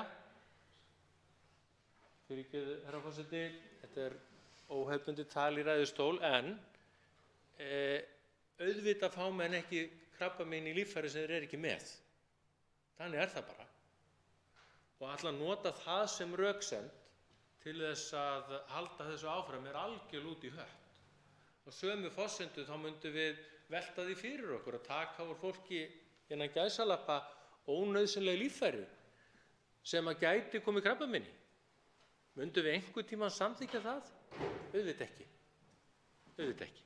Það myndi aldrei koma til. Við ræðum þetta fyrst og síðast sem mannréttindamál.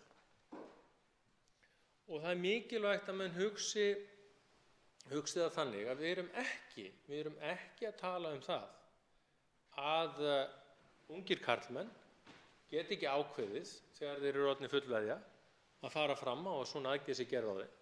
Það er þeim algjörlega heimilt ef þeir vilja gera það af trúarástæðum, en við erum að verja rétt barnanna. Og barnasáttmáli Sameinuðu þjóðanna er algjörlega skýr hvað þetta varðar. Hann er algjörlega skýr. Amerísku barnalæknasamtökin hafa tekið mjög afgerandi afstöðu í þessu máli. Það er að segja, þau telja engar læknisfræðilegar forsendur fyrir því að framkvæma umskurð á drengjum nema að það sé einhverjar sem við köllum læknisfræðilegar ábendingar til þess. Og það er sjaldnast. Í opinberri umræðu hér á Íslandi þá hafa margir læknar verið nokkuð áberandi í umræðunni og það er kannski rétt að nefna það að það eru núna eitthvað í kringum 500 íslenskir læknar sem hafa skrifað undir yfirlýsingu að þeir séu samþykkir eða sammála efni þessa frumvarps. Hér í umræðunni í dag hefur verið rætt dálítið það hvort að sá refsirammi sem að er undir eða er nefndur, hvort að hann sé kannski eðlilegur og það hefur líka verið rætt svolítið hvort að það geti verið einhvers konar stigsmunur á þessum glæpum, að því við erum þegar sem átt okkur á því, hv. þingmenn, við erum þegar búin að skilgreina umskurð á stúlkum eða meiðbörnum sem glæp og það má velta því fyrir sér hvort að það að skilgreina umskurð á drengjum sem jafn alvarlegan glæp sé rétt. En eins og hv. þingmaður Jón Þór Ólafsson kom hér inn á áðan, þetta er bara stigsmunur, þetta er ekki eðlismunur. Þetta er stigsmunur og mikilvægt að hafa það í huga. Ég vil ekki gera lítið úr mikilvægi trúarbragða. Alls ekki. Og ef menn nenna þá geta þeir flett upp í þingræðum sem ég hef haldið þau mál. Ég held að trúfrelsi sé eitt af mikilvægasta sem að fólk hefur og á. En trúin má aldrei verða á þeirri forsöndu að hún skaði einhverja einstaklinga. Mér finnst ekki að það eigi ekki að vera rétturinn og hv. þingmaður Jón Þór Ólafsson kom einnig inn á það hér áðan að það eru til trúarbrögð til að mynda sem að vilja ekki þiggja blóðgjafir. En í þeim trúarbrögðum hafa einmitt, eða gagnvart þeim ákvörðunum hafa einmitt fallið dómar það að foreldrum auðvitað ekki heimilt að neita blóðgjöf fyrir börn sín ef að það að hafna blóðgjöfinni getur orðið til þess að barnið deyi. Það er bara ekki þannig. Og það hefur líka komið fram í umræðunni svona vangaveltur það hvort að þetta þýðir þá að það er alltaf að með aðrar læknisfræðilegar aðgerðir, önnur læknisfræðileg inngrip eða önnur inngrip gagnvart börnum okkar, að þá eigi að gilda einhvers konar réttindi barnsins til að ákveða sjálft síðar meir. En þarna er grundvallarmunur, hv. þingmenn. Þarna er grundvallarmunur. Þegar við tölum til að mynda aðgerðir eins og við skulum segja bólusetningar á börnum, við skulum segja aðgerðir sem að til að mynda minnka líkur á börn fái sem hafa ítrekað fengið sýkingar í miðeyru og annað fái slíkar sýkingar aftur, þar að baki liggja gagnreyndar rannsóknir. Það er munurinn. Það er munurinn. Og þess vegna er mjög mikilvægt að hafa það í huga að það er ekki hægt að bera þetta tvennt saman. Það er bara ekki hægt. Og börnin verða alltaf að njóta vafans í þessu. Það er hjá sumum trúarbrögðum, það eru til trúarhópar og trúarsamfélög víða heim sem að nota umskurð sem manndómsvígslu hjá karlmönnum. Og það eru til að mynda á allavega einhverjum stöðum í Afríku eru til dæmi það að þessar manndómsvígslur fari fram við 16 ára og í stöku tilfellum við 18 ára aldur. Það er að segja þegar þessi drengir eru orðnir sjálfráða.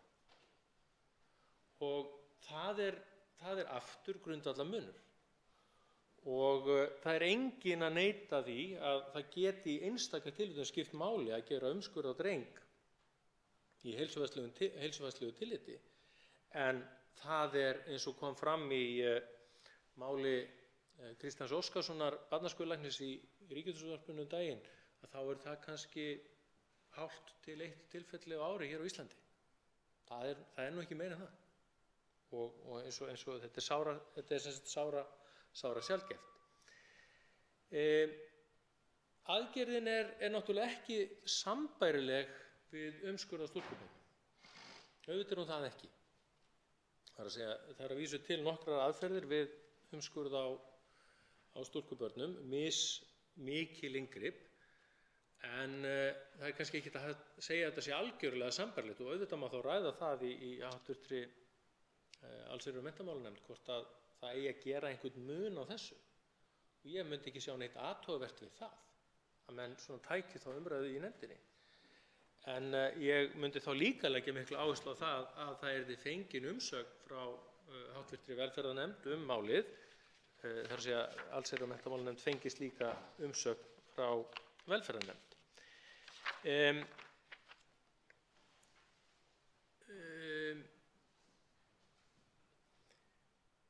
Það hefur líka verið rætt í þessari umræðu í dag, það hefur líka verið rætt það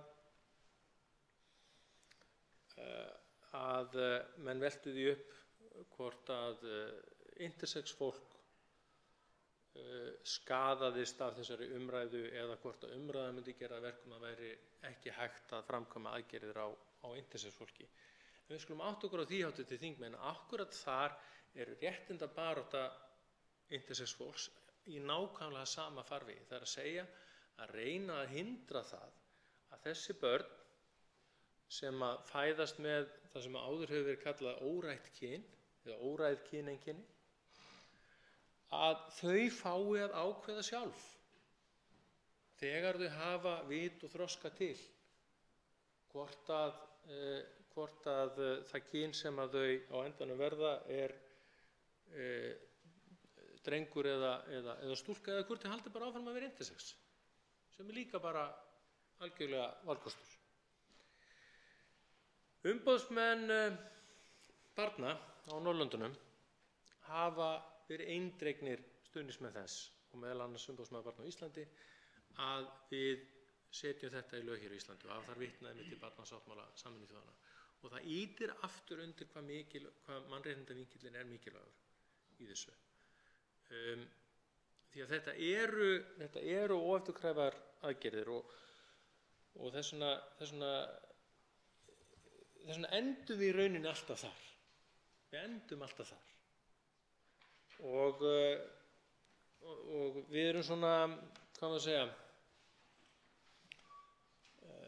við erum eins og að bombarderuð kannski, en að gæsalappa skulum við hafa það, því það er erlent orð sem má ekki nota í ræðustól Alþingis. Við erum svolítið svona þrúguð kannski eða mikil umræða erlendis frá og alls staðar að við séum að ganga á rétt barnanna og svo framvegis og rétt trúarbragða og svo framvegis, en það er bara ekki þannig. Það er bara ekki þannig. Við til að mynda á Íslandi, nú eru hér áreiðanlega einhverjir lögfræðimenn í salnum sem geta sagt mér hvað er langt sem við lögðum niður líkamlegar refsingar á Íslandi. Það er mjög langt síðan. Það var áreiðanlega alltaf ekki verið einhvern tímann fyrir svona einhverjum 100 árum eða meira. Og við einhvern veginn, við erum bara ekki þarna sem samfélag að ganga þessa leið, og ég held að við eigum að skoða þetta mál af fullri alvöru. Ég gerir ráð fyrir að þetta verði rætt af fullri alvöru í nefnd þingsins. Það kann vel að vera að koma upp vinklar sem að flutningsmenn sá ekki fyrir. Við ræddum til að mynda í undirbúningi þessa frumvarps ýmsa slíka vinkla, en þetta var niðurstaðan. Ég er ekki fráhverfur því á nokkurn hátt að ræða það í nefndinni hvort að það getur orðið breytingar á lagagreininni. En prinsippið réttindi barna, mannréttindi barna, það verður alltaf að vera sterkast. Þá veitir andsvar hv. 13. þingmaður Suðvesturkjördæmis, Jón Steindór Valdimarsson.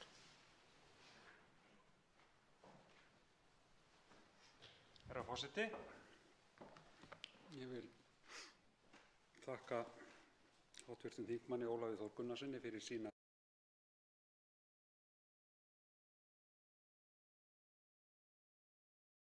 búast. Ég hjó eftir einu í ræðu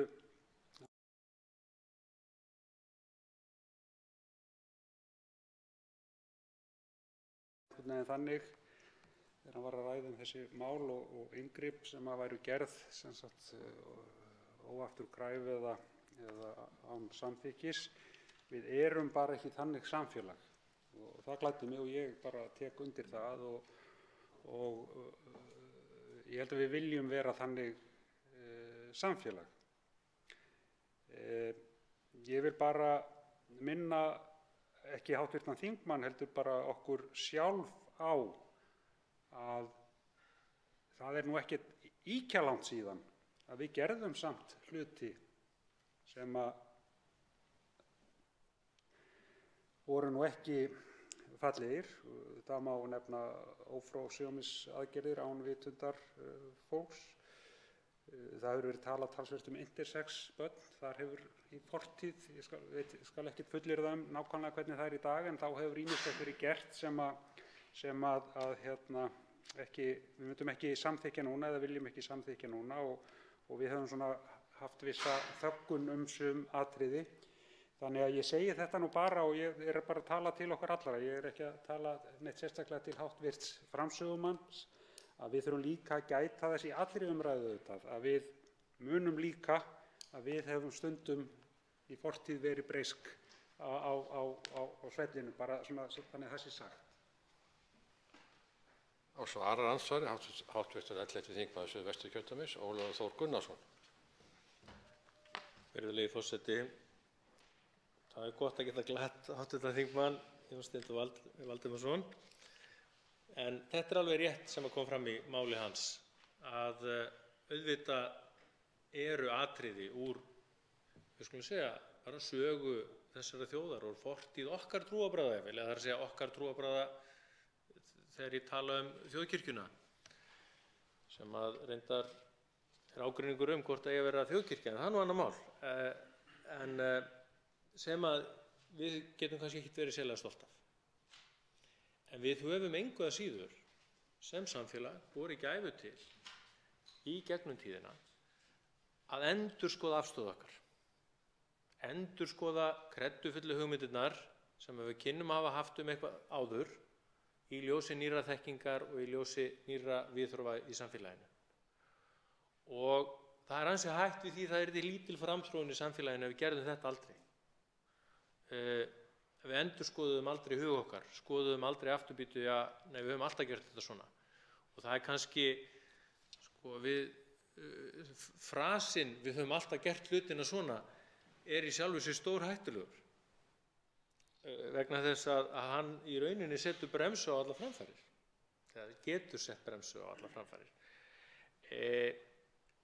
En ég held í rauninni samt að það sem að þingmaðurinn var svona að ýta til okkar flutningsmanna, og ég tek það algjörlega til mín, það þetta að sýna líka nærgætni gagnvart þeim sem hafa aðrar skoðanir heldur en við og hafa aðrar hugmyndir uppi, og ég skal vera fyrstur manna til þess að taka undir það með hv. þingmanni.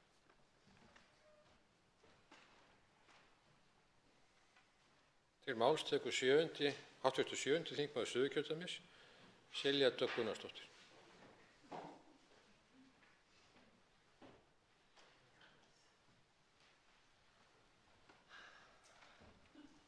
Hæstv. forseti, ég vil byrja því að þakka hv. þingmönnum fyrir afar málefnalega og fróðlega umræðu í dag. Og mér heyrist á öllu að þingmenn leggja áherslu fyrst og fremst á mannréttindi, og við erum, held ég, flest voru sammála það, eins og ég skildi allan að ræðurnar, að bann við umskurði myndi ekki brjóta í bága við trúfrelsi manna. Hitt annað sem við höfum mörg velt hér upp í dag að við erum svona að velta fyrir okkur bestu mögulegu útfærslu. Hvort að frumvarpið eins og lagt fram nú þjóni tilgangi sínum, hvort að það eigi að setja mögulega slíkt bann inn í önnur lög, og svo höfum við rætt viðurlög við broti á slík og annað slíkt. Þannig að við leggjum mikið traust á hv. allsherjar- og menntamálanefnd, sem ég geri ráð fyrir að fái málið til meðferðar.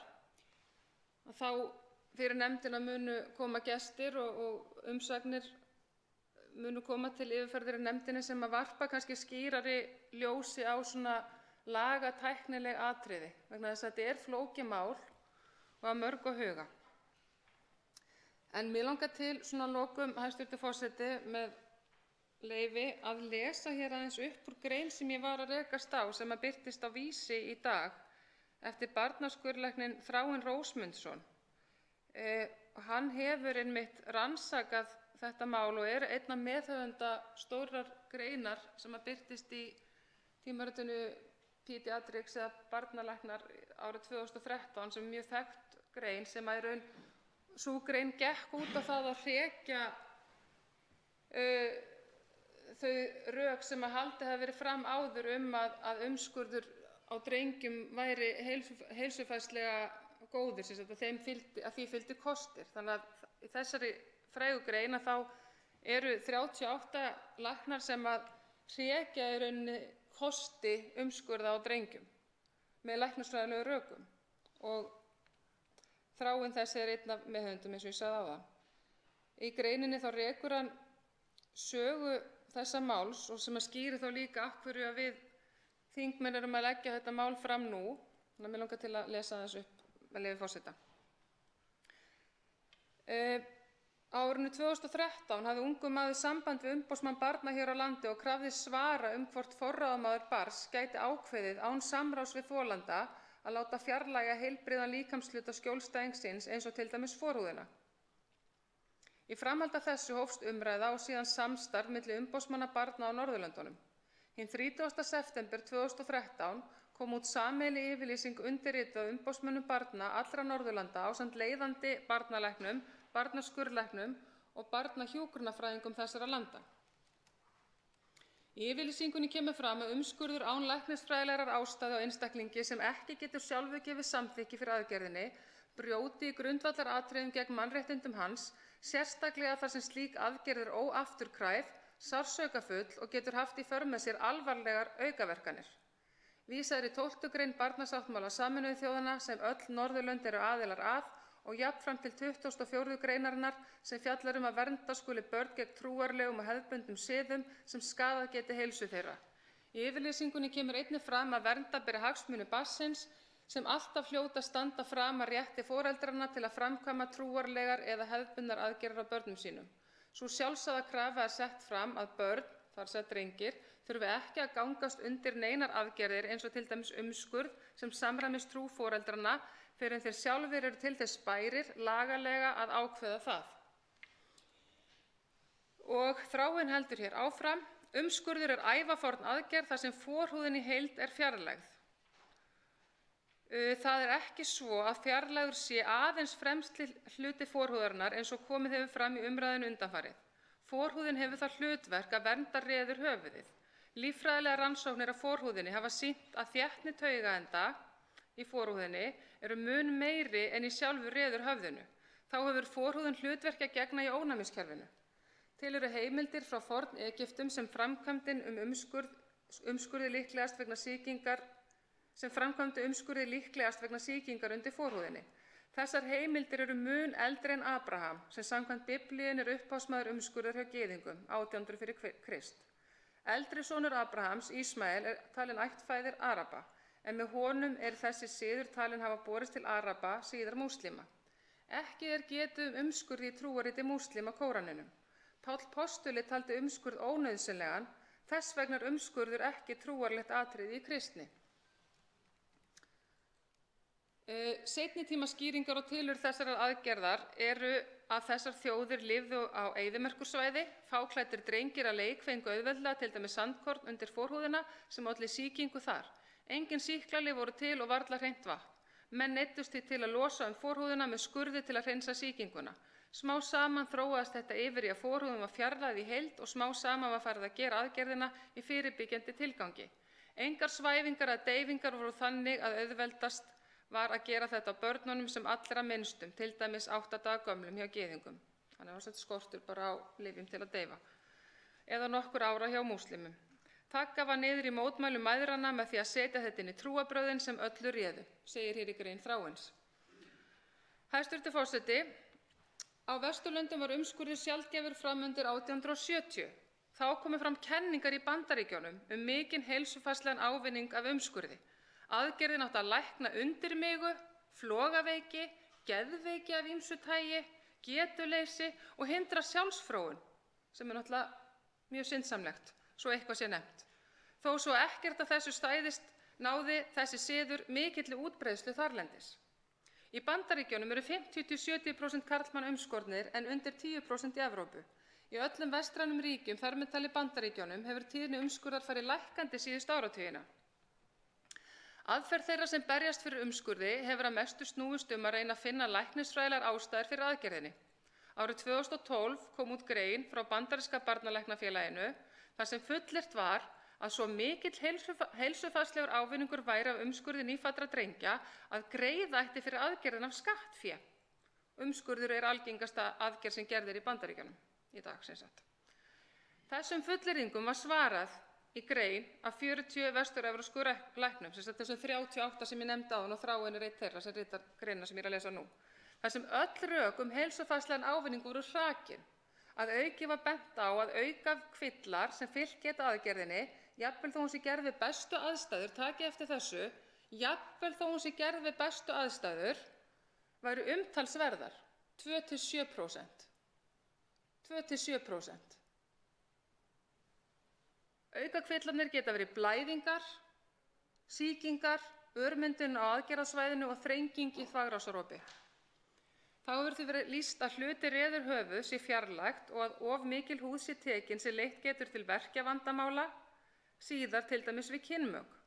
Ég ætla aðeins að skjóta hérna inn í að ég hef fengið fjölmörg bréf og fleiri þingmenn frá bæði umskornum karlmönnum sem hafa átt ýmis vandamál að etja þess vegna, bæði andleg og líkamleg, og einnig frá eiginkonum þessara manna sem að lýst hafa sársauka eftir kynmök vegna þessa.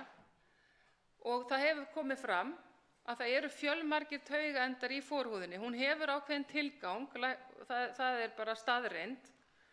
Þannig að það að segja að umskurður á drengjum hafi ekki áhrif á kynhneigt karlmanna, það er rangt. Það er verið að taka þarna ákveðin hluti burt sem er ekki hægt að endurheimta og því er sjálfsagt að menn geri þetta þegar þeir hafa aldur til. En þetta sé ekki gert með börn nokkura daga gömul að nokkur ára gömul. En áfram heldur greinin. Í vísindagrein frá Bandaríkjunum frá 2010 kemur fram að yfir 100 drengir deyi árlega eftir umskurði. Jafnvel þó aðgerðin hafi verið gerð við bestu aðstæður. Dánarorsök er oftast blæðing eða sýking. Þá er nauðsynlegt að gera sér grein fyrir sálarkvöl umskorinna drengja sem alast upp í samfélagi óumskorinna.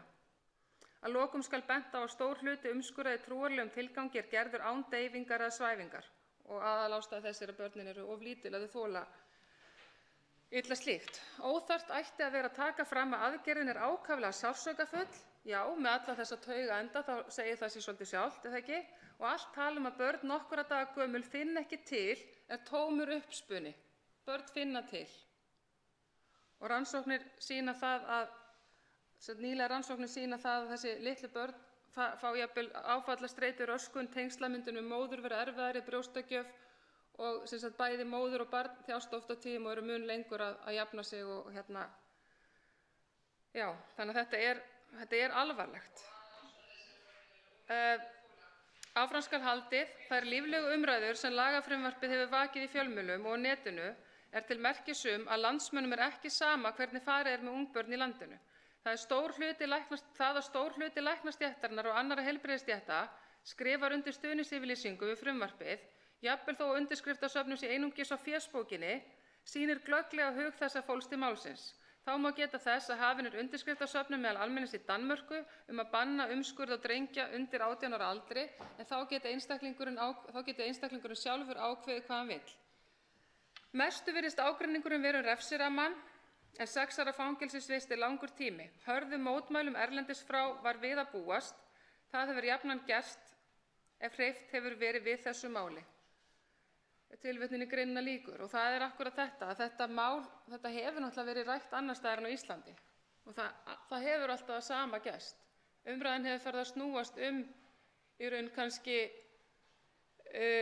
fyrst og fremst trúfrelsi og minna réttindi barnsins. Og við sem löggjafi, það okkar hlutverk þegar okkur berast ábendingar frá aðilum sem að starfa við vernd barna og tryggja hagsmuni barna eins og umboðsmenn barna á Norðurlöndum og Barnaheill, ef slíkir aðilar benda okkur á að gerðar séu aðgerðir á börnum sem að brjóti mannréttindi þeirra,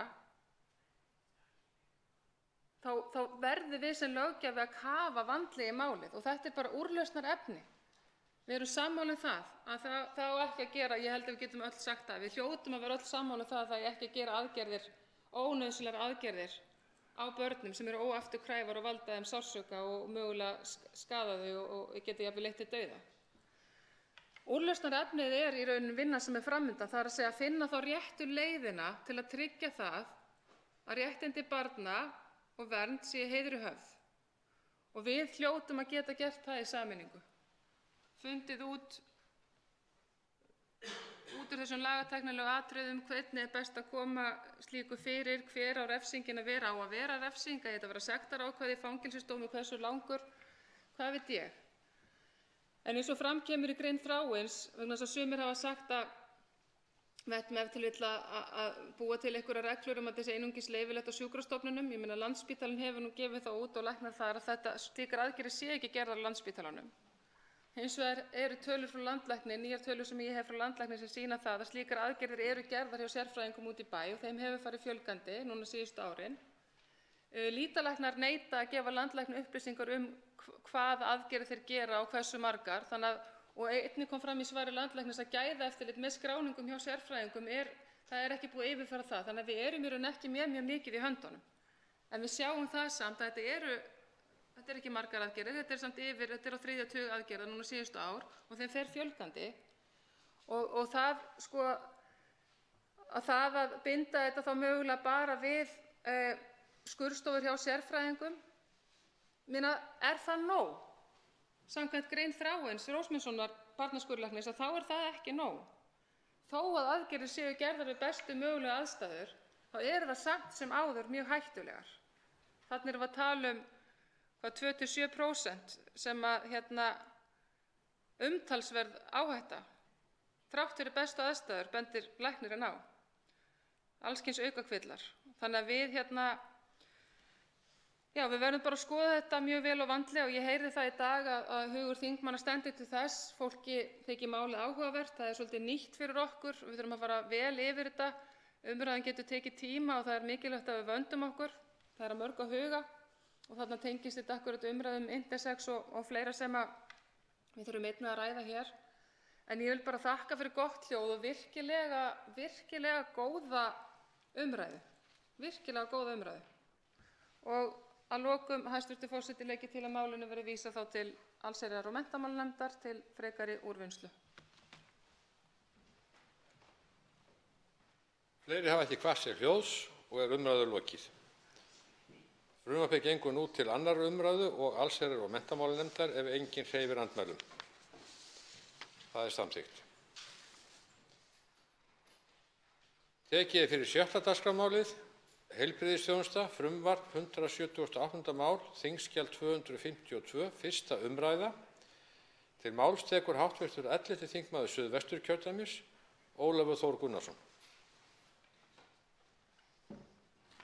Herra forseti, það mál sem ég mæli hér fyrir á sér nokkra forsögu en frumvarpið til breytingu á lögum heilbrigðisþjónustu nr. 40/2007 og lögum málefni aldraðra nr. 125/1999 með síðari breytingu. Meðflutningsmenn mínir á frumvarpinu eru allmargir og það eru hv. þingmenn Albertína Friðbjörg Elíasdóttir, Andrés Ingi Jónsson, Anna Kolbrún Árnadóttir, Ásmundur Friðriksson, Bjarkey Olsen Gunnarsdóttir, Guðjón S. Brjánsson, Guðmundur Ingi Kristinsson, Halla Signý Kristjánsdóttir, Halldóra Mogensen, Hanna Katrín Friðriksson, Helgi Hrafn Gunnarsson, Inga Sæland, Líneik Anna Sævarsdóttir, Oddný G. Harðardóttir, Vilhjálmur Árnason, Willum Þór Þórsson og Þorsteinn Víglundsson. Eins og ég kom inn á þá á þetta mál sér nokkra forsögu. Það er að segja sá sem hér stendur flutti árið á 139. löggjafarþingi mál einbýli á öldrunarstofnunum sem að á þeim tíma hafði í rauninni ekki verið flutt áður í þeirri mynd og málið hefði oft borið á góma í þingsal. Menn höfðu rætt þetta lítillega hér í þingsal og þingheimur í rauninni verið nokkuð, allan að þær umræður sem höfðu farið fram, og þingheimur verið nokkuð samhljóða í því að þetta væri jú bara sjálfsagt réttindamál og þessu yrði að vinda bráðan bug að, en einhvað síður að þá hefur málið í rauninni aldrei komið til framkvæmda í lagatexta. Á hitt er að líta að með árunum að þá hefur fjölbýlum og hjúkrunarheimilum fækkað, en á hinn bóginn þá er það þannig að við erum ennþá, eins og kemur fram í greinargerð frumvarpsins, með tæplega 500 rými sem eru tvíbýli eða þríbýli og þannig undir einhverja tæplega 500 einstaklinga sem að njóta ekki þeirra mannréttinda að búa með þeim sem að þeir kannski sjálfir veldu. Það var reiknað út fyrir 1 eða 2 árum síðan hvað það myndi kosta að takast á við þessa breytingu.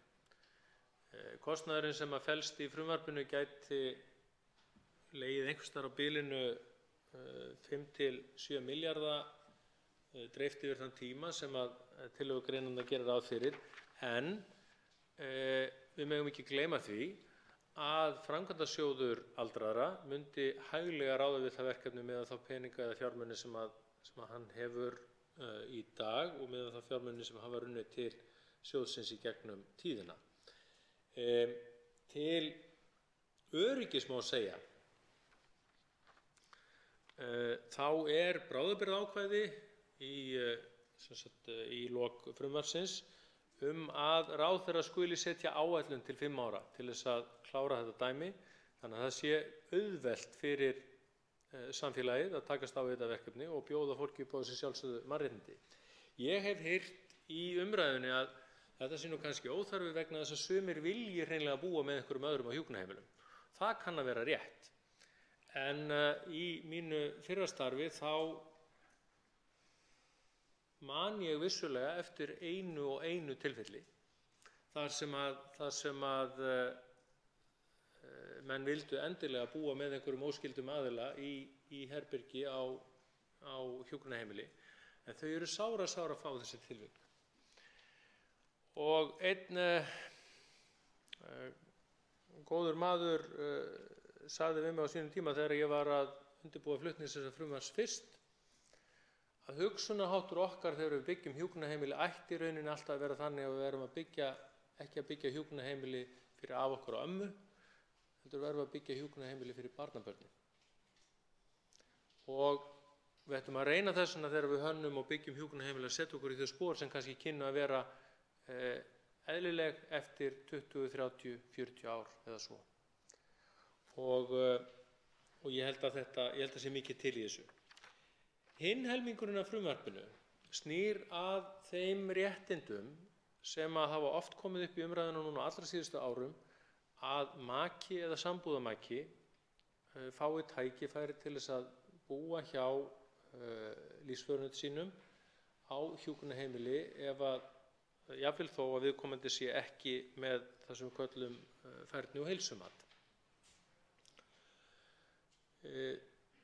Þetta er aðeins flóknara mál í raun vegna þess að löggjöfin sem við höfum í dag og reglurnar sem við höfum í dag færni- og heilsumat eru býsna skýr vegna þess að má enginn eiga heima á hjúkrunarheimili nema hann eða hún hafi gengið í gegnum þetta svokallaða færni- og heilsumat.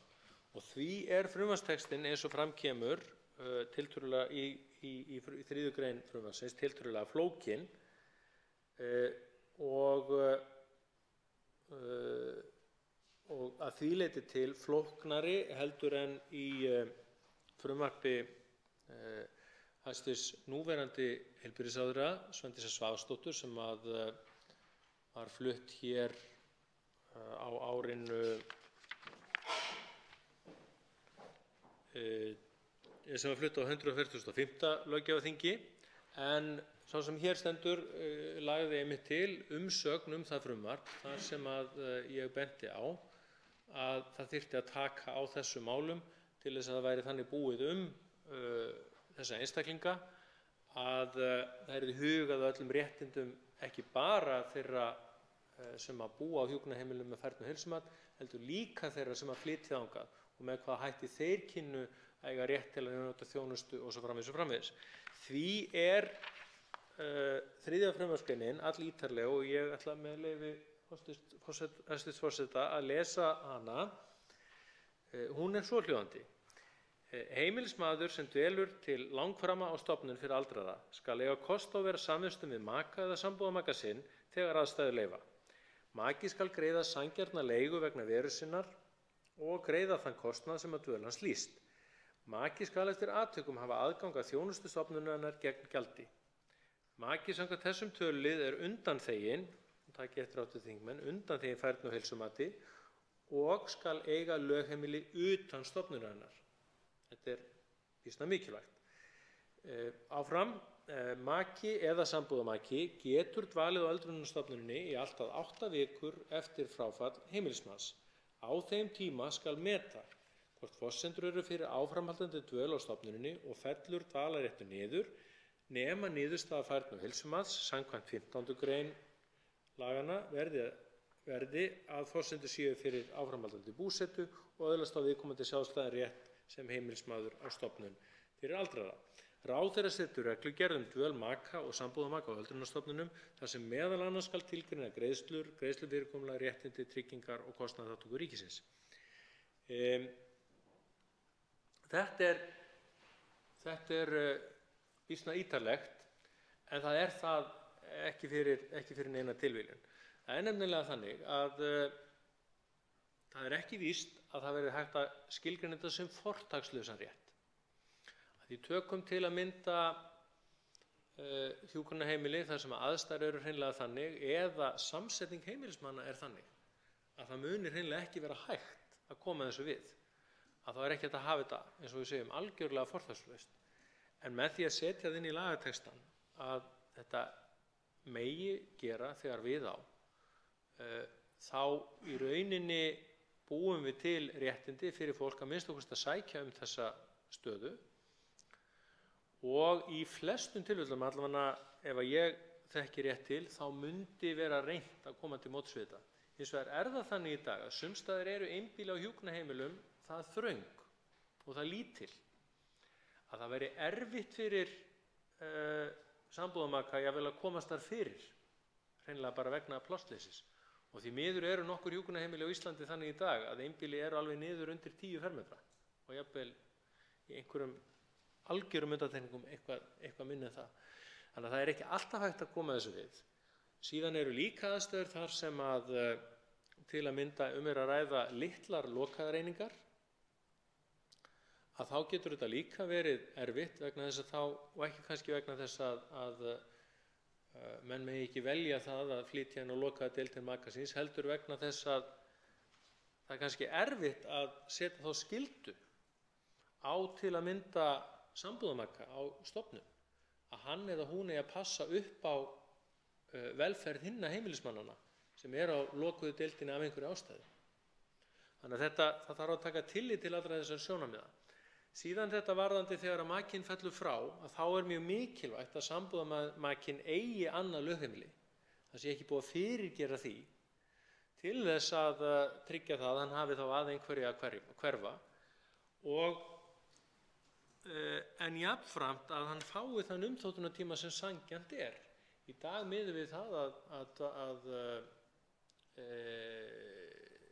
hvíldarinnlagnir á öldrunarstofnunum eru allt að 8 vikur á ári og því er sett inn þessi klásúla það að það séu allt að 8 vikur sem geti verið þessi umþóttunartími.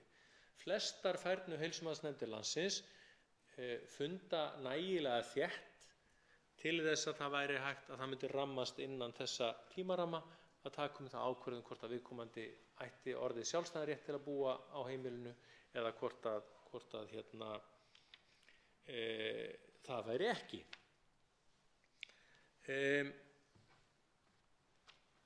Ég hef áður velt upp og haft það vangaveltur og raunar inni fyrirspurn til hæstv.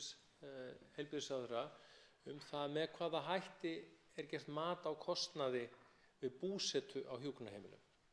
Það er að segja, við skulum segja, svo við tölum á mannamáli það er að segja þennan hráa búsetuþátt, ef við getum sagt sem svo. Og þess vegna mikilvægt þarna að reyna að skilgreina hvað kostar í raun að gista eða búa á hjúkrunarheimili ef að menn velja það fyrirkomulag og hvað kostar að framfleyta einhverjum sem býr á hjúkrunarheimili. Það kann að vera í einhverjum tilfellum yrði sá kostnaður mjög metinn tiltölulega hár og þess vegna þessi reglugerðarheimild fyrir ráðherra.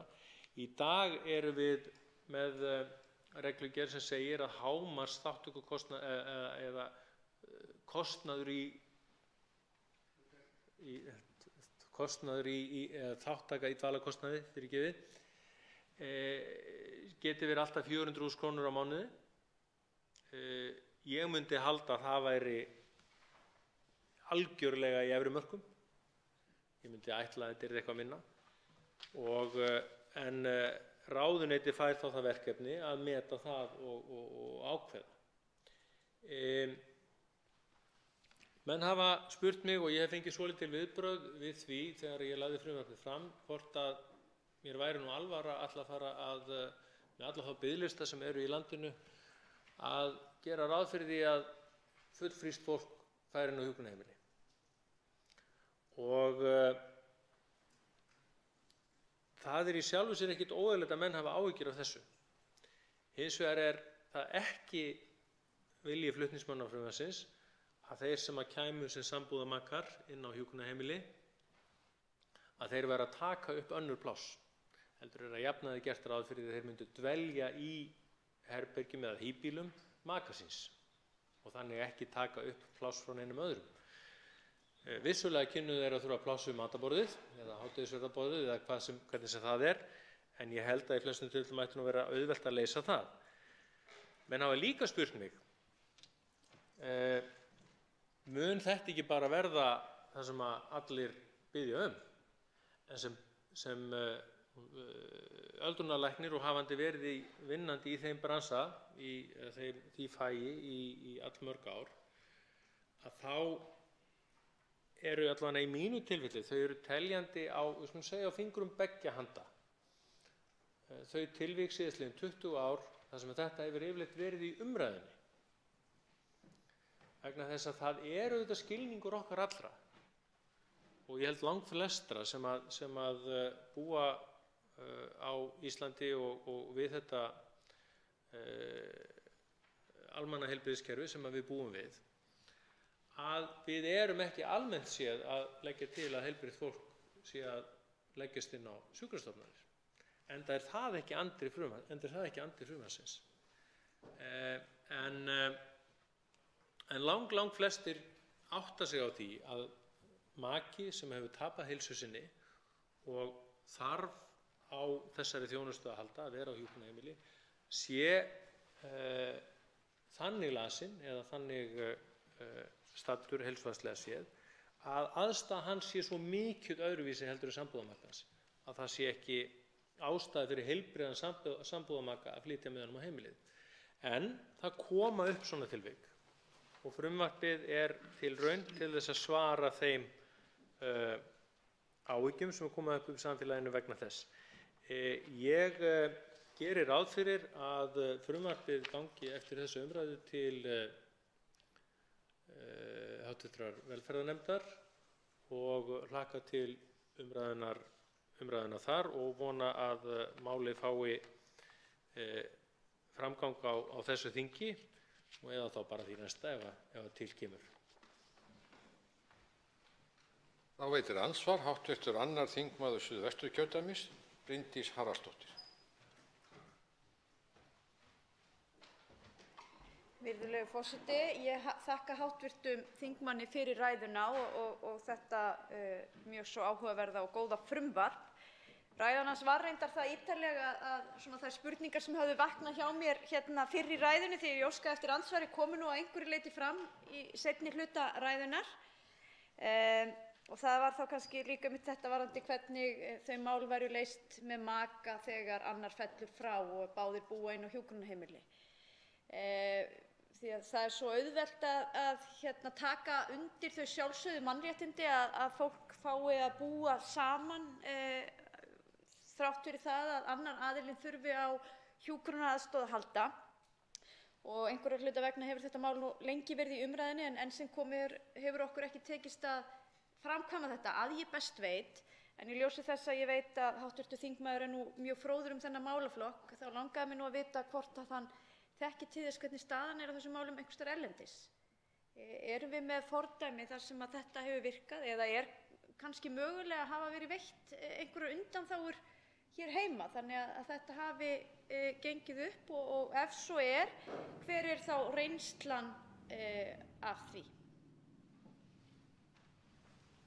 Þá svarar andsvari hv.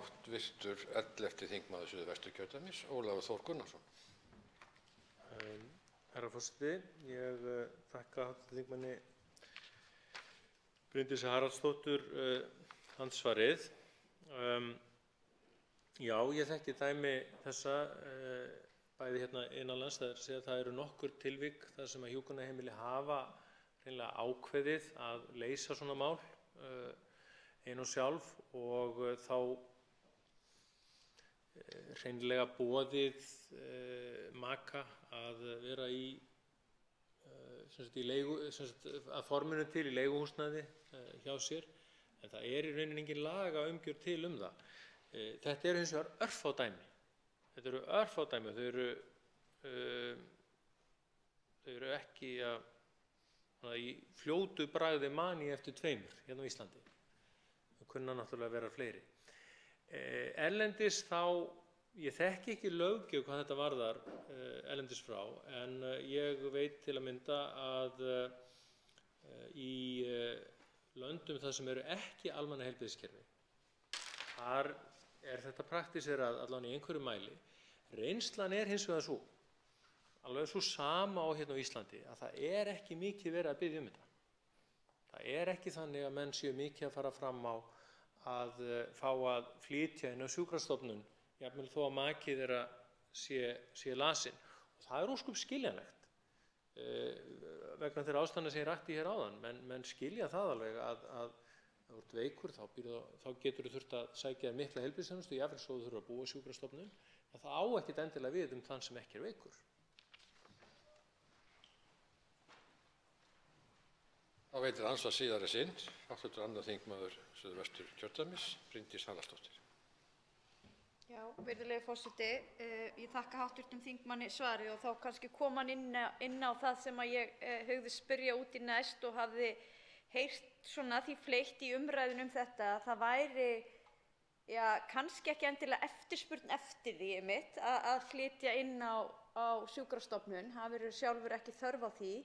Og hins vegar hinn punktinn sem gengur þá út á það að það væri kannski ekki endilega viðkomandi, það var ekki endilega hagur viðkomandi. Þú veist, gæti það falið það í sér að þegar fólk fer inn á hjúkrunarheimili þá það af þeirri ástæðu að það þarf á mikilli umönnun að halda og getur það hreinlega verið þannig að slíkt sambúðarform inn á hjúkrunarheimili ýti undir það að makinn þurfi að hjúkra eða þjóna veikum maka sínum of mikið og taki þar af leiðandi eitthvað álag frá starfsmönnum en á móti sé álagið þó of mikið á þann sem að flytji þar inn. Svo langaði mig líka kannski að spyrja hv. þingmann út í það kröfuna einbýli. Ég reyndar stend nú í þeirri meiningu að þegar við erum að byggja hjúkrunarheimili í dag að þá séu það hugsuð sem einbýli, þannig að einhverju leyti held ég að við séum nú að vinna með þann hlut málsins.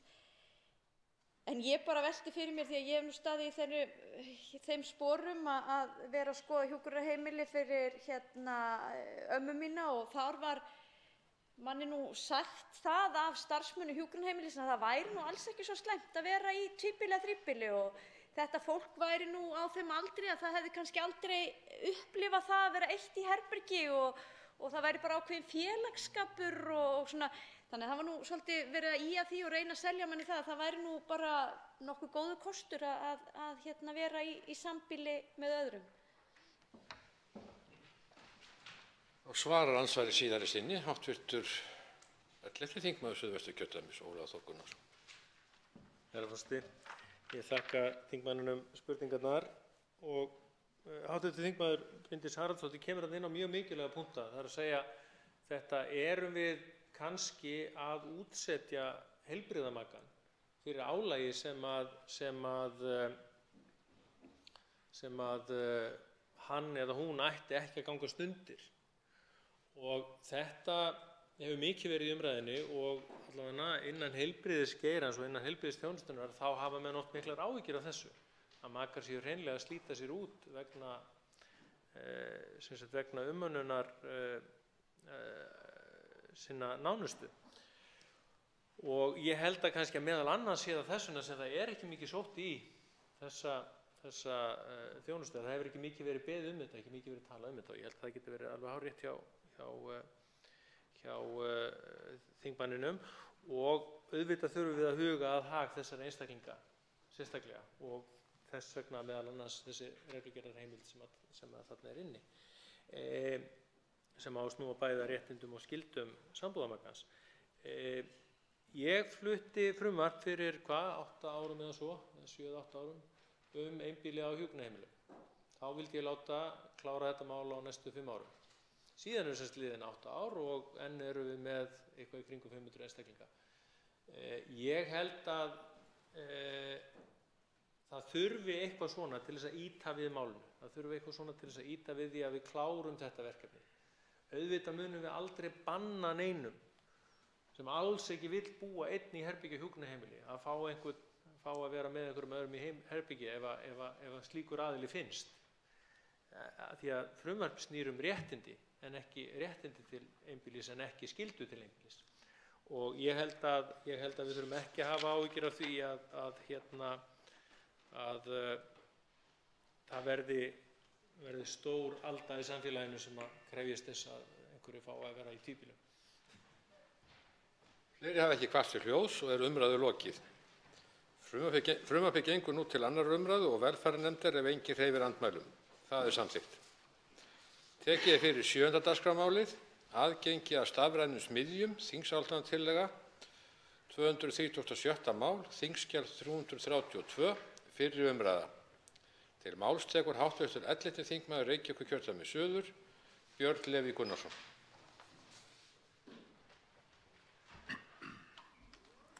Virðulegi forseti, ég mæli hér fyrir tillögu til þingsályktunar aðgengi að stafrænum smiðjum. En flutningsmenn eru 13 frá öllum flokkum.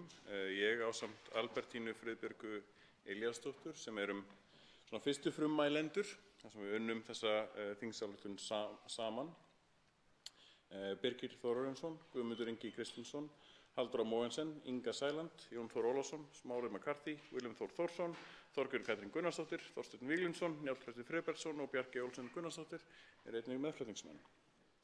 En Alþingi ályktar að fela mennta- og menningarmálaráðherra að vinna áætlun að uppbyggingu á stafrænum smiðjum með það að markmiði að allir framhaldsskólanemar hafa aðgengi að slíkum smiðjum. Áætlunin verði unnin í samstarfi mennta- og menningarmálaráðuneytis og atvinnu- og nýsköpunarráðuneytis við Nýsköpunarmiðstöð Íslands, Samband íslenskra sveitarfélaga, Menntavísindasvið Háskóla Íslands og Háskólans á Akureyri og aðra hlutaðeigandi. Það geta til dæmis að sjálfsögðu ónefndir framhaldsskólanir, til dæmis sjónvarpsstöðvar þar sem að það gott tækifæri til þess að kynna í rauninni þessar stafrænu smiðjur með til dæmis svona áhugaverðum þáttum starfsemi þeirra, Listaháskólanum og fleiri aðilum sem að hafa áhuga á að nýta sér þessa tækni og þessar stafrænu smiðjur. En samhliða áætlunargerðinni verði síðan mótuð kennslustefna fyrir grunn- og framhaldsskóla þar sem meðal annars verði hugað að öllum undirstöðuatriðum námsins, hæfnisviðmiðum við námslok og hugsanlegri endurskoðun aðalnámskrár framhaldsskóla til þess að taka mið af þessu aðgengi að stafrænum smiðjum fyrir framhaldsskólanema og hvaða hæfni þeir koma til með að þjálfa í þessum smiðjum. En áætlunin sem að mennta- og menningarmálaráðherra skilar verði skýr hvað varðar framvindu verkefnisins og verklok sem á full fjármögnuð í fjármálaáætlun. Þingsályktun gengur sem sagt út á það að þetta eru skilaboð frá þinginu til ríkisstjórnarinnar að vinna inn í fjármálaáætlun, verkáætlun til þess að ná aðgengi að stafrænum smiðjum fyrir alla framhaldsskólanema á Íslandi. En nýsköpun á 21. öldinni tengist einmitt tölvum, netinu og tækni. Þetta á við nýsköpun innan hefðbundinna atvinnugreina, starfandi fyrirtækja ekki síður en frumkvöðla og sprota. Fáar atvinnugreinar geta þrifist án tækni og þörf fyrir hugmyndaríkt, tæknilega fært og velmenntað fólk á öllum sviðum í framtíðinni. Í raun má segja að við stöndum á tímamótum umbreytinga sem samfélag lítur að stafrænni tækni og sjálfvirknivæði á öllum sviðum. Og það er mjög gleðilegt að það skilningur meðal allra flokka á stöðunni á þessum málum.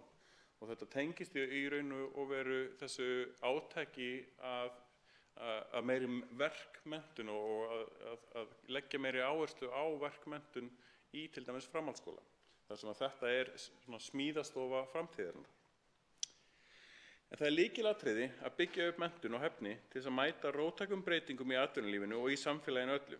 Þannig gæti stafrænar smiðjur, sem á ensku heita Fab Lab eða Fabrication Laboratory, með leyfi forseta, þar geti stafrænar smiðjur verið vettvangur fyrir aðgerðir sem falla að stærri stefnu stafrænt Ísland. Samkeppnishæfni Íslands hefur nefnilega hrakað mjög í kjölfar efnahagskreppunnar árið 2008. Í skýrslu Boston Consulting Group frá árinu 2012 kemur Ísland mjög vel út í samanburði við aðrar þjóðir hvað varðar innviði og uppbyggingu netsins. Ísland einnig ofarlega þegar kemur að því hversu miklu fé eytt á netinu. En Íslendingar standa mun neðar á listanum þegar kemur að því hversu mikið þeir nýta netið í þágu viðskipta og atvinnulífs. Þetta bendir til þess að Íslendingar séu neytendur tækni fremur en að þeir vinni og skapi út frá tækninni eins og algengara í samanburðarlöndunum. Í rannsóknum, úttektum, stefnumótunarvinnu og ályktunum ýmissa aðila hefur verið bent á það aftur og aftur árum saman að samkeppnishæfni Íslands til framtíðar byggist á möguleika okkar á nýsköpun í krafti þekkingar og hæfni. Allir eru sammála mikilvægi þess að auka áherslu á verk og tæknimenntun og hvetja til fjölgunar tækni og raungreina menntaðra. Allir eru sammála að nýta möguleika þjóðarinnar til þess að ná svigrúmi að efla hlutdeild alþjóðageirans í íslensku efnahagslífi, samanber skýrslu McKinsey árið 2012, Charting a Growth Plan for Iceland, sem vinsælt að vísa í þessu samhengi. Nú það svo að fjórða stoðin svokallaða sem að nýsköpun á að standa undir ekki mikil stoð. Þegar að það átti að spýta í rauninni í hvað varðar nýsköpun á Íslandi og fyrir Íslands hagkerfi, að þá kom eiginlega ferðamannaiðnaðurinn mjög sterkur inn í staðinn sem fjórða stoðin og allt of lítið hefur verið gert í fjórðu stoðinni sem nýsköpun átti að vera, sem að kemur í ljós í eftirfylgni stjórnvalda með að framfylgja áætlun tækni og vísindaráðs. Nú er búið að gera nýjar áætlun þar sem að snúast minna það að ná ákveðnum peningalegum markmiðum og meira það að mynda stefnu og þetta ætti að falla mjög vel þar inni. Stafrænar smiðjur, Fab Lab, eru mikilvægt verkfæri til þess að vinna og ná þessum markmiðum sem ég lýsti hér áðan. Fab Lab veitir nemendum aðgang að stafrænni framleiðslu tækni sem gerir þeim kleift að þróa áþreifanlegar lausnir. Ef rétt staðið að skapandi námi í Fab Lab smiðjum opnar þær nýja möguleika á því að efla hæfni barna og unglinga í raungreinum, vísindum, tækni, verkfræði og stærðfræði og ekki síður í listsköpun, þar sem að þessar smiðjur bjóða í rauninu upp á ákveðinn stafrænan pensil. En slík hæfni forsenda þess að okkur takist að styrkja innviði þjóðfélagsins og byggja leið upp atvinnulíf sem samkeppnishæft í alþjóðlegu umhverfi. Stafrænar smiðjur eru hannaðar til þess að bjóða almenningi upp á aðgengi að háþróuðum tölvustýrðum framleiðslutækjum. Tilgangurinn að gefa almenningi og nemendum tækifæri til þess að læra að nota þessa tækni, þróa hugmyndir, hæfni, frumgerðir og stofna sprotafyrirtæki. Í stafrænum smiðjum boðið upp á umhverfi, færni og þjálfun, háþróaða tækni og efni til þess að búa til hluti á einfaldan og hagkvæman hátt. Smiðjurnar eiga að vera aðgengilegar öllum, frumkvöðlum, nemendum, listamönnum, smærri fyrirtækjum og í raun öllum sem vilja skapa eitthvað nýtt og búa til eitthvað fyrir sjálfa sig. En með ályktuninni athyglinni beint sérstaklega að nemendum í framhaldsskóla, að þeir fái aðgengi að stafrænum smiðjum, en mikilvægt að aðgengi verði ekki takmarkað við framhaldsskólana, heldur verði smiðjurnar opnar bæði grunnskólum og á viðkomandi svæðum og almenningi. Það hugmyndafræði FabLab að smiðjurnar séu og opnar öllum. En ástæðan fyrir því að við einbeitum okkur sérstaklega að framhaldsskólunum í þessari ályktun til þess að stíga fyrstu skrefin hvað menntun í rauninni varðar og að dreifa síðan þeirri þekkingu út frá framhaldsskólunum, að smita út frá sér í rauninni þaðan. Mikilvægt að samhliða verði tryggt að í smiðjunum verði vel þjálfað starfsfólk sem hafi þekkingu bæði á notkun tækja og tóla, hönnun og verðmætasköpun sem á þjálfun kennara verði tryggð.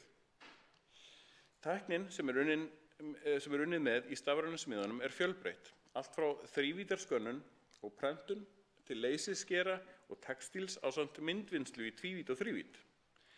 Þá mikið unnið með alls konar forritun og forritunarhæfni á hagnýtan hátt. Stafrænar smiðjur sannarlega smíðastofur framtíðarinnar og kjörinn vettvangur til að ná markmiðum í eflingu verk, starfs og listnáms.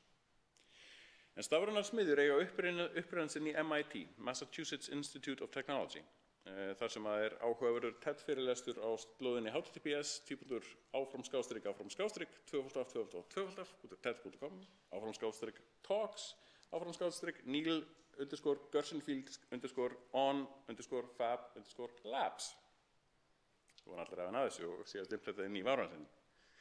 Og hugmyndinni að lausn staðbundinna vandamála sé oft að finna í nærsamfélaginu, að aðgengi að framleiðslutækjum til þess að þróa lausnir og vinna með hugmyndir sé grundvöllurinn á framtíðarsamfélaginu. Í dag má finna stafrænar smiðjur á Akureyri, Hornafirði, Ísafirði og Sauðárkróki, í Fjarðabyggð, Reykjavík og Vestmannaeyjum og einnig að finna vísi að stafrænum smiðjum á ýmsum öðrum stöðum eins og til dæmis Menntaskólanum á Tröllaskaga.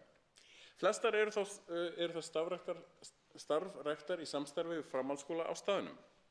Auk þess sambærilegar smiðjur nú út allan heim, í öllum heimsálfum nema á Suðurskautslandinu.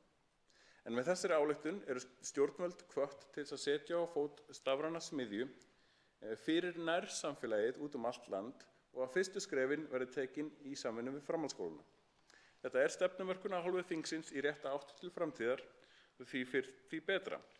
Og hugmyndin í rauninni með stafrænum smiðjum, grunnhugmyndin að allir geti framleitt. Þetta grundvallarbylting í ætt við þá byltingu sem var til dæmis með netinu og samfélagsmiðlum, þar sem að allir fóru að geta skrifað fréttir, allir gátu tekið þátt í umræðinni. Í stafrænum smiðjum þá fólki boðið upp á að læra færni og aðgang að tækjum þannig að allir geti framleitt. Þetta einn af hornsteinum í rauninni framleiðslu samfélags sem að deilir skoðunum á opinn og aðgengilegan hátt, þá deilum við hlutum og framleiðslu á opinn og aðgengilegan hátt hvort með öðru. Og hæfileikinn til þess að nota þennan rauninni penna, hefur stundum vilja orða, alveg algjört lykilatriði. Þetta snýst það að kenna öllum í rauninni að lesa og skrifa með nýrri tegund af penna. Alveg eins og einu sinni kunni ekki allir að lesa og skrifa, þá þurfti lesara til þess að tilkynna tilskipanir konungs, að upplýsingabyltingin kom með því að allir lærðu að lesa og skrifa með prenttækninni, og þetta á sama hátt að ná inn til allra hvað framleiðslutæknina varðar. Þannig að með stuðningi flutningsmanna frá öllum flokkum þá vona ég að þessi þingsályktun nái að ganga í gegn á þessu þingi, þannig að ríkisstjórnin geti farið að undirbúa áætlunina sem að myndi þá koma fram í fjármálaáætlun 2019. Það vantarlega næst ekki tími til þess að byrja að setja inn í fjármálaáætlun 2018, en ef að hæstv. Menntamálaráðherra er framsýnn, þá kannski næst eitthvað smá áætlunarfé inn í 2018 til þess að hefja, til að taka forskot á sæluna. Þannig að ég mæli með því að þegar að umræðinu lýkur þá gangi málið til hæstv. allsherjar- og menntamálanefndar. Næst tekur til máls hv. 9. þingmaður Suðvesturkjördæmis, Willum Þór Þórsson. Hæstv. forseti. Ég byrja á því að þakka hv. þingmanni Birni Leví Gunnarssyni, fyrsta flutningsmanni þessa máls, fyrir að leggja það fram og fá tækifæri hér jafnframt til að vera meðflutningsmaður á málinu, og ætla að byrja hér á að staðfesta, ef að það skyldi vera einhver vafi, að hæstv. mennta- og menningarmálaráðherra Lilja Dögg Alfreðsdóttir er framsýnn ráðherra, og ég er ekki í vafa að hæstv. ráðherra styður þetta mál, eins og speglast hér og hv. þingmaður kom inn á, að hér eru meðflutningsmenn úr öllum flokkum. Þetta smellpassar inn í stjórnarsáttmála hæstv. ríkisstjórnar, og á margan hátt þá er þetta mikilvægt, met ég, ekki bara þegar kemur á skólastarfi, heldur bara þeim samfélagslegu breytingum, þjóðfélagslegum breytingum í atvinnuháttum framundan, mikilvægt mál. Þetta snýr að verkmenntun, þetta snýr að tækni, þetta snýr að tölvum, stafrænu Íslandi, fjölbreyttara menntakerfi, samfélagslegar staðbundnar lausnir, eins og hv. þingmaður ræddi hér. Þetta hefur reynst þannig að þetta opnar smiðjur fyrir almenning, sem er jafnframt mikilvægt. Það er mikilvægt, eins og hv. þingmaður kom inn á, og raunin hefur verið hér. Þetta er þegar farið af stað með góðum árangri, tengsl við framhaldsskólana, en við þurfum auðvitað að hugsa þetta jafnframt bara skólakerfið í gegn, grunnskólana jafnframt. Nú hér síðast í dag, í óundirbúnum fyrirspurnatíma, þá var hv. þingmaður Smári McCarthy með fyrirspurn á hæstv. fjármála- og efnahagsráðherra þróun efnahagsmála, og hæstv. ráðherra kom inn á það hversu mikla áherslu hæstv. ríkisstjórn leggur á nýsköpun, sem er algjört lykilorð í þessu öllu saman. Og þegar við ræðum framtíðarlífskjör og sjálfbæran hagvöxt, þá verðum við að huga að þessum þætti sem er nýsköpun. Og það er vissulega, ég renndi hér í gegnum stjórnarsáttmálann hér rétt áður en ég fór í ræðu, alltaf gott að hafa þann sáttmála við hendina, tala ekki þegar kemur að þessum orðum eins og nýsköpum, rannsóknum og þróunum. Við erum vissulega að setja fjármuni í nýsköpun, sem er vel, og eigum að gera það. Og þetta mál speglar það, þegar við erum að skoða hlutina í hinu heildræna samhengi, í gegnum menntakerfið, og við erum svona á hátíðistöðum tölum það að tengja saman atvinnulíf og skóla. Svona smiðja er alveg smellpassar í þá hugmyndafræði, bara opnar þann möguleika. Og þannig það er margt mjög jákvætt. Eins og þingsályktunartillagan er lögð upp stafrænar smiðjur og aðgengi að stafrænum smiðjum, að þá er lagt til að Alþingi álykti að fela mennta- og menningarmálaráðherra og þannig að allar menntastofnanir komi hér að, framhaldsskólarnir, grunnskólarnir, háskólarnir og allt skólasamfélagið. En það er mjög mikilvægt, ég vil draga það fram hér, að eins og gert er í tillögunni, að tryggja aðkomu Nýsköpunarmiðstöðvar Íslands, sem að þetta verkefni á í raun og veru, getum við sagt, heimilisfesti í dag. Þar er þekkingin og verkefni í raun og veru, og þess vegna er mjög mikilvægt að þeir komi hér að í þessari stefnumótun sem er framundan. Og svo ekki síður, eins og nefnt er hér, samband sveitarfélaganna. Þannig að vegna þess að það er svo mikilvægt að dreifa þessu landið. Þetta er byggðamál í leiðinni. Þetta er í raun og veru mjög stórt mál ef við förum í þá umræðu. Þess vegna fagna ég þessu máli mjög og óska því alls hins besta og framgang. Og eins og ég sagði hér áðan, þetta smellpassar inn í fyrirætlanir stjórnvalda og inn í stjórnarsáttmála. Og ég ætlaði þess vegna að koma hér inn á að þetta aðgengi, í raun og veru ættum við að sjá svona smiður í öllum framhaldsskólum. Það er til vefur sem ég skoðaði í tengslum við þetta mál. Það er tengill í sjálfri tillögunni. Það sem er fyrirlestur þess sem var svona hugmyndafræðingurinn að þessu, og svo eigum við hér ágætis vef sem heitir FabLab Ísland, og það sem er farið yfir hugmyndafræðina, og ég hvet alla þá sem vilja kynna sér þetta betur að skoða þann þátt. En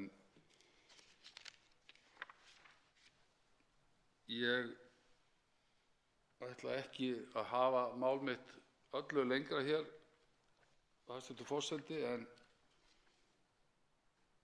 fagna þessu máli mjög og er sannfærður að það fái jákvæðar umsagnir og umfjöllun í væntanlega hæstvirtri allsherjar- og menntamálanefnd.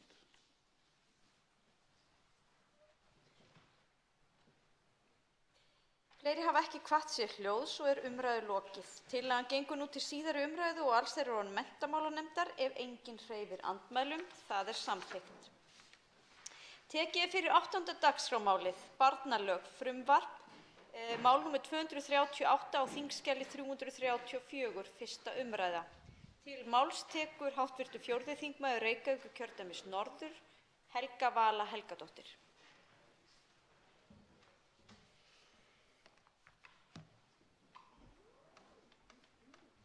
Frú forseti.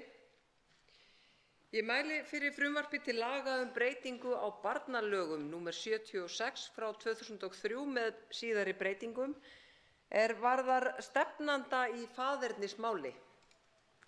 Meðflutningsmenn mínir eru hv. þingmenn Samfylkingarinnar, þau Adda María Jóhannsdóttir, Albertína Friðbjörg Elíasdóttir, Ágúst Ólafur Ágústsson, Guðjón S. Brjánsson, Oddný Harðardóttir og Logi Már Einarsson. Nú í 1. grein frumvarps er lagt til, með leyfi forseta: 1. málsliður 1. málsgreinar 10. greinar laganna orðast svo: Stefnandi faðernismáls getur verið barnið sjálft, móðir þess eða maður sem telur sig föður barns, enda hafi foreldri ekki verið ákvarðað samkvæmt 2. málsgrein 6. greinar. 2. málsgrein orðast svo, með leyfi forseta: Á eftir orðunum faðir barns samkvæmt 2. grein í 1. málsgrein 21. greinar laganna kemur: eða maður sem telur sig föður barns. Nú 3. greinin orðast svo, með leyfi forseta: lög þessi öðlast þegar gildi. Frú forseti, svipað frumvarp hefur verið varðandi breytingu á aðild í faðernismálum verið flutt nokkrum sinnum hér á Alþingi en ekki náð fram að ganga.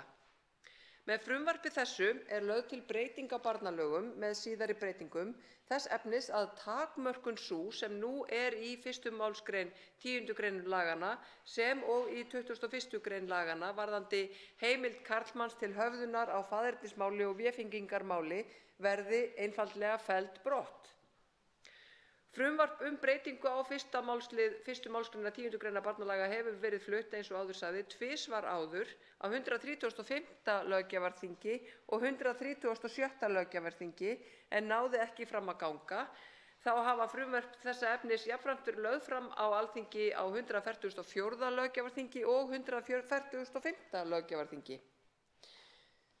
Nú, frú forseti, ástæða þess að málin náðu ekki fram að ganga var ekki vegna andstöðu eins og sjá má í meðförum þingsins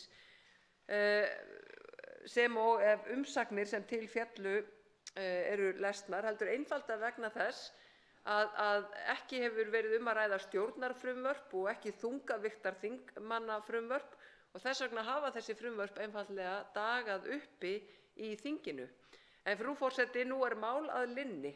Er að ræða algjört grundvallarmál grundvallarrétt barns að þekkja sinn uppruna. Í núgildandi 10. grein kemur fram að maður sem telur sig vera föður barns getur þá aðeins höfðað faðernismál að barn hafi ekki verið feðrað.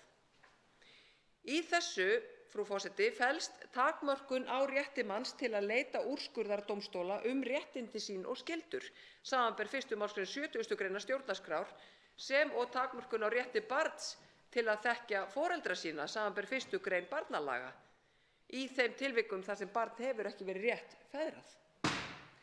Af þeim sökum er lagt til að karlmaður sem telur sig vera föður barns geti hér eftir verði þetta frumvarp samþykkt óhindrað höfðað faðernismál því til staðfestingar þó með þeirri takmörkun að ekki verði hægt að fara í faðernismál þegar barn tveggja kvenna sem getið með tæknifrjóvgun, samanber 4. málsgrein 7. greinar barnalaga, að ræða.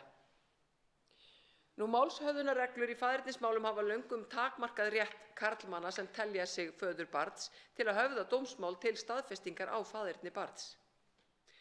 Í þágildandi barnalögum nr. 20/1992 var málsaðild að faðernismáli takmörkuð við barnið sjálft eða móður þess. Í Hæstaréttardómi frá árinu 2000 á blaðsíðu 4394 taldi Hæstiréttur þá, en að ræða dóm sem var kveðinn upp fyrir 18 árum síðan, taldi Hæstiréttur þá takmörkun sem þá var að útiloka föður frá því að leita réttar síns brjóta gegn 70. grein stjórnarskrár sem og 6. grein mannréttindasáttmála Evrópu. Þar sem í umræddum greinum var talin sjálfstæð regla að menn skyldu almennt eiga rétt á að bera mál sín undir dómstóla og að allar takmarkanir á þeirri meginreglu yrði að skýra með hliðsjón af því. Nú, með hliðsjón af jafnræðisreglu stjórnarskrár, samanber 65. grein, má líka segja að verið sé að brjóta gegn þeim körlum sem að telja sig mögulega vera föður barns og vilja leita réttar síns. Og þarna er að ræða auðvitað mikla hagsmuni bæði fyrir þjóðfélagið og ekki síst fyrir barnið af því að faðerni þess sé réttilega leitt í ljós og ákvarðað. Nú, frú forseti, hvað gerist svo eftir að þessi dómur er kveðinn upp í Hæstarétti fyrir 18 árum? Jú, löggjafinn brást við. Löggjafinn brást við en þó bara að nokkru leyti og lagði til breytingar á barnalögum í kjölfarið.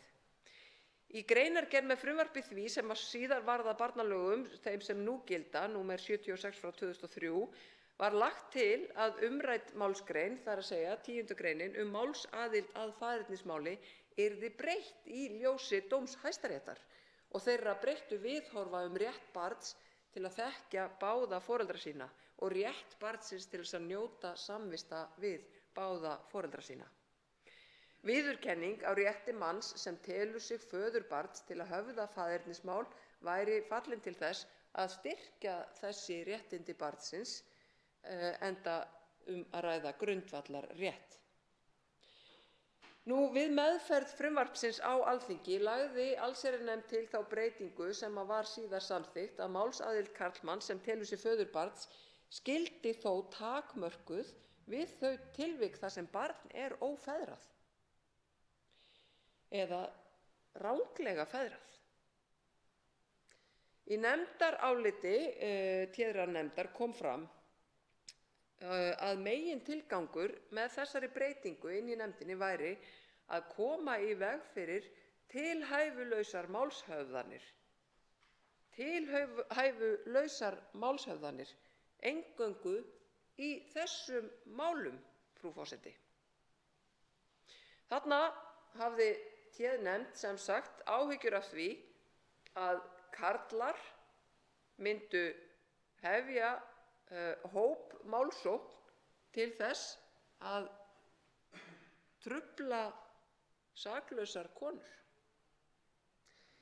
Telja verður að þau sjónarmið sem lögð voru til grundvallar í frumvarpi því sem varð að barnalögum og byggjast að miklu leyti á áðurnefndum dómi Hæstaréttar eigi enn við í dag, af því að það hefur ekki ennþá verið lagfært þessi takmörkun. Þessi takmörkun sem í dag felst í þessu ákvæði 10. greinar barnalaga sem að Hæstiréttur sagði að bryti gegn 65. og 70. grein stjórnarskrár sem og 6. grein mannréttindasáttmála Evrópu. En þetta í dag eru karlar sem telja sig feður barna sem feðruð hafa verið annaðhvort með pater est reglu barnaréttar eða eingöngu með faðernisviðurkenningu vegna þess að móðirin hefur ákveðið svo, þeir eru bara útilokaðir frá því að leita réttar síns og réttar barnsins til þess að fá að vita uppruna sinn. Með því frumvarpi sem nú lagt fram enn einu sinni lögð til sú breyting að karlmanni sem telur sig vera föður barns verði tryggð heimild til að höfða faðernismál án nokkurra takmarkana. Telja verður að sú þrenging á rétti karlmanns til höfðunar faðernismáls sem nú í 10. grein sé óeðlileg og alls ekki barni fyrir bestu. Ætla verður að ótti við tilhæfulausar málshöfðanir sé ástæðulaus og að réttarfarsreglur og málsmeðferð faðernismála ættu að koma í veg fyrir slíkt, meðal annars vegna reglna málskostnað, reglna réttarfarssektir og strangar sönnunarkröfur. Í BA-ritgerð Guðbjargar Önnu Bergsdóttur í lögfræði við Háskólann í Reykjavík sóknaraðild í faðernismálum var gerð rannsókn á því hversu mörg faðernismál höfðu verið höfðuð fyrir Héraðsdóm Reykjavíkur frá gildistöku núgildandi barnalaga, það frá árinu 2003 til marsmánuðar 2009. Á þessu tímabili voru kveðnir upp 39 dómar á þessu 6 ára tímabili í faðernismálum þar sem faðir var sóknaraðili í einu þeirra. Það voru 29 mál niðurfelld en í engu þeirra mála var faðir sóknaraðili. Jafnframt var gerð sátt í 21 máli þar sem faðir var sóknaraðili í einu þeirra. Þess ber að geta að í þessum málum var barnið augljóslega ekki feðrað, af því annars hefði hann ekki getað komist að með sína málssókn. Með hliðsjón af framangreindum tölum dró höfundur umræddrar ritgerðar þá ályktun að áhyggjur af því hvort lögfest heimild manns sem telur sig vera föður barns til að höfða faðernismál yrði til þess að auka tilvik tilefnislausra málshöfðana, að þessi rök sem allsherjarnefnd þá notaði gegn því að opna þetta, að þau rök og þær áhyggjur hefðu reynst ástæðulausar. Með frumvarpi þessu jafnframt lögð til breyting á málsaðild í dómsmálum til vefengingar á faðerni barns eða ógildingar á faðernisviðurkenningu eða í svokölluðum vefengingarmálum. Framkvæmdin fyrir dómstólum hefur verið sú að ef barn feðrað þarf fyrst að höfða vefengingamál áður en höfða þeir faðernismál til þess fyrst að aflétta faðerni áður en hægt að rétta við, eða það að segja að feðra barnið rétt. Samkvæmt núgildandi lögum eru aðilar að vefengingarmáli tæmandi taldir í 21. grein laganna, það að segja móðir, skráður faðir eða barnið sjálft. Ekki sá maður eða sá karl sem telur sig vera föður barns. Ákvæðið leiðir þannig til þess að karlinn sem telur sig vera föður barns sem þegar hefur verið feðrað hefur engin úrræði til þess að knýja fram vitneskju það hvort að hann sé í raun líffræðilegur faðir barnsins. Og með sömu rökum og áður er greint, það er að segja 60. og 70. grein stjórnarskrár sem og 6. málsgrein Mannréttindasáttmála Evrópu má segja að sé að ræða brot á rétti karlanna þarna. Nú verði frumvarpið að lögum leiðir það til þess að maður sem telur sig vera föður barns getur höfðað mál til þess að fá faðerni leiðrétt og að mati flutningsmanna að ræða mikla og nauðsynlega réttarbót í jafnréttismálum. Örlítið varðandi þennan síðasta málslið 1. greinar frumvarpsins, þá þar að ræða börn sem getin eru með tæknifrjóvgun og ekki gert ráð fyrir því að karl sem telur sig mögulegan sæðisgjafa sem síðar var frjóvgað með eggi geti með þessu krafist þess að hann verði skráður faðir barnsins. Enda lítur sá gjörningur allt öðrum lögmálum en það sem hér rætt, það er að segja þegar karl og kona hafa með fúsum og frjálsum vilja getið barn sem feðrað svo öðrum karli en föður. Nú, þetta var svona til kynningar á þessu frumvarpi. Ég vil að lokinni umræðu óska eftir því að málinu verði vísað til háttvirtrar velferðarnefndar og annarrar umræðu og bind ég miklar vonir við að nefndin taki málið til góðrar en leið rösklegrar umfjöllunar svo ljúka megi afgreiðslu þessa frumvarps loksins í eitt skipti fyrir öll, svo við séum nú ekki að flytja þetta frumvarp oftar en enda algjört grundvallarmál að ræða. Nú þegar liggja fyrir þinginu fjölmargar umsagnir frá ýmsum aðilum þar á meðal umboðsmanni barna og hafa þær allar verið mjög jákvæðar og því okkur ekkert að fyrirstöðu að gera þessa nauðsynlegu réttarbót börnum landsins til heilla. Fleiri hafa ekki kvatt sér hljóðs og umræðum lokið. Frumvarpið gengur nú til 2. umræðu og velferðarnefndar ef enginn hreyfir andmælum. Það samþykkt. Útbýtt á fundinum. Þingskjali 435, fjárframlög til samgöngumála, fyrirspurn flutningsmaður Bryndís Haraldsdóttir. Þingskjal 436, 3. valfrjálsa bókunin við barnasáttmála Sameinuðu þjóðanna, fyrirspurn flutningsmaður Silja Dögg Gunnarsdóttir. Þingskjal 437, skortur á hjúkrunarfræðingum og sjúkraliðum, skriflegt svar heilbrigðisráðherra. Þingskjal 438, samræmd próf og innritun í framhaldsskóla, fyrirspurn flutningsmaður Björn Leví Gunnarsson. Þingskjal 439, framkvæmd og eftirfylgni barnasáttmála Sameinuðu þjóðanna, fyrirspurn flutningsmaður Oddný G. Harðardóttir. Þingskjal 440, brottfall laga stofnun hlutafélags Hitaveitu Suðurnesja, nefndarálit atvinnuveganefndar. Þingskjal 441, matvæli og dýralæknar og heilbrigðisþjónusta við dýr, stjórnarfrumvarp. Þingskjal 442, matvælastofnun, stjórnarfrumvarp. Þingskjal 443, notkun akstursbóka í bifreiðum Alþingis og greiðslur dagpeninga til forseta Alþingis. Fyrirspurn flutningsmaður Björn Leví Gunnarsson.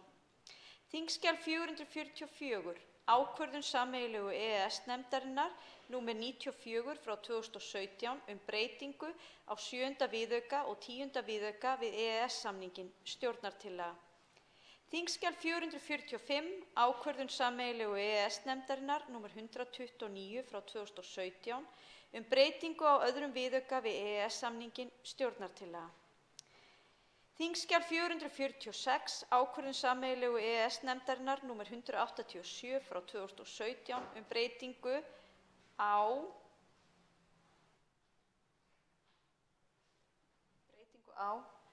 nú bara